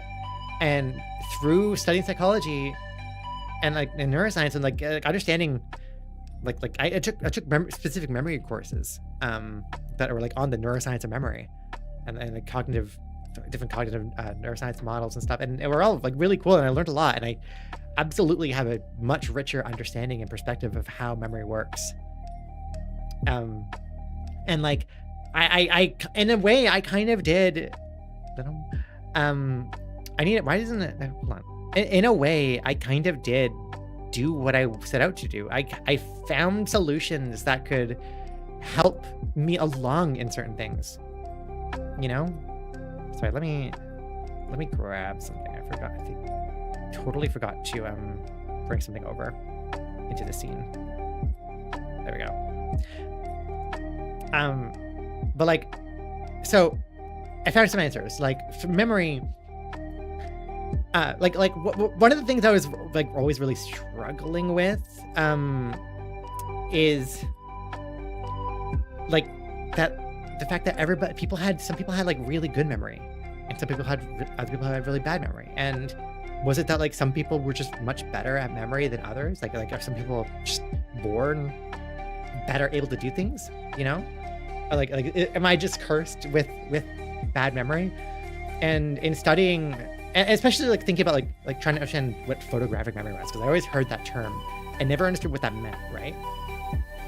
And when I actually started properly studying and like learning about it, well, it came down to like actually everybody has, most brains actually have the same capability of memory. What it comes down to is how people are able to focus their attention on things, because like really attention is what drives and directs memory formation. If you don't attend to something, you're not going to remember it, because the way all memory works and all the memory is that like, you know, neurons that were involved in processing something, they get strengthened together because they, you know, like neurons that fire together will wire together. So if you experience something and you are thinking about it, that's like keeping attention on that is forming the memory. And also robust memories are more easily to access than you know, like a simple memory. And by robust, I mean like, you know, a memory that is maybe multisensory, that involves more context. You know, like trying to remember just a single like phrase versus having that phrase associated with something else, with like a sound, maybe a smell, there's some visual, that leads to a stronger memory. So, you know, in studying stuff, like yeah, don't just do like visual memorization of words over and over again. That's not a good way to learn things or memorize them. A better way to memorize is to do things to try to make the memory a robust thing.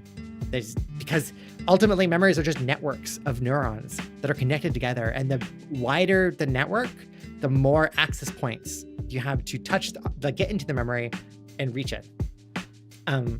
So like ultimately like that's like flashcards and cue cards that like involve like you be able to reproduce the memory as well. Like bring up the memory is a good way to, or regenerate the memory is a good way to like reinforce the network and stuff. Yeah. Also, hi, I want to tell you something cute.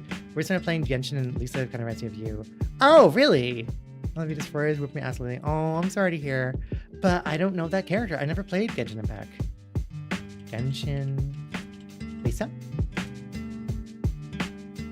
I'm looking up. Oh, which? Oh. Well, you have my attention.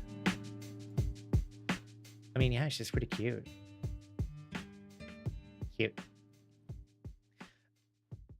Hi. So yeah, that was like generally how memory works. And so like the solution, or the reason why I couldn't remember, or like I was having trouble like remembering things, is because I wasn't paying attention. It's because a lot of my childhood I spent not attending to IRL and like withdrawing internally and like running. Basically, like I literally was not paying attention. I was always thinking about something else and always trying to like not attend to IRL, because like you know, real life was stressful. So the answer was that I wasn't paying attention. Now I found that I kind of came to that conclusion and like when I was like 24 years old, maybe a little like 23, 24. Would you believe me that if I told you that I only figured out that like actually what it was is that I have ADHD only like 2 or 3 years ago, because it took me that long to figure that part out because like I had the answer right there. It's attention, that I wasn't paying attention. Maybe I had attention, some problems with attention, and still it didn't click to me that like maybe that actually is ADHD until yeah.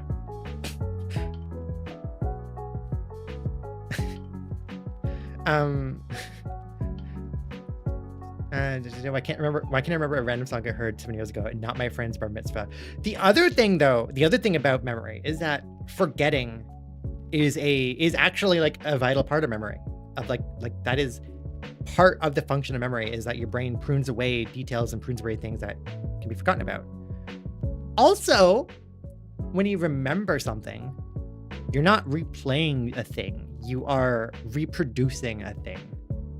And when you then when that gets re-encoded, it gets re-encoded the way that you remembered it, which leads to a really interesting thing and phenomenon just called false memories that actually are extremely common and prevalent, because like, but most of the time we don't notice it. But like every time that you remember something, every time you like bring up a memory and you like either replay it in some way in your head or like you're thinking about it, it gets re-encoded the way that you thought about it, and like it gets re-encoded as you remembered it in that moment, which means that you can like slowly that memory will like deviate away from how it originally was, and maybe lose detail, maybe like if there is experiments that have been done that can like you can like enforce false memories in people. Not to it doesn't work for everybody, but like you can actually yeah, no, memory is valuable basically. Thank you for the donation, Kenshin. Thank you. I believe you. A lot of people I know don't connect those out much later. You're good. Thank you. Yeah, it's tough. But yeah, no, yeah, you have to be careful how you recall stuff. You have to be careful not to bias yourself. That's also why like bias in information and in recall is actually really important to be aware of. And also just in general, I think it's good to treat your memory with a healthy amount of skepticism. You don't need to completely distrust it, but like you should understand that your memory is a fallible record. It is not a perfect recollection and like retelling. It is subject to change. It is subject to deterioration. That will just happen. It's just a way your brain works. Also, your Wolfie avatar model is so cute. I literally saw it the first time. Aw, thank you. I'm glad people like this model. Like it's makes me really happy.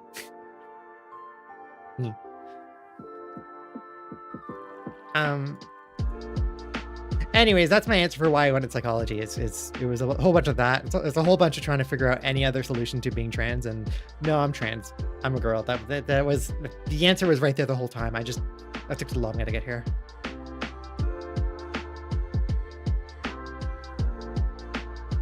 Did you mention it in the caption? I wasn't aware if you watch anime. It's for your anime. ReZero Also, Steins Gate featuring Hyo and Choma is a good one. What about autism? Can you answer why we have that? I can't answer why one might have autism. Just that autism is actually not super uncommon. Research is actually me search. Fluffy tail, yeah.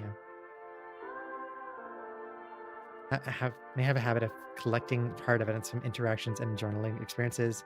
Even then, see, and that's the best way to remember stuff, is to have offload the memory and the remembering onto other media that you can reinforce with. That like if you record something down, either video, either in like writing it down, that helps you reinforce the memory and have like things that won't that can help repair or keep things from deviating way too far from what you actually recorded originally in your head. you know?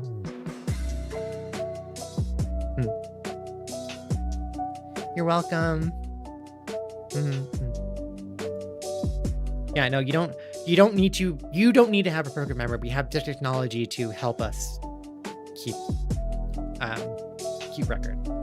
It's okay to offload. I have not beaten Mog in Elden Ring yet. I need to. I need to get further in Elden Ring. Wait, what was that question? Oh yeah, anime. How did you get over the worry that you wouldn't be accepted by others? If you did, how? It's hard. It's hard. Also, yeah, by the way, for anybody who came for Yuko's raid or anything, I've just been going through like questions that we've gotten on the YouTube channel in comments over the past while, and I'm just going to answering a bunch of them. Actually, I would love to play multiple with Yuko. That'd be cool. I'd be down.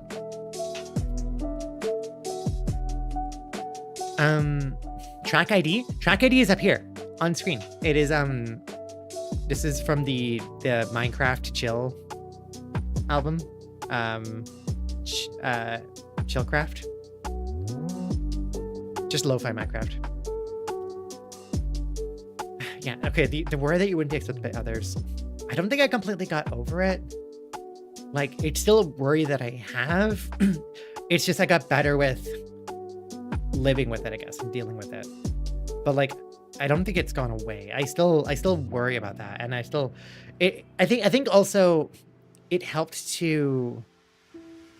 I think it's also helped to orient in my head, like, importance in how I placed, like whether certain people like me or not. You know, like if a random person out in the street doesn't like me and is shitty or doesn't accept me, I don't really care. Why would I care? I'm never gonna see this person again in my life. Like they do not matter to my life.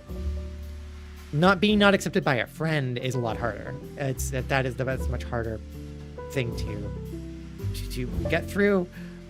And I don't know, depending on the circumstances, you're gonna have to think about, like, or at least I had to think about stuff like, well, if the person in my life is being shitty to me, it's not even just that they aren't accepting me, they're being shitty to me. Just like outside of them, whether or not they're accepting who I am, like, is that okay that this person can just treat me that way? Probably not. Like do I really want to be that person's friend if they're gonna like be this shitty? Are they really my friend? Yeah. Not that that's easy to think through or process, but like, if they cannot accept you, that's their failure, nobody else's. And that yeah, like, ultimately other people not accepting you is not your responsibility. It is, like, if they have a problem with you, that is their problem. That they have things to work out. It is not your responsibility to like do that processing and do that work for other people. Yeah, it's when you have people in your life that you end up having to be reliant on, that it really sucks. Yeah.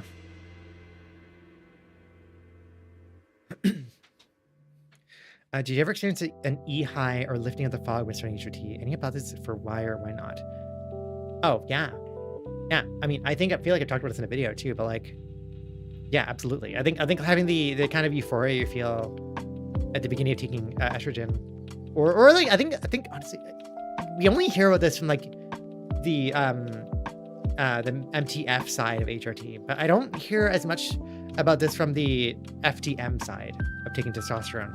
Because I would think that, like, the strongest effect there is not like specifically estrogen, but just the fact that you're taking very large affirming steps for yourself and becoming more comfortable with your body, that it's going to lead to like an immediate sense of euphoria. Also, now your body is getting the hormone balance that like actually feels a lot better for it, right? Like there's and like you're still going to get euphoria from continuing to do that too, you know? Yeah. So like that would be my main hypothesis. It wouldn't necessarily be that like there's something specific about estrogen that causes euphoria for only a short time. I think it's a mixture of honestly, it's a mixture of going through puberty a second time and taking the affirming steps. That is generally a euphoric thing to experience and go through. You know? Also, wait, why are you even asking about the spaghetti all this whole time? I haven't really wanted to answer that because I don't really have an answer for you. I don't like raw spaghetti, no. There's some really interesting experiences from non-binary folks during HRT and testosterone. Oh, yeah.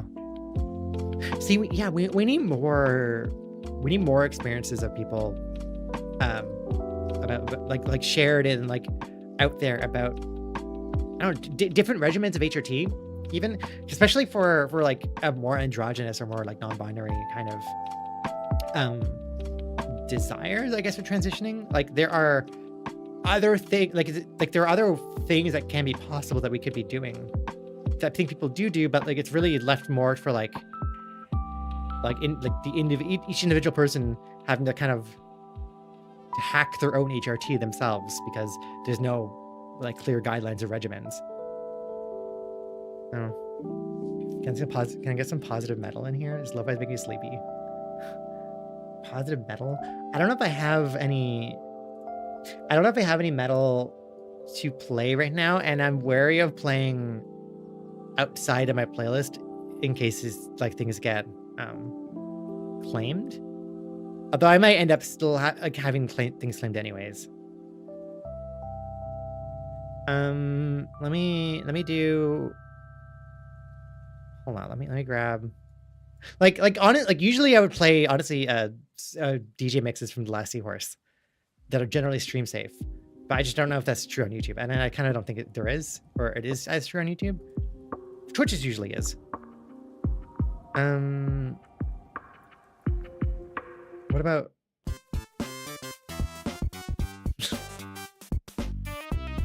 Genesis James? Is this better? What's favorite? Oh, favorite music genre is hard to answer. I like a lot of different music genres. I like honestly, I like a lot.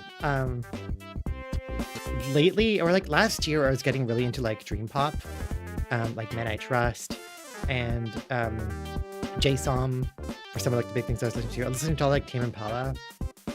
He's so happy. Oh, you make mixes literally every week? Oh. Well, actually, I'm gonna bookmark you to check you out afterwards. Because yeah, that's cool. Okay, wait, I don't. Okay, what about this? I don't think I've listened to this one before. Zelda Funk.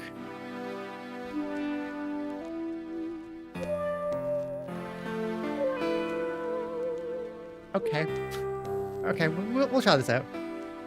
Dream pop? Oh yeah, let me recommend. Honestly, Men I Trust. Men I Trust is who I'd recommend. And J-Som. Well, those would be the two ones I'd say like right away. Like those would be my go-to listens.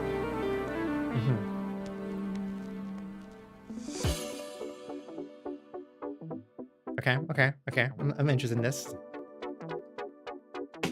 Why were you so quick with the typing? I have fast pops. Quick beans. All right, yeah, this is fine. This is a little more upbeat.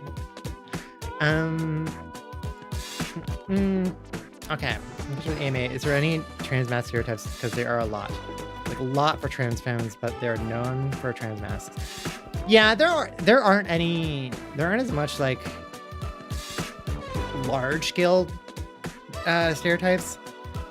I also don't necessarily like that there are such rigid stereotypes for trans femmes, you know, because like I don't actually fit, I feel like, in a lot of them, or at least like I don't know, online there seems to be a very like explicit like view of or like a stereotype of trans femmes, and a lot of times it involves a lot of like a lot of like love bombing through comforting, and like head pats, calling people good girls. Also, some like idea that people will just like talk to each other and immediately want to make out and like be involved with each other in some way like that. Or programmers, Monster Energy drink, all that stuff. And I mean, like, no, I don't think really. It's usually why a lot of my videos, like, I take some time to point that out, to be like, it's not that it's explicitly bad, it's just it doesn't represent everybody. And I don't like when it's said to represent everybody, because I don't like to, I mean, it doesn't actually fit me. Yeah, just programming is a stereotype. Like, if you're trans femme, you're a programmer. But like, I mean, there are definitely trans femmes who aren't programmers, and there's trans masks that are programmers. Like, it's not like making such rigid stereotypes are kind of, I don't think it's that helpful, because once you start putting people back in boxes, you're kind of you're working backwards from what should be the point of transitioning, which is just being who you are authentically. That's not to say that you can't enjoy that and that you can't like partake in that. It's just, yeah, it's not. I don't like that it's become so over-representative of how people view trans people and trans femmes. Yeah, like I'm a psychology major, right? And I did a PhD in psychology and neuroscience, and specifically like computational work. I worked a lot of math algorithms. I did a lot of programming. Actually, just generally as a scientist, you do a lot of programming. Like that's how it goes. Like you learn programming. Like you really have to. You learn programming for even just simply like running experiments. Having some knowledge of like some programming language, usually Python, if not MATLAB, allows you a lot of your own freedom to design experiments and like do things the way you want to. And analysis. Your analysis is usually done in like R. I mean, it can be done in SPSS too, I guess, but like R is a better way to go. Yeah, like my analysis for my thing is everything, like most of it is in R for the analysis side. A lot of my experiment, I ended up using LabVIEW, because that's what my lab used. Like that's what my supervisor really liked, is LabVIEW. LabVIEW is like a visual programming language. It's interesting. But I know Python, I know JavaScript. I do a lot of, I did a couple projects in JavaScript. And by that I mean I made little like web applets that did visual or data visualization for a lab at one point, and did it all in like mostly JavaScript coding that just injected a bunch of different like stuff into an HTML container that I made. It's a quick way to say it, I guess. And I've been learning C# lately because of VNyan, because the programming thing. So like, yeah, I have a GitHub, and the GitHub has some of the code that I've written and I'm working on for this YouTubing. Oh, and actually when I was earlier on in streaming, I don't do this as much anymore, but like I used to do my own alerts and my own like stuff, interactions and things, and I coded it in JavaScript. Like I made stuff in JavaScript to do things before like there were tools that made them easier to just load an image in and just pop it in. Like a couple of years ago, I don't have this on stream anymore, and one day maybe I really should bring it back, but I made an interaction on stream on Twitch that was Pokemon Snap. It was Pokemon Snap that you could play on stream. Like I used to turn my camera, and I had a channel redemption that you would click it, and it would take a picture of me, and it would be like a photo flash sound and like a thing, and then I would click a button, and then we'd go to a different scene in my streaming software that would look like the Pokemon Snap, like from like the N64 game, with the whole like dialogue from Professor Oak giving you a rating about your photo, and I would put the photo on screen, and you would get like a score. It had a leaderboard, and I did all that in JavaScript. JavaScript, like really messy JavaScript coding, and a lot of HTML. It was really fun. It also got really overwhelming really quickly because a lot of people, like, it became like that's all that stream was me trying, like, me switching to the scene and like showing people the pictures and like going through the whole thing. So it was a fun stream game that I shouldn't have made it every time. It should be like a one-time thing, if anything, or like a occasional thing. You're literally gonna laugh at me. You're gonna laugh at me, Alice. I literally write C a lot lately, and I'm proficient in Rust. I need to learn Rust. I used R in uni and thought it was the most cursed thing ever. I love you, but I tried liking it. Oh no, R is cursed. R could be a lot better. I like it, but it could be a lot better.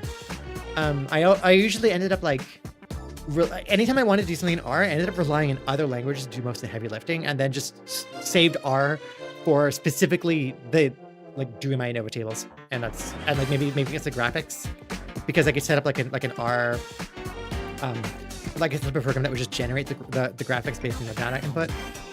But like I ended up doing things in other languages, and then did use R for the final step. I work at Walmart. I honestly feel like a failure, but this is my girl failure. Aw. I mean, working at Walmart isn't a failure, but I hope you can find something that you find more fulfilling at some point soon.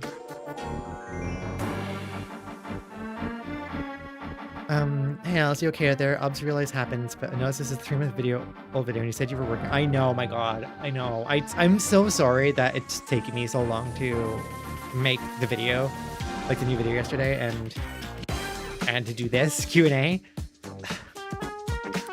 I really did think that like after March, that I would have a lot more free time and that I would be a lot more relaxed. And instead the opposite happened. I got a lot more stressed out and I had a lot to do.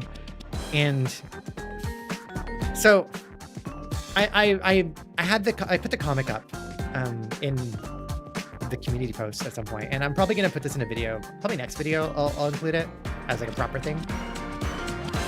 But I made like a vent comic about how I was struggling and what my kind of struggle was, which was like, when I record for the videos, it really is like I'm really recording the videos as I stream, or like in the same kind of energy and vibe that I stream in, which is very like casual conversation, very off the cuff, and not scripted. My videos are not scripted.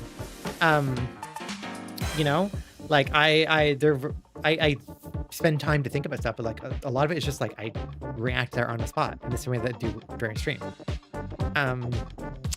If I'm stressed out and overwhelmed, it's really hard to like get to a nice vibe where I like what have like do handling that when I'm not streaming, when I don't have anybody else to bounce off of.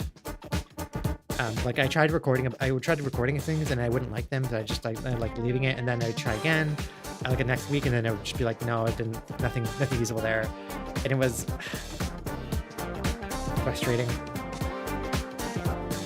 But like I need to get better at being able to just keep recording even when I'm kind of not super doing well, or like if I'm feeling overwhelmed a little bit. I got there eventually. Hopefully I'll be able to, or I'm hoping I'll be able to like manage that better as we going forward, because I don't want to disappear. I want to keep making videos. I want to keep reaching you all with different stuff, and I want to, yeah.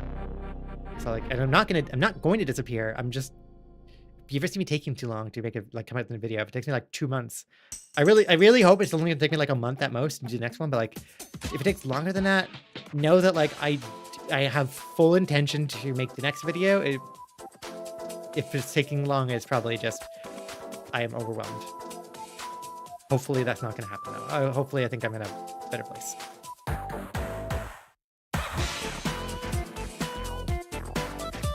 Yeah, let me play a, let's see what else we got in here. Oh, actually, how about some synthwave? How about some Zelda synthwave? I know it takes you a little longer to make a video, so when I see that you had a new video come out in my notification bar, I get really excited. Oh, it's also really cool that people still come by like videos to watch videos, even though it's taken so long between videos. Like, this just kind of goes like really far against like my expectations for how YouTube works, and I like YouTube was almost like a special interest for me for a very long time of like trying to understand how like just how things work in general, how like content creation works, how people find each other, you know, and like trying to like get that all in my head and understand it. Like all convention would say that like not uploading for long periods of time is a surefire way to slowly destroy your channel and to not grow, because the way to grow is to release videos more frequently, right? So I kind of expected that, like, you know, if it took me a while, it wouldn't be too good for continuing to grow. But like so far, it has still seemed like every video that has come out, people still like, and people still come back and watch, and people are excited for it, and like still gets a bunch of people watching. Well, it's wild. Yeah, I'm really appreciative. You see though, Alice, you really make really good and helpful videos though, and it takes time to edit and make your videos. Oh, thank you. I do put a lot of care into doing the best I can. Like this is like my art form. Opinions hit indie. Oh, I need to play in Risk of Rain. I'm sorry. I've seen it. It looks really cool. I haven't played it myself yet. Do you want an egg? I'm vegan, so no. And like it kind of at this point, like the smell of egg actually kind of grosses me out. It's a little unfortunate because like I used to make eggs really well. Like I used to make like I used to be really good at cooking eggs. So like I used to like just kind of put that in all my cooking. But I learned how to make like eggs in all different forms. Even was like experimenting with getting better at doing what's it called when you crack an egg into boiling water or like hot water and you just you spin it around. There was like that kind of egg. I can't remember what it's called, but I started getting okay at doing that. But yeah, no, I'm vegan. And the smell, I think it always poached. Thank you, poached egg. Yeah. Mm-mm. Yeah, even before, I think the smell was something that grossed me out. Now it really grosses me out. Yeah. So you don't eat mama rice? I don't think I've had mama rice before. The loss still hurts. Loss? Like loss? Wait, can I?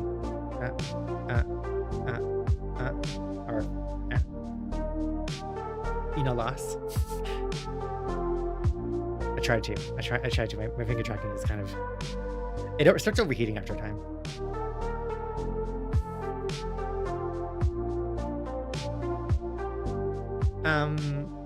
Oh, what's my field? Oh yeah, I don't think I've even said that. Oh, I know I've kind of said that. I mean, psychology and neuroscience, but like computational neuroscience is like what I like to say because I think that's the best descriptor of what I did. There you go. There we got some loss. Thank you. Yeah. So or I think maybe wrong hand.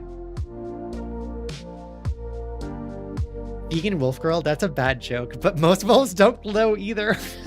I'm just made differently. Yeah, I'm a vegan wolf girl. I know. I mean, it's also like I'm a friend of the forest, you know? I'm slightly late on this, but I feel like being vegan is a mistake. I'm sorry. No, you're good. Funny you should mention that, mistakes. That's actually a brand of vegan steaks that was pretty good.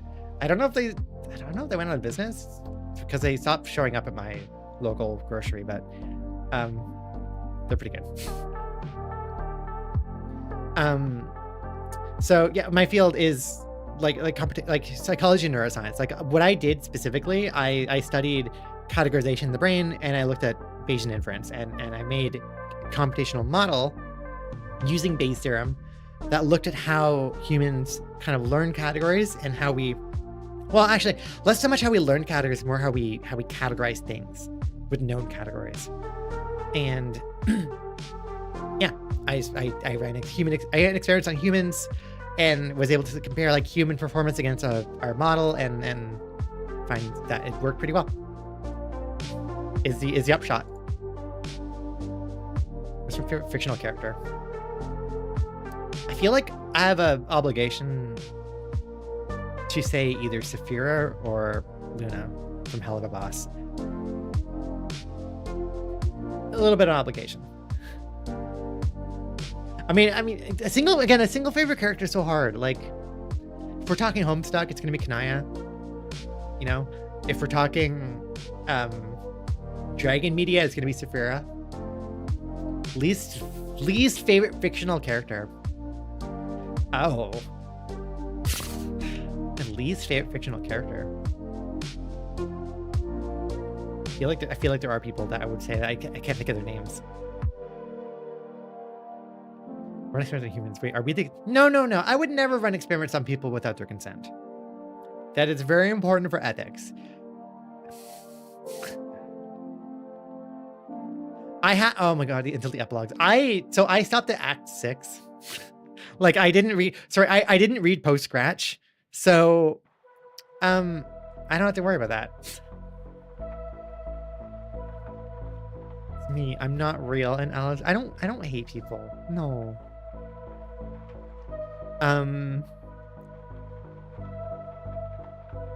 Yeah, I don't know. Let me just Mad Scientist Wolf Girl. I do like science. I want to say a politician. The joke is they're pretending to be a fictional, pretending they're a fictional character, but also don't want to bring up. Yeah, it's like that joke kind of works, but it's also like it's better just not to. It's better not even to go there. Okay, this one's. Let me just. If you don't mind, I'm reading like this. Okay. Do you ever feel apathetic or like it was bearable to live as a guy before you realized you were trans? How did you work up the courage to come out to your close friends and family and later more publicly? How are you today? Hope everything's all right. Oh, interesting.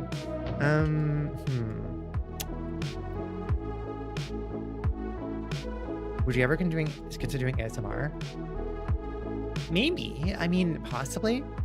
Also, we have been told that like our streams are good to sleep to in the past. Like sometimes people tell us that they fall asleep in our streams, and I'll say I've always found that a really good compliment because that's the kind of like nice vibe we want. I mean, you can tell from the videos too. Like we don't like loud, rambunctious, or like super energetic. And it's not that we aren't energetic. It's just we like chill. Yeah.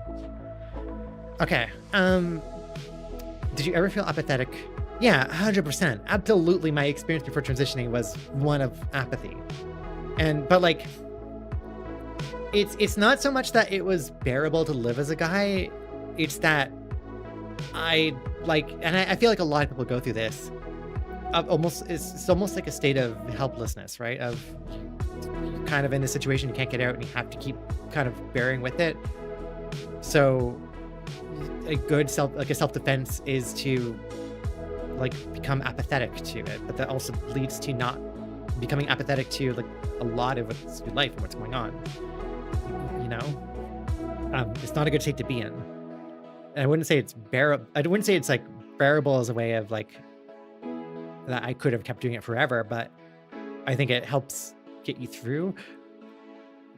That also though becomes a double-edged sword when you do start transitioning or do start accepting yourself, because at least I found once I started broaching or breaching that, I became a whole lot harder to keep suppressing myself, because like it's basically once I acknowledged that like A, I was suffering, and B, I felt better treating myself and thinking myself this certain way, it made it really hard to go back, and became much more unbearable to do things. And so like transitioning can come along with that. It's yeah.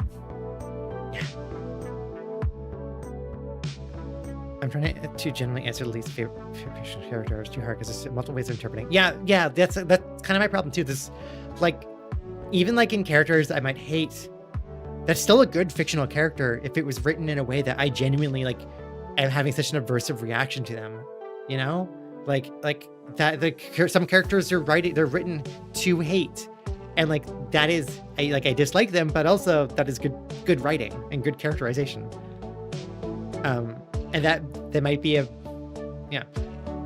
like my least favorite character would probably end up being like just boring characters that weren't written very well that I'm not going to remember. Oh, YouTube has told me now is a good time to insert ads. Anyways, having a story for this, I've told Twitch before. Ooh, yeah. Yeah. But yeah, that's my answer for that, I guess. It could be hard. Hand. How do you get the courage to come out to close friends and family? Again, I guess it's more directed at me, so I'll answer personally. Like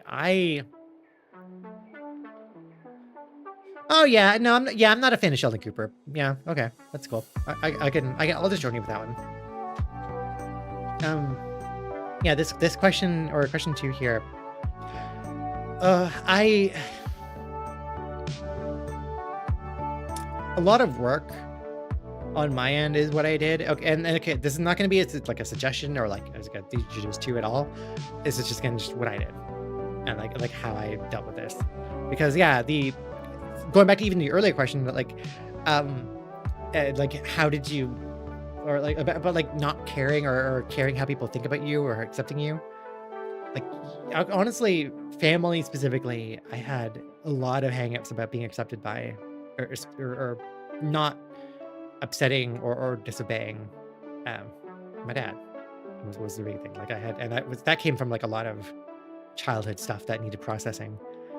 And in transitioning, I kind of also needed to first go through a lot of therapy to be able to stand up for myself in most respects, but like especially to family, to people whose opinion of me did heavily impact me to the point of like sometimes when I would be around or sometimes in the past when I'd be around this person, like not even that they were doing anything bad or that they're mean. I don't like he's not, but like I would just regress to a very obedient and almost like not a person, because I would just default to just following instructions, I guess. And I needed to learn how to stand up for myself and stand on my own if I was gonna say something like come out to my dad as trans. People pleasing, yeah, it's still hard, but it's really hard to it's really hard to like claw your way out of that. And what I said before still applies, but like I think that narrowing who I care about people pleasing to is important. Like I don't need to please everybody, but yeah, that required a lot of work. And the point when I was able to come out to my family, honestly, I kind of did so with an understanding and an acceptance that I might have been about to burn a bridge that would never be repaired, and that might be the last time I see them. And I needed to be okay with that before I could talk to them. I don't think that was good for me to feel like I needed that. Like that's what I needed. And it's not what I needed at all. I think it was ultimately rational, but like that's how I worked up the courage. I worked myself to a point where like I would be okay. I'd not be okay, but like be able to like burn that bridge. It worked out well. Like my dad is very, very accepting and like really, really cool. Again, it was like a very not a totally rational thing, but it was like that's like the childhood hurt and things that part of what I needed to process, I guess. Yeah. The feelings the worst. What is wrong with society? Yeah, like that should, the thing is, well, like that shouldn't be something that anybody ever has to think about. Like that should not be something that anybody ever needs to consider. And a lot of what's happened and society right now, and we're like all the trans-panic bullshit, it really has made things like even in good circumstances and scenarios with people who really wouldn't otherwise think that would have a problem with anything, it feels like it's still scary because of how much is at risk there, and with all the dissent around. Yeah. I'm actually gonna give you a hug. Oh, thank you. I'm okay. It's still like I still have things to process, I think, or it's like work through sometimes, but do my best to. Yeah. Just do my best. Felt like I held a role I was supposed to fill in my family. When I came out as trans, I was partially expected to be kicked out of the house. Yeah.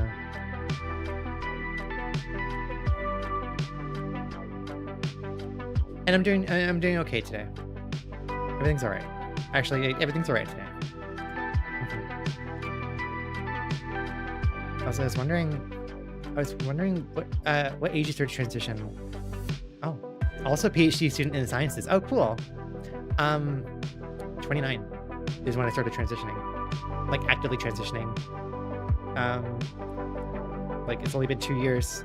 Actually, no, wait, it's been 3 years? No, 2 years. 2 years that I've been on, 2.5 years that I've been on HRT. Yeah, very late into my PhD. Like it was, if COVID hadn't happened, I would have graduated before I transitioned.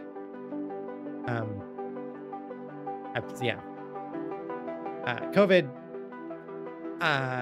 Oh wait, is that gonna? No, that's whatever. It's already too late. So you're like, is that something I shouldn't say on YouTube? No, I don't think that gets demonetized anymore, right? Whatever.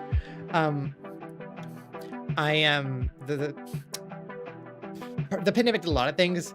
One of the ways it really impacted me was that it meant I couldn't run experiments and I couldn't do my research, and my grad program kind of came to a standstill, especially my research, because my research involved actually touching with physical objects. A little hard to do during what was happening.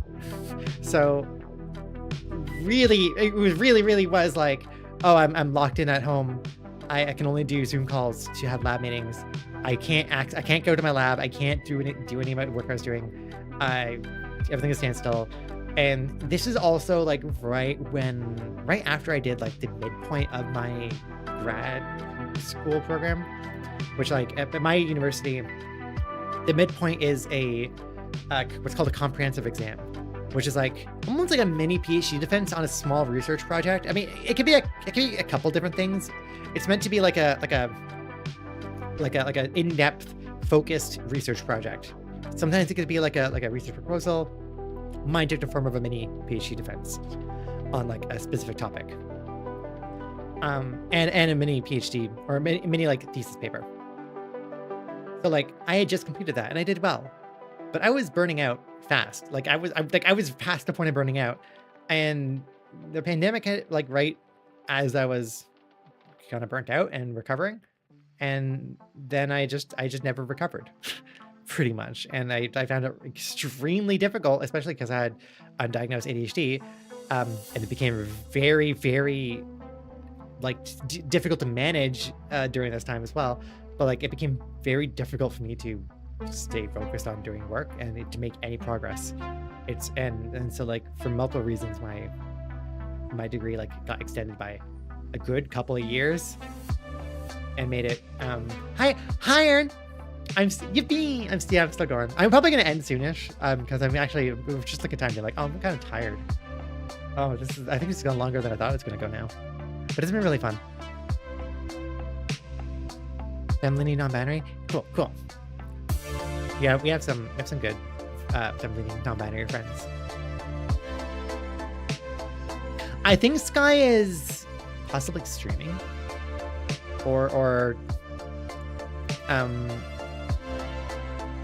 Did they start streaming, or are they gonna stream later?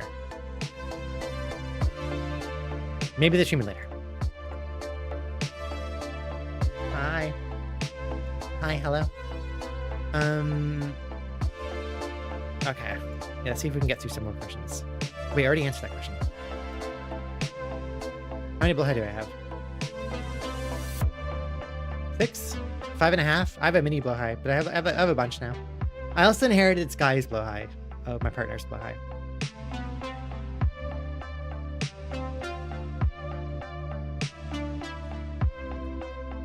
Your model's face also... It reminds me of a wolf? Oh, cool. Good. Yeah.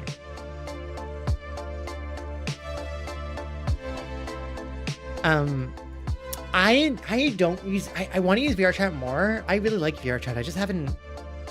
I haven't played it in a long time. And also, I only ever did things in private in VRChat. Like, I only ever, like, hung out with friends and like, a little private world.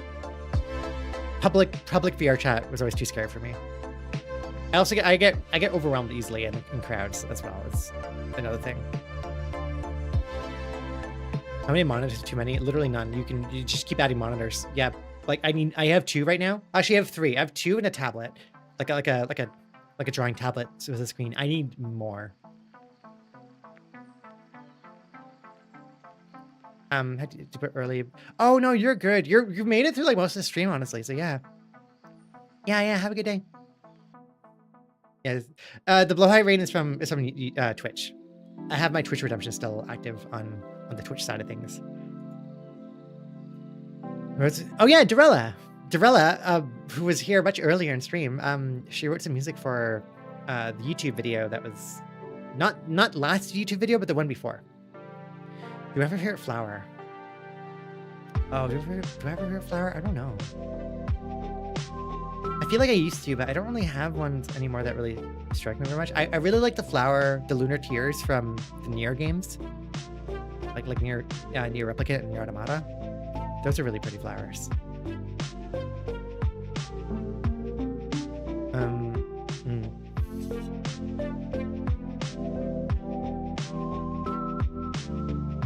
Opinions on head pads. I like head pads. I do. I'm not like... I don't know. I don't like head pads, like, because I have like a head pat redemption on my channel on stream or on Twitch's end, so I have that. I don't like too much physical affection. Some light physical affection is okay. But it also depends on the person, I think, and how comfortable I am with them. Yeah. I like giving head pats more, I think. Well, no, is that true? Or maybe I need to learn how to relax. Can't we just hit 10 million? Come on, 10 million's way out there. If we hit 100K ever, I'm gonna cry. Like, I'm gonna bawl my eyes out.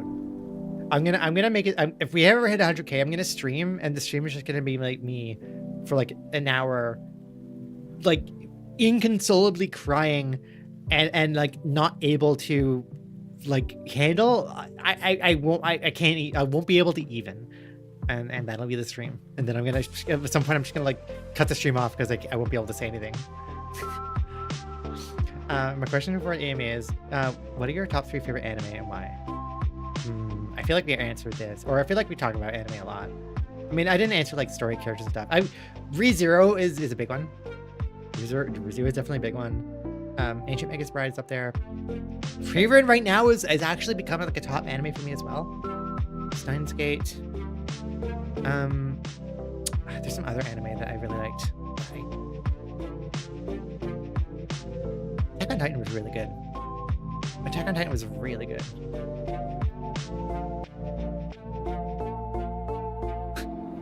Kai, show us a trans femme Riz. I don't have Riz. I am so awkward. I can't. I can't stress this enough. I'm very awkward. I have no Riz. I need to watch Madoka Magica. That's also on my list of things to watch. I know I really should have watched it some point ago, but like, yeah. Okay. How did you come up with and create your online identity? And do I think axolotls look cute? Axolotls are cute. Yes. And yeah, I mean, I talked about this a bit before, but like my online identity, like this model, me, Alex Lunazera, is not as much a persona as it is just me, or like an extension of me, you know? Like in creating this was a bit of like a self-discovery thing. It also was tied to my discovery of plurality and like that we were a plural system, and like really like it was not to get too much detail, I guess, but a lot of it initially was like I was more the background voice, and it was more Kai discovering, although it was a lot of like Kai was kind of figuring it out, and like I started questioning, and I kind of realized immediately more immediately what's happening, and I tried to, you know, like I guess the way of processing tends to be to analyze and take a more scientific approach. Again, the reason why I went to psychology and neuroscience was to understand, because I thought that understanding would lead to being able to. Thought we'd be better off if we understood. So like we tried to like understand what was happening and if it was happening as best we could. Oh yeah, true. Yuka's chat might not been here. Yeah. So hi. We're a plural system. Sorry, we're a plural system. Don't talk about it too often, generally. But yeah, that's why we use we a bunch of times as we're talking. And the initial discovery was like I was the voice, I guess, and trying to sort out things. And the reason this Alice model became like a thing to aspire to, or like to work towards, was honestly wanting to kind of create a form for myself that I could more see myself directly, and capture or get out like some of the aesthetic vibes that I felt I am more associated myself with.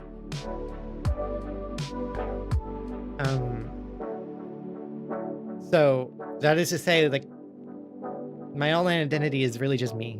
It really is. Like, and we all kind of stream on this now too, right? Like, you don't like, it's not, we don't like to have different models of different people, because we all like this model, and it's kind of fun.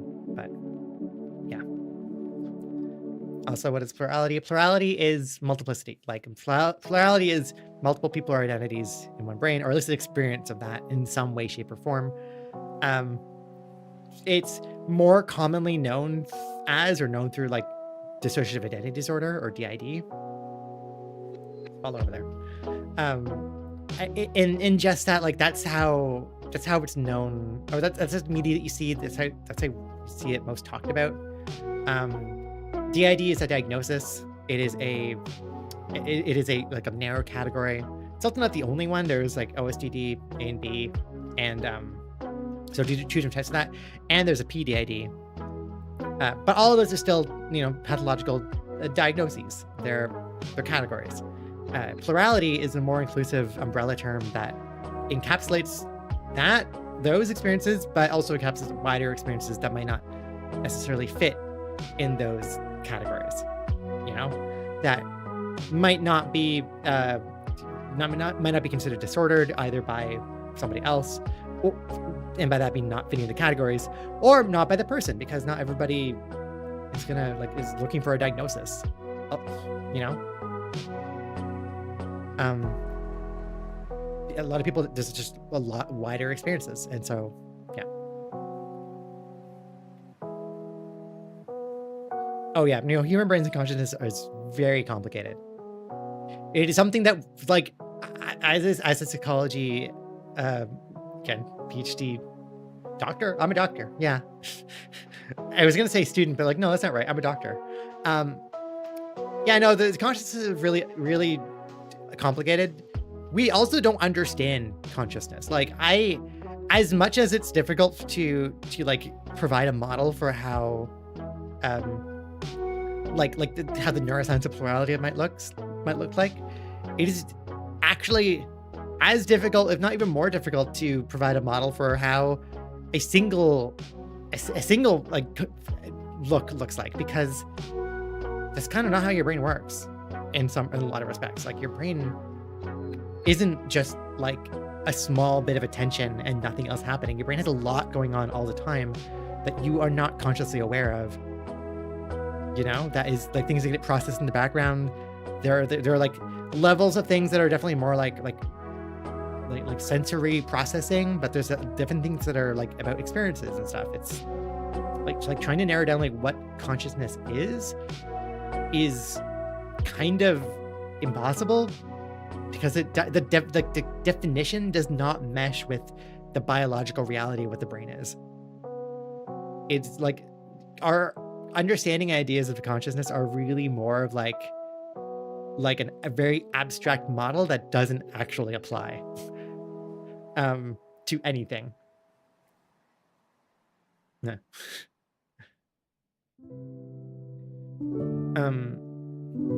I use a keyword which I identify as, and that's the only thing I can imagine got squelched. Oh, YouTube censored you? Wait, did it? Hold on, wait.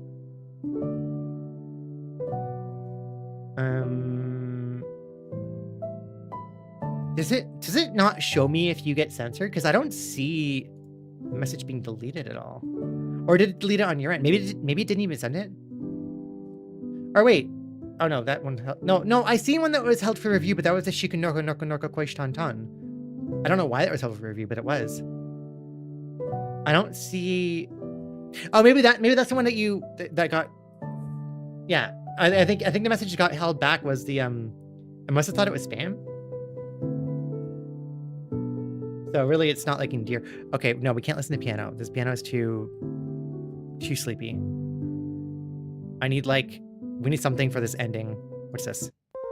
Actually, you know what? I do have metal music for you, or I do have like more intense music. Hold on. We're gonna listen to one album. This is gonna be the last album as we finish up and eventually, wrap up here. We're gonna listen to Tournament Arc. Is this gonna get claimed? Maybe. Guess we'll find out. I hope not. It's not. I mean, there is it's like metal vibes in here, but it's a mixture of like kind of like cool funk and whatever. It's good. It's got some really good artists on it.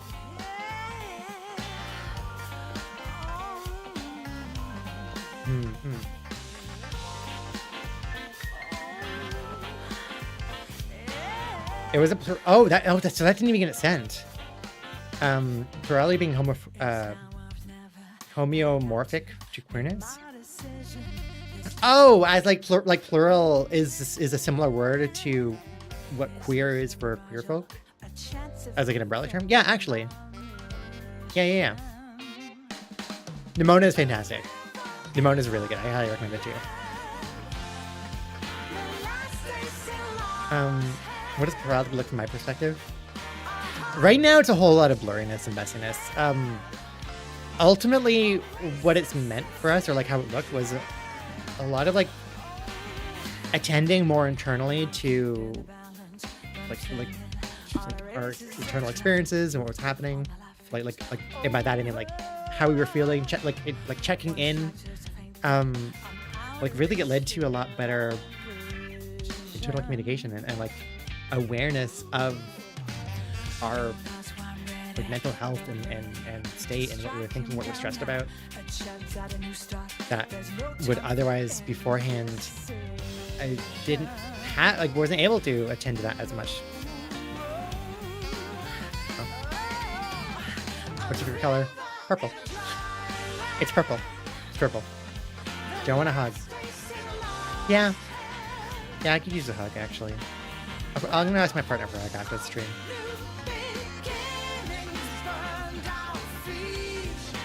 How long have you been on HRT? What was the experience with E been like? I've been on HRT for 2.5 years, and the experience with E has been good. Like the his made me feel so much better in so many regards. Yeah.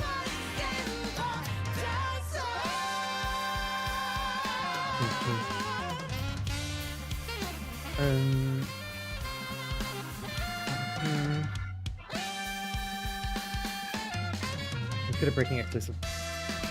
Okay, I would say it don't take a genius, but I have an IQ of 140. Huh? Well, the story for the bag of rocks is I got some rocks for myself for my birthday a while ago. I'm not gonna mean. Oh, cool! Oh, I like pretty rocks. Yeah. Oh, the good saxophone. The drum. Actually, no, I don't think this has Don Palombi on it, but like this has a couple of really good people playing Don Palombi. I might jump forward actually and play this one next because this will be more metal vibes.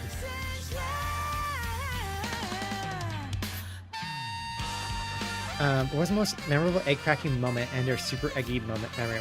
Oh, there's so I have so many like small moments. And a lot of them end up coming up in the YouTube videos, I think. Like, you know, like the small egg cracking eggy moments. I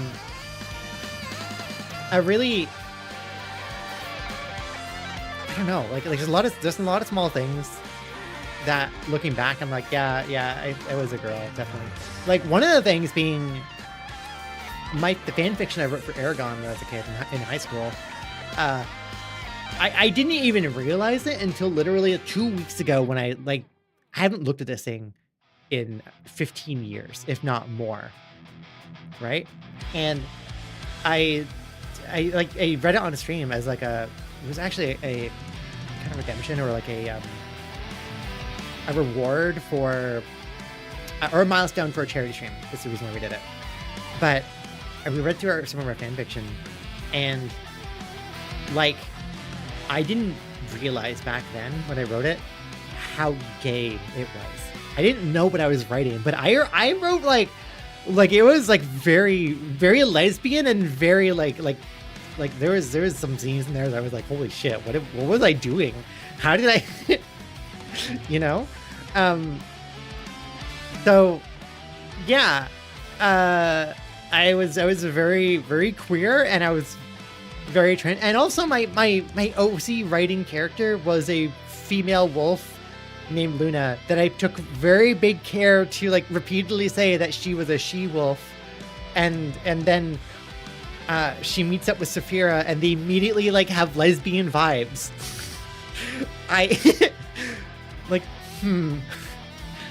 So I would say that was my now that I know that, yeah, that was my definitely like a big sign. Yeah, the fanfic came out for I can only imagine anybody who read that must have known immediately what was happening. Like it was oh god. I keep finding little handwritten notes to me from herself, literally wishing I'd wake up to 11. Aww. That's pretty definitive, yeah. That's very cute and very definitive. Yeah. Okay, we're actually almost through all the questions I have. Next little videos said anything? Explain the mouthfeel. Why is nobody talking about the mouthfeel? The mouthfeel? You wanna know what the mouthfeel? Like what?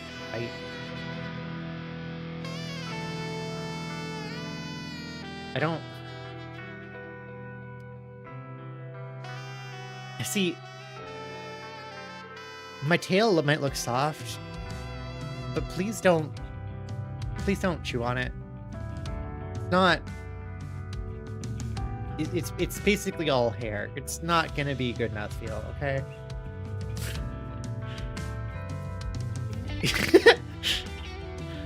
I used to have a dream when I was younger that I was a girl. Yeah, I had dreams that when I was younger about like finding like yeah. No, don't chew on it. No, not my ears either. No. First time I wrote my journal, I wanted to just have a queer self, no matter what I look like, no matter what, just afraid for a long time. It's not cotton candy, no. Yeah, yeah. Mouthfeel of hair isn't fun. Isn't that fun? No, it's not. Don't chew the glasses. Better than a tail, but like I need these to see. I have these are prescription glasses. Okay. Oh well, now it's too far away. Right, come back. Oh my god. I wanted to ask, because notice you sometimes we're using weird for yeah, I am. We talked about that. Well, there we go. Now we got there. Yeah.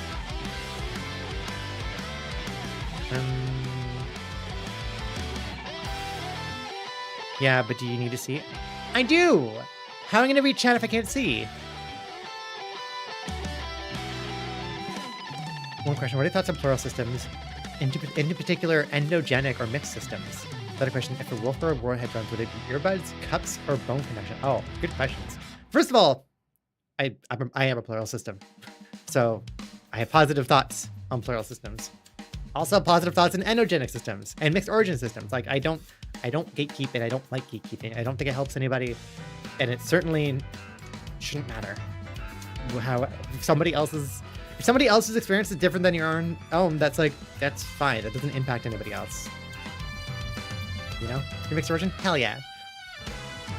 Like there tends to be a lot of gatekeeping online in like space, like plural or really like system spaces, specifically on endogenic systems. Like even the subreddit for DID is very gatekeepy about that, and you get people who are very weird about endogenic. And endogenic, by the way, means it's a term referring to like non-trauma generative or like system that became a system for not necessarily traumatic reasons, because there's a whole trauma model of plurality and systems that isn't even like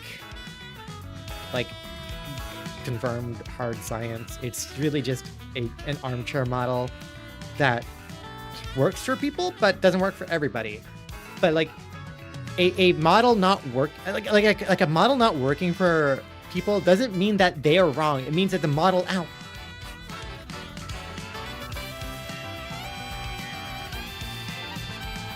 Oh hey, Game Out, you still going? Yeah. A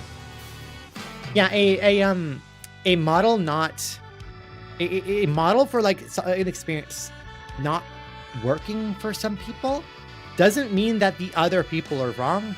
It means that the model isn't all inclusive of everything, and that means a model is not a robust model. It needs to be worked on. There might be some things in there that are accurate, but there might be some understandings that are wrong or incorrect or incomplete.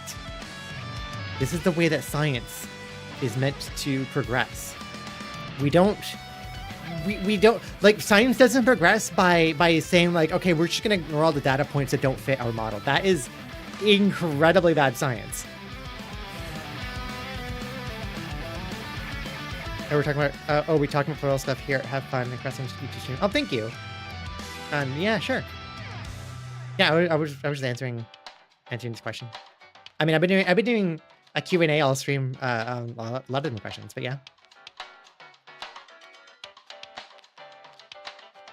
Hey, but I like the original quote where you get cut off. It doesn't mean that they're wrong. It means that the model. When they run data points, it's less science and more bias. Exactly. It turns out that if you ignore all the data points that don't fit your worldview, you suddenly have a very correct worldview, because nothing you cut out everything that doesn't work, and that's the terrible thing to do. That's completely worthless to anybody else, because that is what isn't science is politics. Everybody has an agenda for something.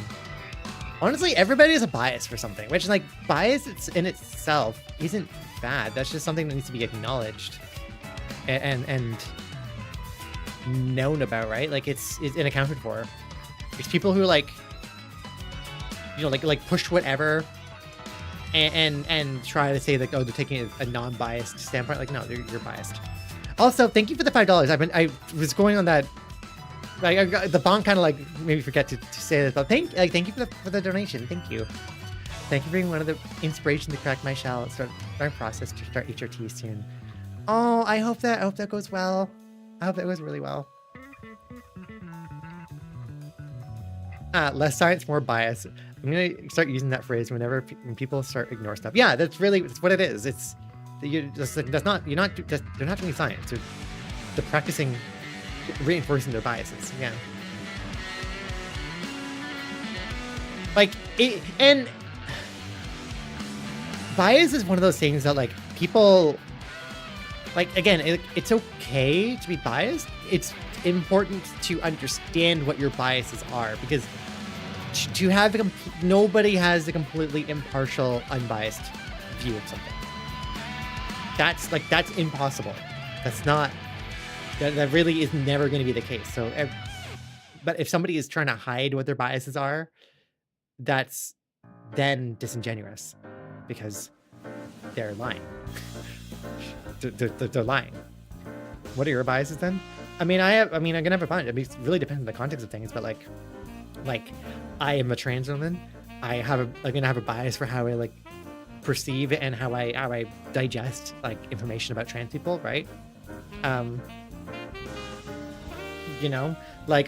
am a fundamental scientist, or I study fundamental science, which means I have a bias for how I look at the world that is not always gonna mesh in line with how other even fields of science will look at the world and look at things.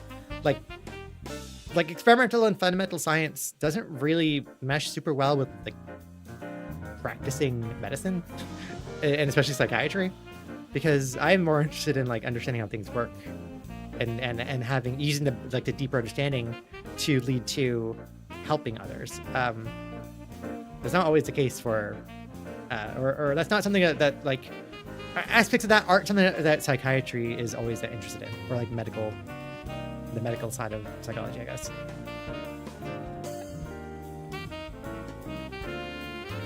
Didn't you come out to this track? Yeah, kind of. Not this track specifically, but yeah, my coming out story is that I was playing Final Fantasy X, and there was Chocobo music playing, and that's what I came out to that track. Yeah.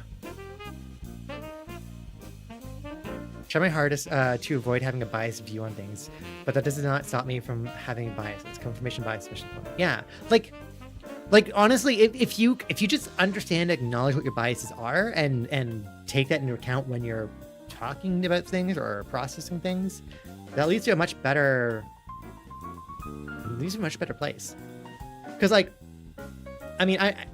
can't think of a specific example right off the top of my head of where this would apply really, but if your bias is that you have this already model that you really think is probably the correct one, right? Say if you have an understanding of something and you're trying to do whatever to confirm that or deny it, you're doing whatever testing, or you're just getting data in whatever way you can. You're researching something. You're just looking something up. Yeah, you have a bias for what your expectations are, and maybe you have a bias for how the outcome that you want to have.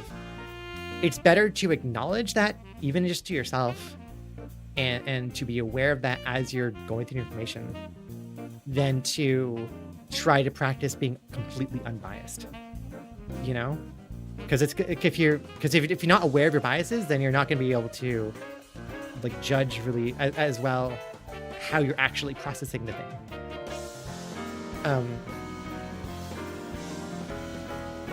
If that makes sense. Having biases is okay, I guess, is what I'm trying to say. It's more when you take actions to on those biases that are lead you really bad places, or hurtful, or don't help anything, lead to bad science, or you kind of almost fool yourself into thinking that you don't have any biases, because when you aren't aware of them, then you don't really know how they're gonna impact stuff. So I'm gonna play this one now. This is more upbeat. And for this question, I don't think earbuds would work for my ears. I haven't actually tried, but my ears are sensitive. That's gonna hurt. I think like for my wolf ears, I think really the only thing that's gonna work is like cups. Like IRL, like for human ears. Yeah, I have like I much prefer like headphones, like you know, like that go over your ears. For wolf ears, it's you need a little more care. The best I think that I could do, and I might need to make these myself, is have like headphones that clip onto my ears. So maybe like, I mean, effectively they're gonna be like on the ear headphones, not over the ear, but on the ear headphones, like a pad, but ones that would clip onto probably like the side, like the side of my ear here, not too hard. I don't want to pinch my ears. I think that's really the only way I can do it.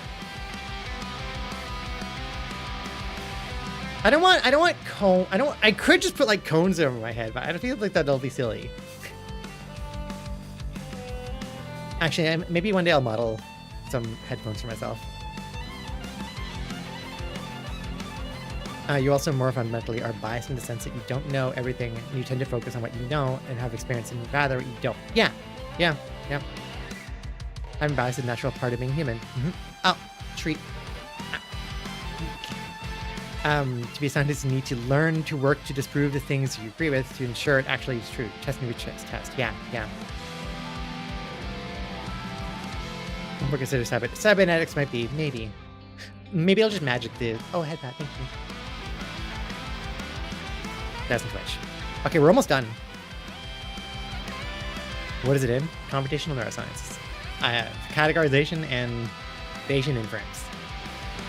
Categorization and touch, actually, as well. Like I 3D printed objects and like I 3D printed objects and formed categories out of those, and then trained people on those categories, and then tested to see if people learned. So it's like people categorize those objects in the same way that our model would, to test a model. Glad you video this far. If you could explain quantum physics. You want to explain quantum physics? Why did I? It's late. Yeah, can you just explain quantum physics? Yeah, just no big. Just like, hey, while you're here, can we just do a quick like quantum physics explanation? I mean, like, yeah, quantum means state, means like step size state, and like the original like exploration of quantum physics really was like focused on that part of the term and what that meant, and because like we started to notice that like a lot of different atoms and like when they got to the subatomic level, didn't operate in a linear sense, honestly. Like, and by linear, I mean linear sense. I'm talking about like energy states. Like atoms would have, is it atoms or electrons? Atoms would have like different states that they like to sit in, you know. And when you gave it energy, it didn't just like rise up linearly in its energized state. It would stick to its state until reaching a threshold, and then it would jump to the next state. And that like discovery alone led to a lot of like further and further deeper understanding of subatomic particles, and really that like we didn't understand them at all. It led to a lot of led to like a lot of what our modern understanding is. And long story short, like I mean our more modern models of subatomic particles like electrons and neutrons and positrons, or no, electrons, neutrons, yeah, is that like, no, they're not specifically particles even.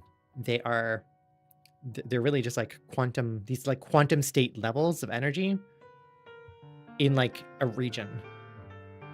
Also, no, I'm not listening to this one because there's a lullaby that's gonna put me to sleep. That was your comment? Oh, hey. Oh, hi. How's it going? There you go.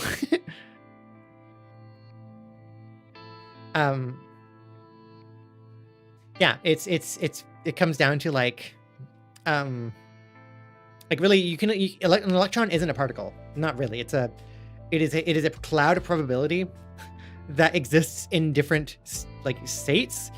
It gets very complicated as you go up different atomic levels too, but yeah, and also that led to a lot of like valence electron jump, right? Yeah, that led to a deeper understanding of like how the whole valence electrons happen. Like, yeah. Anyways, I'm also talking a little bit from like rough understanding or rough memory, because I did take modern physics courses.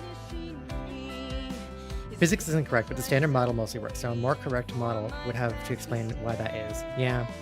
I mean, that's the case for a lot of like fundamental science. I'm trying to understand reality, right? Like it's all incomplete, and we're slowly working towards like better and better understanding. At some point, there'll be a paradigm shift that will lead to like a new, like where a new model comes in that'll be so explanatory that all of our science will like shift alongside it. Yeah, we can't access reality directly. Only our observations of reality. Yes, that becomes a really interesting concept, you know, for the brain too, because like really, like on so many different levels. Yeah, we can't directly access reality. We can just observe it. Like we can't directly access what's happening on the subatomic level. We can only make observations with instruments. So that means that all of our observations are going to be limited by how well we can observe with our instruments. Your brain too, you don't have access to reality. You have access to like an observation and a processing of reality. But like, okay, the way your eyes work. Sorry, give me a second. I'm just gonna like quickly blow your brain with some like science, I guess. But like, okay, the way that your brain works and the way that your perception works, it's not a one-to-one with reality. Like if you like right now, you're looking at me, right? You're looking at me, you're looking at the screen, you're seeing Alice Wolf Girl on screen with pops and all that. And yeah, you're probably seeing the exact image, but like you don't have access to like exactly what's happening in reality. What you're seeing is after a long line of processing that's happening, where, you know, photons come into your eye. Also, this music is very intense. Photons come into your eye from the screen. Yeah, that part, sure. And there's local processing that happens at the level of your eye. But that image generally like gets radiated through your brain, and as it's being radiated through, it gets deconstructed into its base components. It gets deconstructed into different angles, different like color areas. Literally, you have neurons that are sensitive to like specific orientations of angles and all of that. Basically, the image gets deconstructed into primitive parts and things, and then gets reconstructed at the back of your head for what the image that you actually see that you actually perceive. But all along that line of processing is subject to change, because your brain is aware that your brain is noisy, or at least in some level there's like an internal an accounting for the fact that your brain doesn't take good measurements all the time, and your brain has a lot of internal noise. So actually what you see is a mixture of that information that got processed, broken down, deconstructed, and then put back together, and your expectations. And this is where we talk about bias again, because like your expectations for what you're seeing can change what you perceive, can literally change how you see and what you see. Given enough consistent information, yeah, you can kind of counteract that. But like in a situation with ambiguous information, reality gets a little messy, and your brain can and will make mistakes, and that just happens. But like, yeah, you don't see exactly what's your eye. You see what is processed from your eye, mixed in with your expectations for what you think you would see. And I mean, that's why illusions happen. Honestly, that's why a lot of things can be. It's like, if you ever see something that like you didn't see quite right and you look again, and it was like actually you didn't see it right, and it's something else. Yeah, that does happen. That absolutely does happen. That is your brain's messy. Yeah. Yeah. Mm. Also, ghost hobbies. I mean, it's possible that like I might not be explaining things in the best, most accessible way, but like, I'm a firm believer that like I want information like this to be accessible to people, you know, because like the stuff like these kind of things and these kind of conversations, it doesn't have to be for like just people who study it and nobody else, because that also leads to kind of an echo chamber.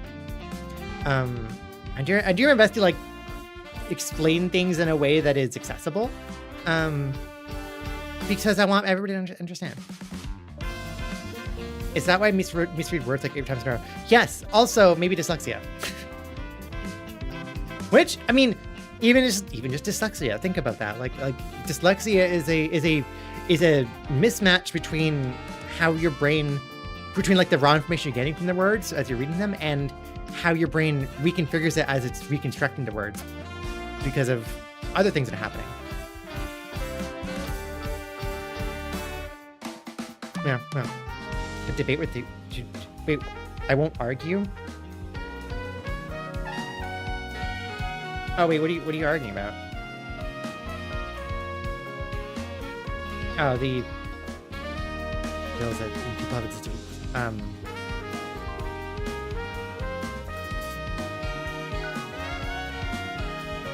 own, I guess. What do you?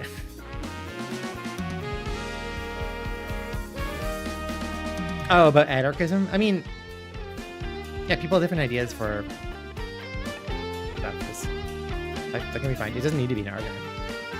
You can like try to understand and like converse without it being an argument. It's just, you know.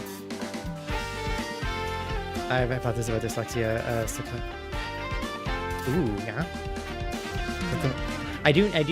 Yeah, it's been 6 hours. I should probably go to bed soon, or at least stop streaming. I have 3 more questions to look at though, or at least 3 more in this list of things. So maybe we can. Oh, never mind.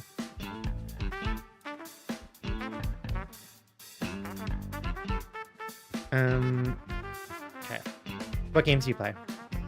Right now, I started playing Warframe. I really like Warframe. I'm gonna play Warframe after the stream. Actually, that's also why I want to stop. I want to go play Warframe.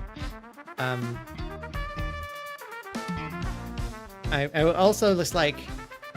I was just trying to explain what it was because like a lot of misconceptions. Yeah. Yeah, Warframe's fun. Okay, good. Yeah. Like chat about stuff is fine. It just doesn't have to be like it does. Like disagreements or like not agreeing fundamentally about like other people's perspectives or experiences doesn't have to be something to be solved. I guess it's not a problem. I guess it becomes a problem when it involves like the safety of other people and treating other people with kindness. But as long as you have that going, then yeah. What's your favorite Warframe? So I've literally only just started a couple days ago. My partner is been playing Warframe for a long time, so she's helping me get started and do stuff and learn. She helped me get Mag, so that's been the only other Warframe I've been able to use. I'm currently starting to work towards getting Ureli, because she looks really cute and cool. But Mag has been really fun, really fun.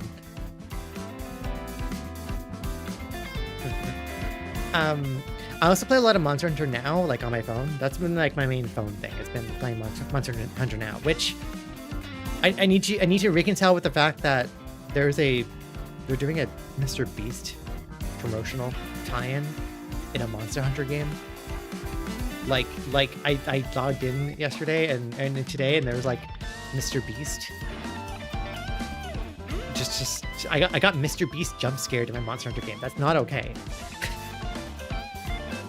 Everyone using Aleka frame to manage your crafting. Ooh, okay. I will make a note of that. Actually, what is this time like? This time it's weird. It's weird. It's also kind of unavoidable No, the promotional tie-in is literally like the Palico, the character that you're playing with, being like, hey, do you all check out the YouTuber Mr. Beast? Oh my god, he's so cool. Wow, I love his videos. He always makes just a good job to make things so exciting. Oh my goodness, Mr. Beast is calling us right now. And then Mr. Beast is like, hey, we got some like monsters over here. Can you like take care of them? Oh boy, we better go take care of the Mr. Beast monsters and maybe we'll get some Mr. Beast merchandise. You get the Mr. Beast special sword and shield with his logo and get the outfits that are based on real life Mr. Beast merch. Isn't it great? I'm gonna vomit. I don't like dislike him or anything. It's just like it's kind of weird. It's kind of bewildering. Completely unrelated, but what is the trans pipeline? The trans pipeline, I think they defined it multiple things. So usually it's like usually it's a joke about like, oh, you're doing something that leads to you discovering you're trans, like plays less lead to you being trans because there's a lot of trans identity in it, that kind of thing. I don't blame you. It's so absurd. 2 more questions. Oh, I'm having trouble with the hall sometimes because I'm MTF trans femme. And legally an adult, I won't be able to move out to my mom's. Oh. Any tips you have on dealing with negative feelings or any info interested that I'd want to know? A lot, again, like a lot of it comes down to, I think, like doing what you can do for yourself that you are able to and feel safe to. And different circumstances might mean that it's not a lot or not everything, but like even if you should do small things, but small gender friendly things to just get you by for now, and work to get into a place if you can that you can not have so much pressure on you to even have to think about that.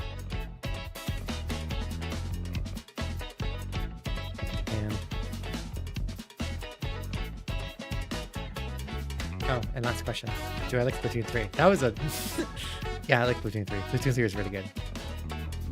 Although I really liked the Splatoon 2 DLC for the Octolings. And actually, I need to play this Splatoon 3 DLC. I haven't played that yet. It's also other things. Okay, I think that's pretty much it. I have a bunch of questions that were like part of the Discord stuff that ended up skipping through. Just to get to the YouTube things, but I think we hit a lot of questions. And I hit a lot of questions from like stream chat. Is mid at best? Oh really? It looked really cool. Oh. I guess maybe in comparison to like the Octo Subway DLC, that was so good. Is there anything else I wanna... What's the song that feels good in the ADHD gooey bits? Ooh, what's the song that connects to your own heart? Yeah, I can answer this. I mean, again, hard to answer favorite songs, but ADHD gooey bits, I think Tame Impala's Let It Happen hits me really, really hard, and I think I still really like. I think I would say it's more those gooey bits. Also has a lot of like vibes for other reasons. The song that has my own heart, I want to say honestly one of my favorite songs. This song is fun just playing right now, but I want to say that one of my favorite songs, which is called Nothing by Heart by Low, which is like a 7 or 8 minute song that is really just like, I think there's 4 lines in a song, like 4 lines of I was supposed to say dialogue, like singing lines.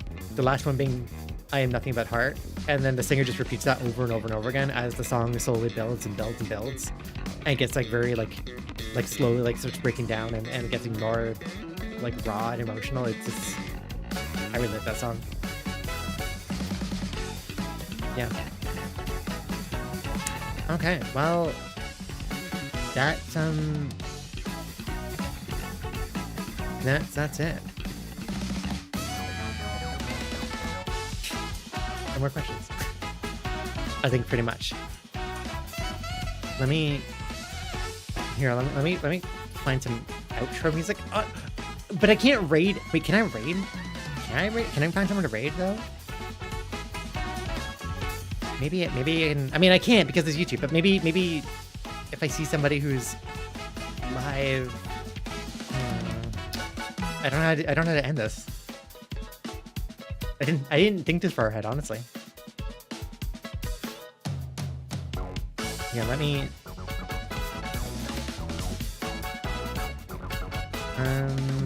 What's this? I do like Nier music. Nier Automata and Nier Replicant are also pretty up there on like favorite videos or favorite games. I mean. Okay, well, thank you for hanging out. Is Yuko live on YouTube right now? Because if she is, I will. Let me check.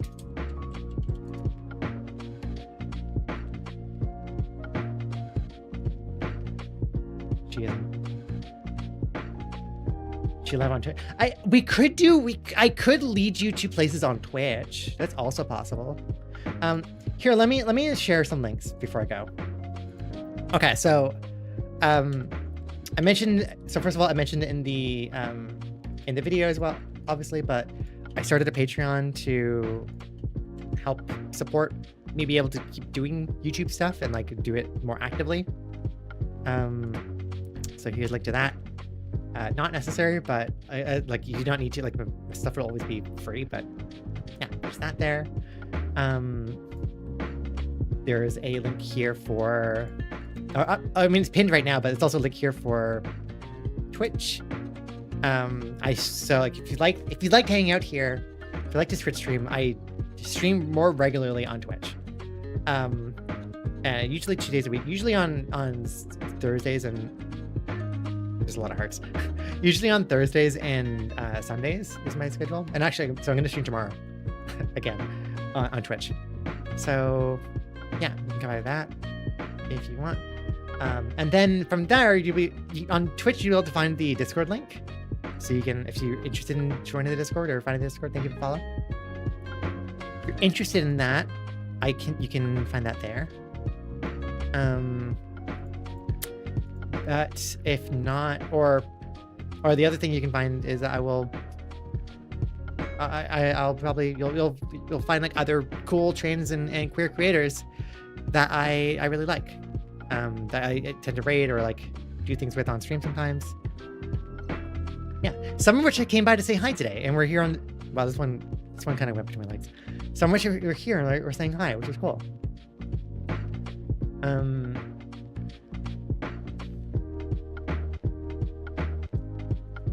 Yeah, Yuko isn't live. Yuko's not streaming. Okay, so how do I find? I'm trying to see quickly if I see anybody on YouTube who is streaming.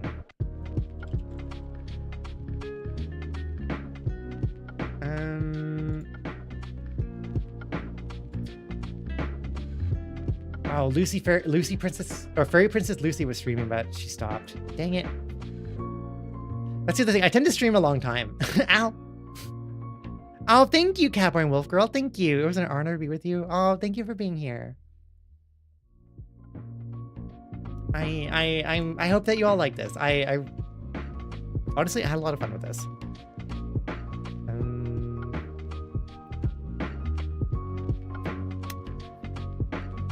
Okay, I really don't see. Also, finding live streams on YouTube is kind of weirdly hard. Like, I don't. Why is it hard to find people streaming on YouTube?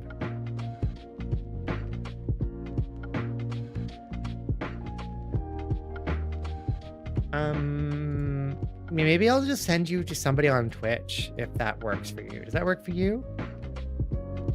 Unless something like pops out right now, but like even going to like the live section on YouTube, it really is like not, even my subscriptions. It's just a bunch of random ones. That's not helpful at all. Dang. No, YouTube doesn't, does it? Yeah, maybe I'll just like find somebody who's otherwise live on Twitch. This makes it very difficult. It's almost like they don't expect people to want to do this, which is wild to me because like this is the like rating is such a. I mean, I guess I could just end, but it feels like, come on. Okay, let me see.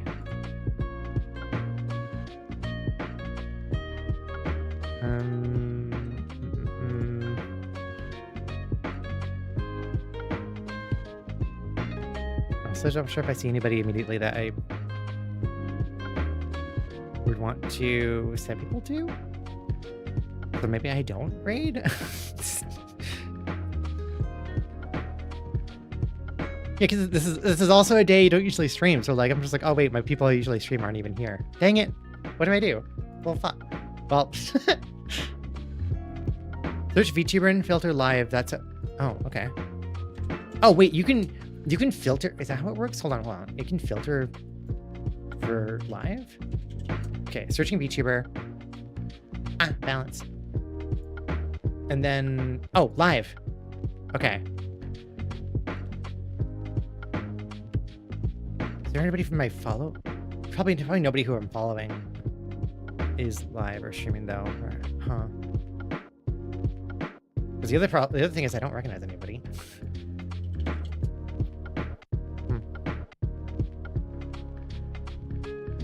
Try adding trans in there, and it. Oh, here we go. Filter live.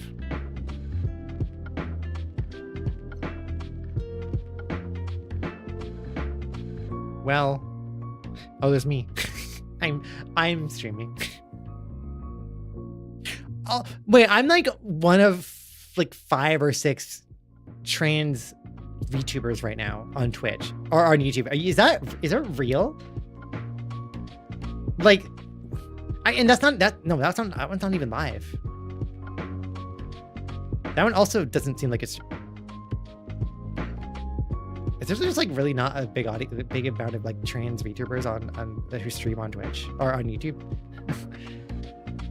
Oh yeah, we could raid myself. We could raid back in here. See, really? Yeah, I don't know. That seems odd.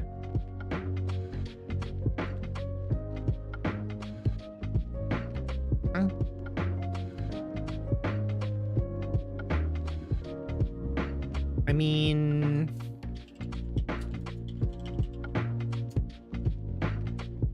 I don't know if I've listed trans or VTuber on my YouTube channel. Yeah. I don't know either. Like YouTube is funny. We're like, yeah, there is more discoverability on YouTube. Like I feel like you all being here is big proof of that, but it also is the case that it's kind of hard to organize things and find things the way that you want to, almost. It's almost not conducive to, I don't know. My stream here is an archive of my Twitch stream. Marginal amount of YouTube audiences have an odd disdain for VTubers and queer people. So, really? Oh. Well, that is a good reason to stay on Twitch, I guess. Yeah, see that kind of stuff. I didn't quite know because at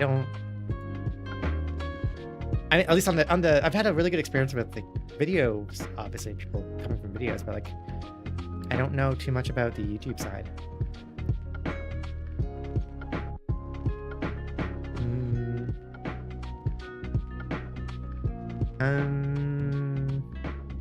I mean, I could just say bye and just go. I could just say follow me on Twitch and I'll stream tomorrow and I'll see you there on Twitch tomorrow. I'll probably play Cyberpunk is what I've been doing.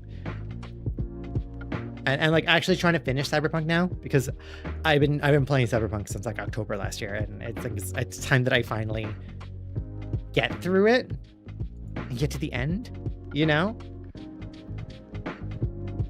Yeah. Maybe I'll just like sit here. I'll sit here for a second and like find the video to send you to. How does that sound? Maybe like.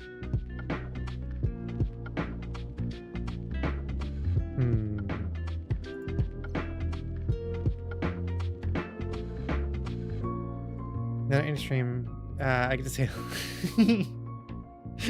I don't. I've actually managed to not say like and subscribe. And like any of the videos, I have not done the. I've done my best not to do like the YouTuber thing. I don't even really want to. I guess I just did there, but like I don't think it really counts. Oh, you know what? Okay, hold on. Hold on. Maybe it'll just like send you to a video. I can do that, right? Yeah, I could probably do that. I'm just gonna share. Okay, this will be the like the raid, the kind of soft raid, I guess. I'm gonna send you. I'm gonna give you a couple links of like other content to watch that I'm just seeing right now. I could be like, yeah, you could go here, go there. You know, some cool people.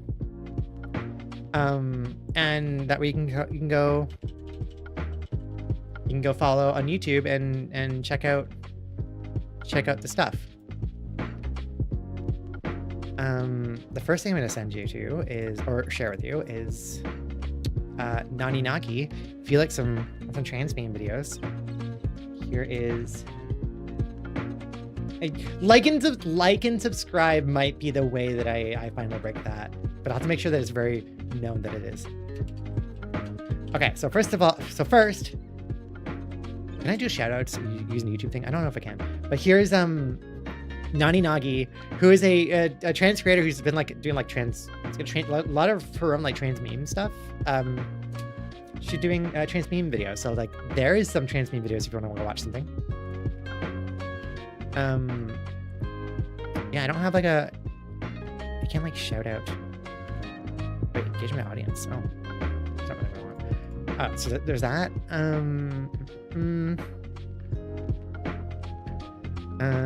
What else we got? We got. Oh, I know. I'm gonna also send you to. I'm gonna share with you DJ any music vids. I will send you to DJ Seahorse. It's not so much a music vid as it is oh my god, is One Topic live?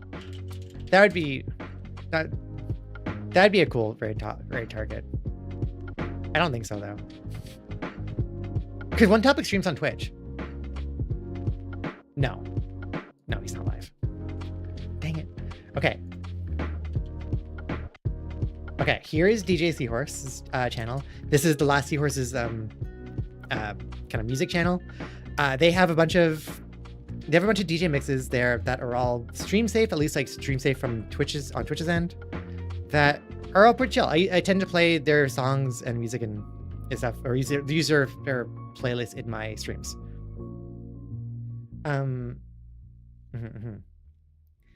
And so there's that.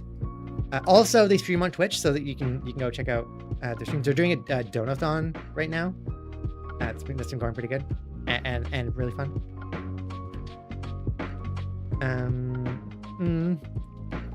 And actually, I will link you to a music video, kind of. I'm just gonna start sharing stuff, I guess. Here is a creator called Matt Glocky, who actually I learned about through Seahorse. Here's a creator called Matt Glocky who does like covers of songs in the style of other bands to like an incredible degree. So here's if Chevelle wrote "Pumped Up Kicks" by Foster the People. It's really, really good. In fact, I kind of want to, maybe I can probably play that and probably wouldn't be claimed. I don't think. Hold on, let me just play you a taste of what this is. There's music, is music video there too for you, but. If Chevelle wrote Pumped Up Kicks by Foster the People, I can try. There we go. Okay, so that.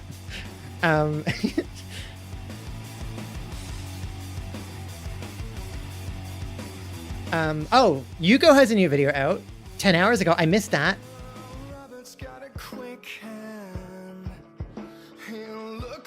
So Yuko video. And actually Bubbleverse, who's you know, she does a lot of trans, like more like she's in the trans comic space. She has a YouTube channel and she shares like music covers and like little things, and she has a new she has a Sleeping Cat Blues, which looks like it's probably a sad song, but also another trans creator to keep an eye on. There you go.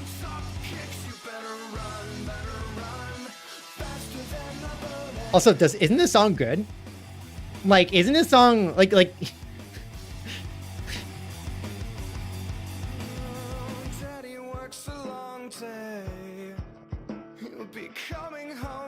There you go. There's some place. This is another place that you can go hang out too, and check out.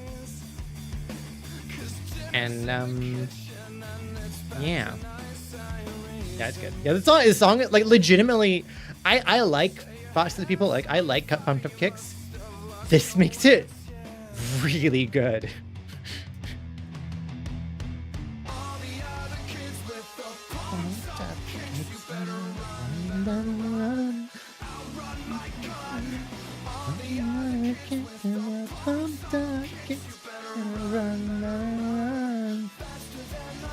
Oh, also, and more trans memes. My friend Kat. That might have a timestamp, so I'm sorry if it does, but that's another trans meme video you can go check out.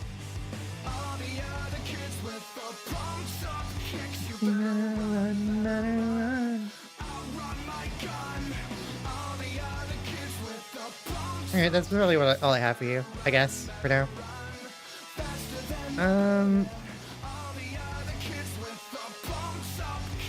I mean, there's Alice in Wonderland, obviously. Sure, I'll just like link people. Here's Alice in Wonderland. And here's Lady Emily.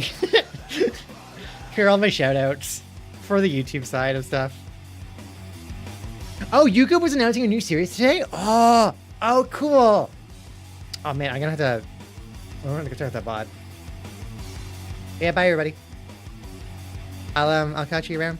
If you come by on stream tomorrow, I'll see you there. If not, that's fine, because I know not everybody uses Twitch. I'll see you on YouTube somewhere, maybe like the next video, which is hopefully gonna be in like less than a month. I hope so. I'm gonna keep the Patreon updated with what's going on. But yeah, bye. Later. All the shoutouts. Yeah. It's the best I could do. Kind of. Yeah, take care, everybody. I guess I'll just ending screen and then end stream. Yeah, okay. Okay.